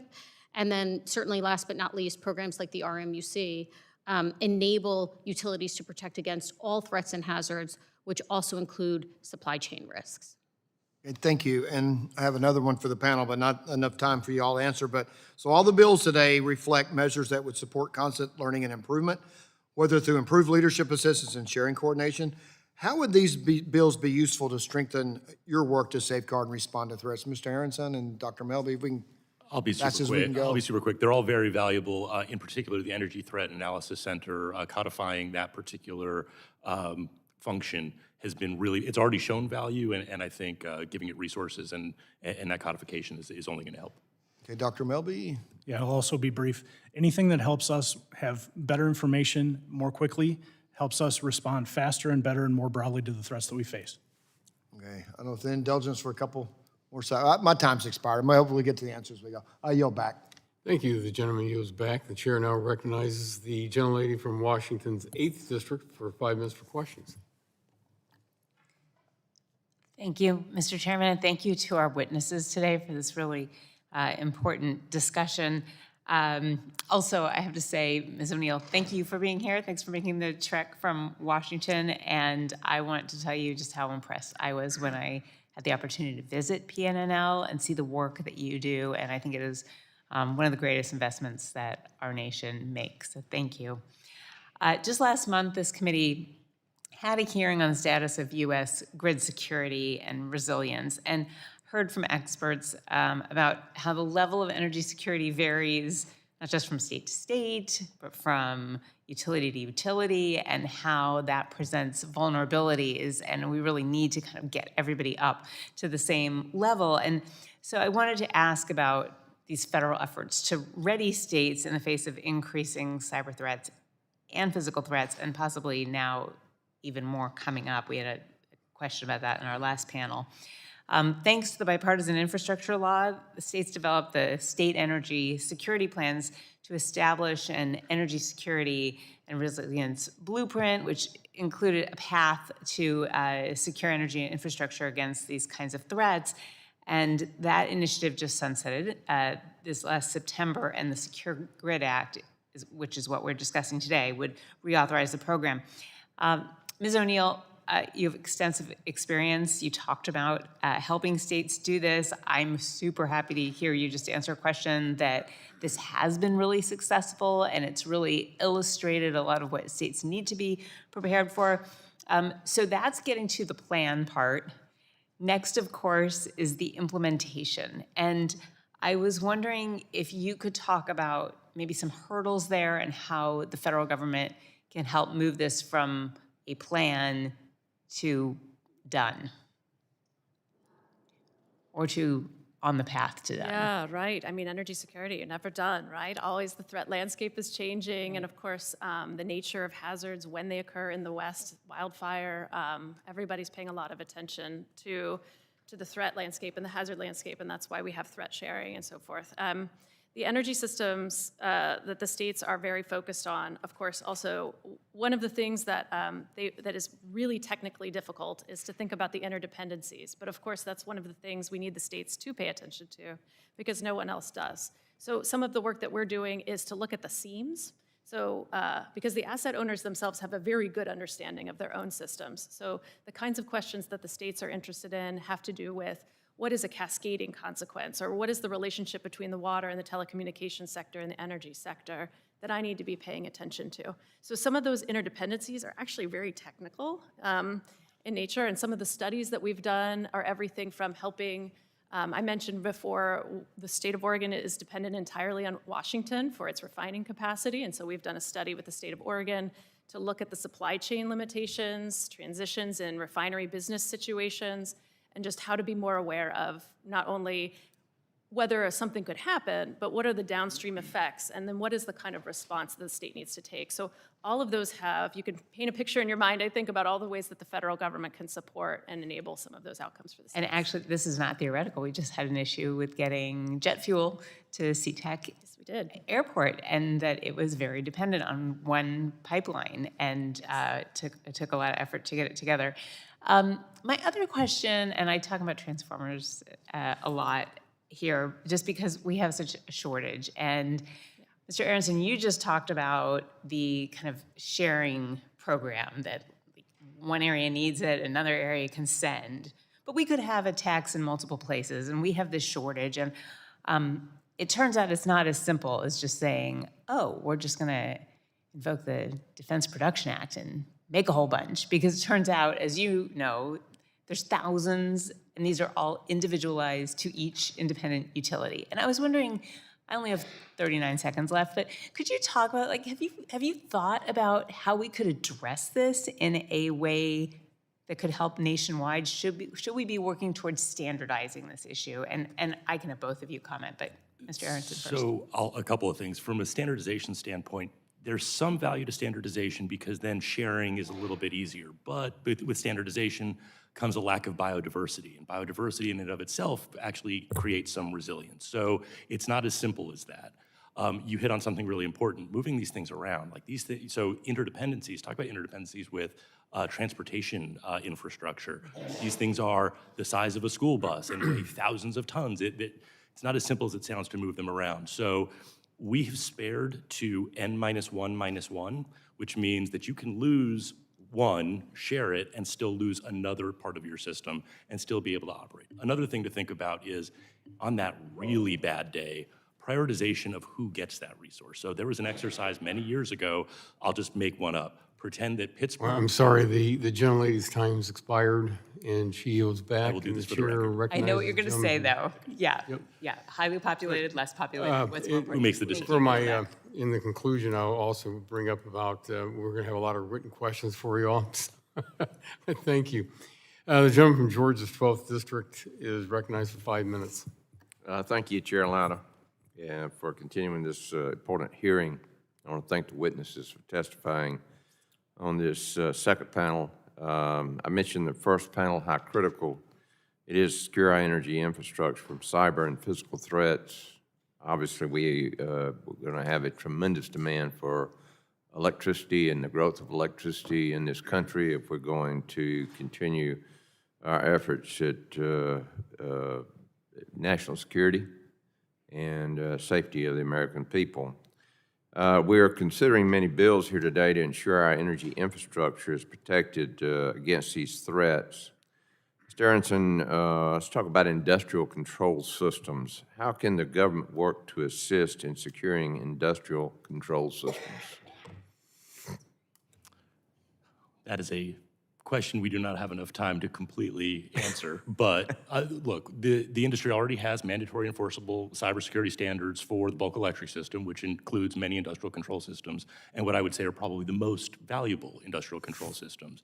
There's sort of a theory in security. You protect diamonds like diamonds, you protect pencils like pencils. There are aspects of the bulk electric system and some of the control systems that operate it that are those diamonds. Those are single points of failure that are the most important. And so our companies recognize that and already are working or already have secured them extensively. I will also say that this goes to, there aren't single points of failure. Ms. Lotto hit it really well. It's a system of systems. And so there's a lot of redundancy inherent. And then the last thing, as far as what government can do to support, it's all of this information sharing. It's all of this intel sharing. Undersecretary Fitzsimmons hit it as well.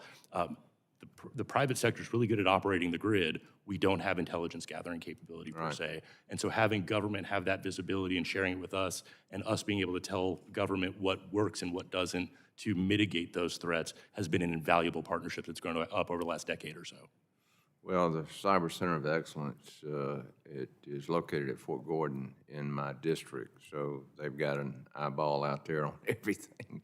So I hope that the government is cooperating with all of our operators to make sure that we secure this. Mrs. Lotto and Mr. Melby, My district's home to many rural communities, and Municipal Utility Advanced Cybersecurity Grant and Technical Assistance Program and other programs help their work on protecting industrial control systems.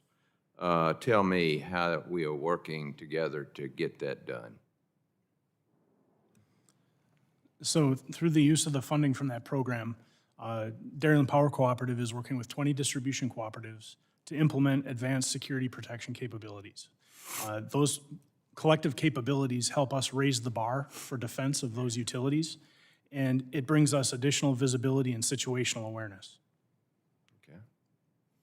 Ms. Latta, any follow-up on that? Yes, sir. Thank you for the question. So in addition to the work that NRECA is doing, APPA likewise is doing work to protect the grid against cyber threats, including through the funding that the RMUC program has provided. So we have cybersecurity threat assessments that are taking place. This will enable our public power utilities to understand what areas of the grid are most vulnerable, and then aligning them to resources. Those resources could be in the form of training, it could be in the form of technical deployments, or it could be just helping with the cyber incident response playbook. So to the point that was raised earlier, it should enable all boats to rise. Ms. O'Neill and Mr. Aronson and Ms. Lato, the Savannah River National Lab is adjacent to my district. As I mentioned in the first panel, national labs play a critical role in grid security. How can national labs be leveraged to use their trained cyber operators to enhance security operating technologies?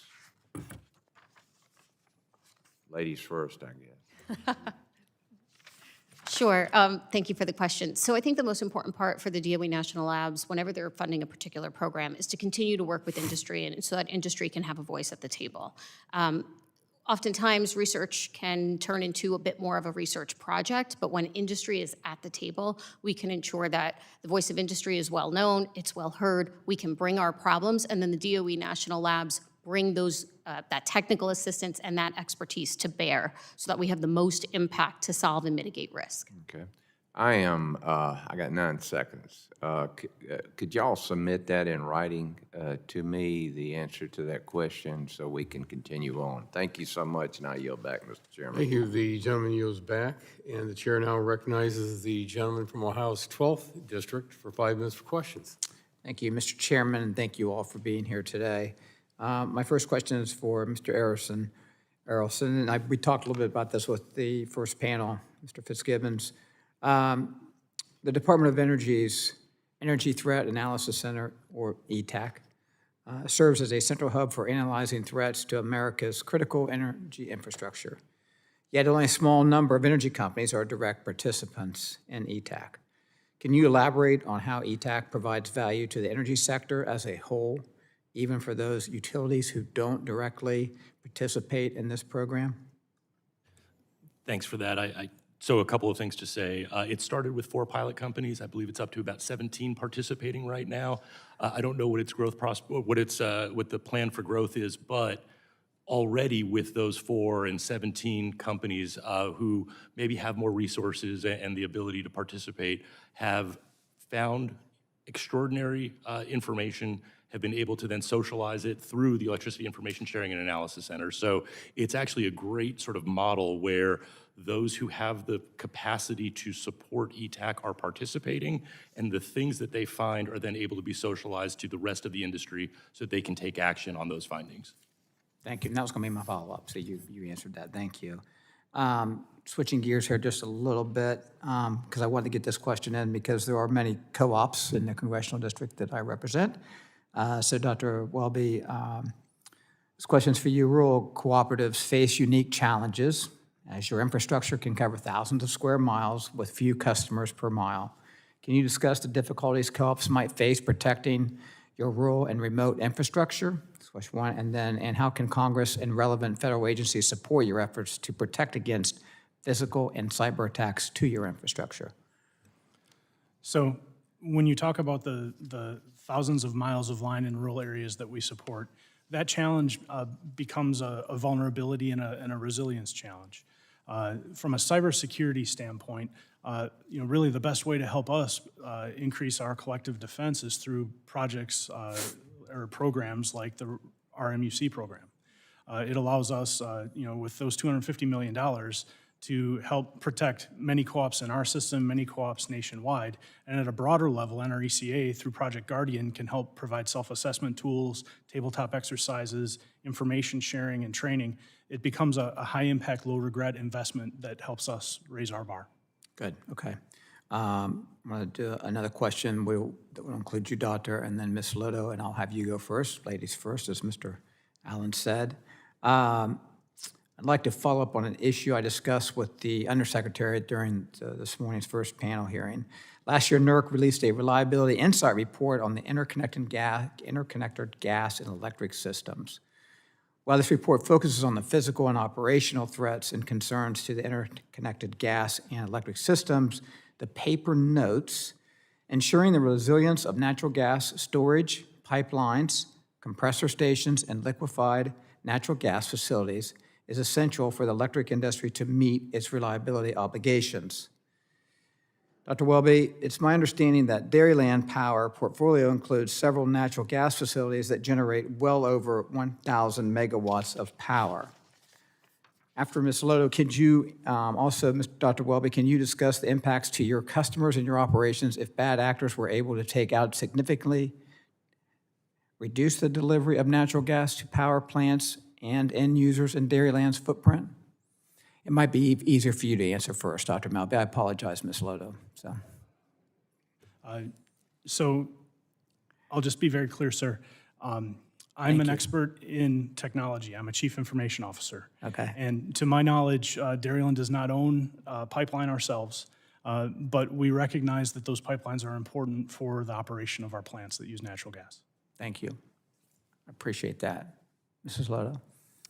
As we've spoken about earlier today, the grid is an interconnected system. So anything we can do to enhance the coordination between our natural gas plant facilities that may or may not be owned by different, it depends on where you are in this sector, but by electric utilities and ourselves, APPA is fully supportive of. So just understanding the threats against all of our critical infrastructure is critically important, and we're very grateful at APPA to have a good relationship with the ONG SCC and are regularly invited to attend their meetings as well. All right, thank you very much. Thank you all for being here today. I yield back, Mr. Chairman. Thank you. The gentleman yields back. The chair now recognizes the gentlelady from Tennessee's 1st District. 5 minutes for questions. Boy, timed that perfectly. Thank you all for being here today. I'm going to start with Mr. Aronson. How quickly can ETAC analyze and distribute information in response to acute threats? So I am not intimately familiar with their operations, but I will say a couple of things. The industry and government sitting side by side allows them to be incredibly nimble. And there have been examples, as I said in my opening testimony with respect to the beginning of the Russia-Ukraine war, some of the other incidents that have generated some concern about potential risk here at home for hunt guides and mitigation strategies coming out of government based on, or coming out of ETAC based on government intelligence very, very rapidly. So I would say quickly for some information, and then developing some just exquisite capabilities over the course of a little bit of time. Okay, thank you, sir. Ms. Lotto, you mentioned there's still work to be done that can be supported by the RMUC program. Can you tell us what the members would like to see accomplished with this reauthorization?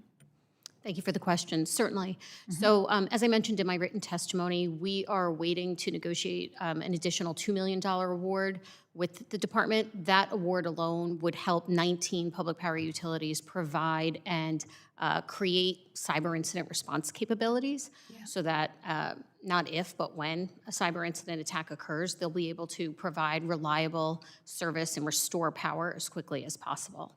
In addition, The work is already ongoing now to conduct cyber risk assessments at a number of public power utilities, and that's critically important so that we can identify where the resources are needed, and then APPA, working with our members and the DOE itself and the national labs, can create resources to help public power utilities mature in areas of cybersecurity.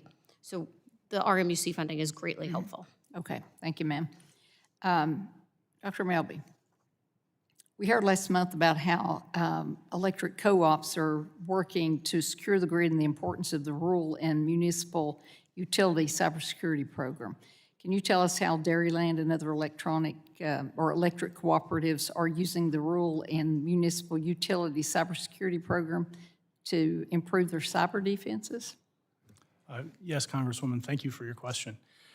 So of the $250 million program, Dairyland Power Cooperative has been awarded $3.5 million. And with that $3.5 million, 20 of our member distribution cooperatives will be implementing advanced technology that will help us provide advanced cyber defenses. Those collective technologies are things like intrusion prevention, managed detection and response capabilities, the ability to do vulnerability assessments, and essentially to give us visibility across that entire footprint so that we can have real-time situational awareness of the threats that we're facing and help us have a more rapid, better response to those threats. Yeah. It's amazing. You don't know what the threats are when you go to some of these nuclear facilities, things like that. Trying to get in is a feat, but it didn't used to be that way. It's a little bit crazy. Ms. O'Neill, are energy technologies manufactured in the U.S., including battery energy storage systems, less vulnerable to cyber threats than technologies manufactured by foreign adversaries?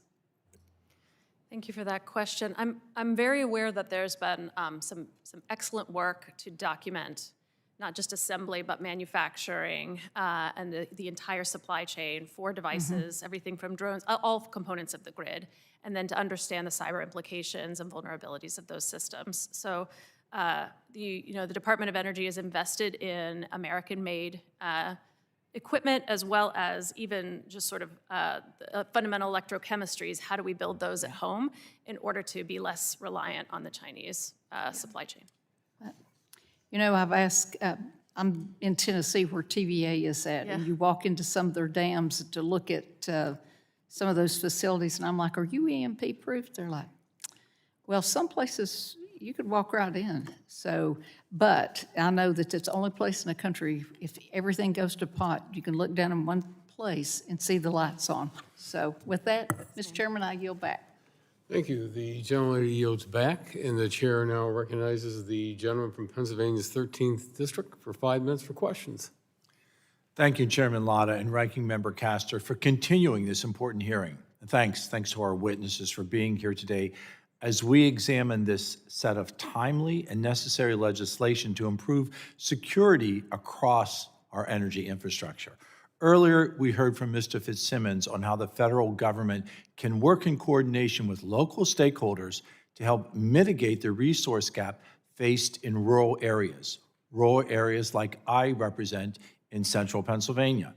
Now I would like to focus on how federal programs can be responsive to the good work that rural utilities and cooperatives are already doing and work to aid ongoing efforts rather than prescribing a one-size-fits-all approach, which all of you have testified will not work. Dr. Melby, as it is currently organized, does the RMUC Grant and Technical Assistance Program effectively coordinate with rural electric co-ops in order to provide the most relevant technical assistance? Yes. Do you see any opportunities for improvement? From a programmatic standpoint, I think that it's addressing the right things. So I think that it is important for us to make sure that those funds are available to us to be able to implement the technologies that we've applied for. Do you feel that the technologies that are applied, that you have applied for, that with appropriate funding, that you can keep up? Yes.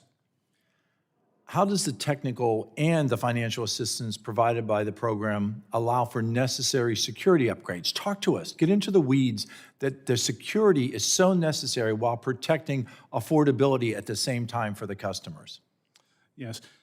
So as a not-for-profit at-cost utility provider, everything that we spend money on comes out of the pockets of our members. And so we are known for doing a lot with what we have and making do with what we have available to us. When it comes to cybersecurity, there is a baseline that we need to maintain. And all electric cooperatives are not created equal. All electric cooperatives do not have the same fiscal capabilities. So that one-size-fits-all does not work. That is correct. And one-size-fits-all does not work, but if we can allow them the means to raise the bar to the same collective level so that we can achieve that baseline together, we will be successful together. So by seeking out more opportunities to leverage public-private partnerships, the federal government can be a partner in keeping the costs down while securing the grid, especially in rural areas. As I mentioned earlier, South Central Pennsylvania rural electric co-ops like the Adams Electric Co-op work hard to provide safe, reliable power at competitive rates. And I look forward to working with them and with this committee to help bolster their great work. Thank you all again for being here today. Mr. Chairman, I yield back. Well, thank you. The gentleman yields back the balance of his time, and seeing no further members wishing to ask questions to our witnesses, I want to thank you all again for appearing before us today. You can all tell from just not your testimony, but also the questions that were asked by the subcommittee members how important this is. So really appreciate your testimony today. And members may have additional written questions for you, which I'm sure they will. And I want to remind members that they have 10 business days to submit additional questions for the record. And I also ask the witnesses to do your best to get those responses back within 10 business days upon receipt of the questions. The chair would ask unanimous consent to insert in the record the documents included on the staff hearing documents list and those that were included earlier, and also the statement from the gentleman from North Carolina's 9th District, so for his statement that he has. Without objection, so ordered. And without objection, the subcommittee is adjourned. Thank you so much.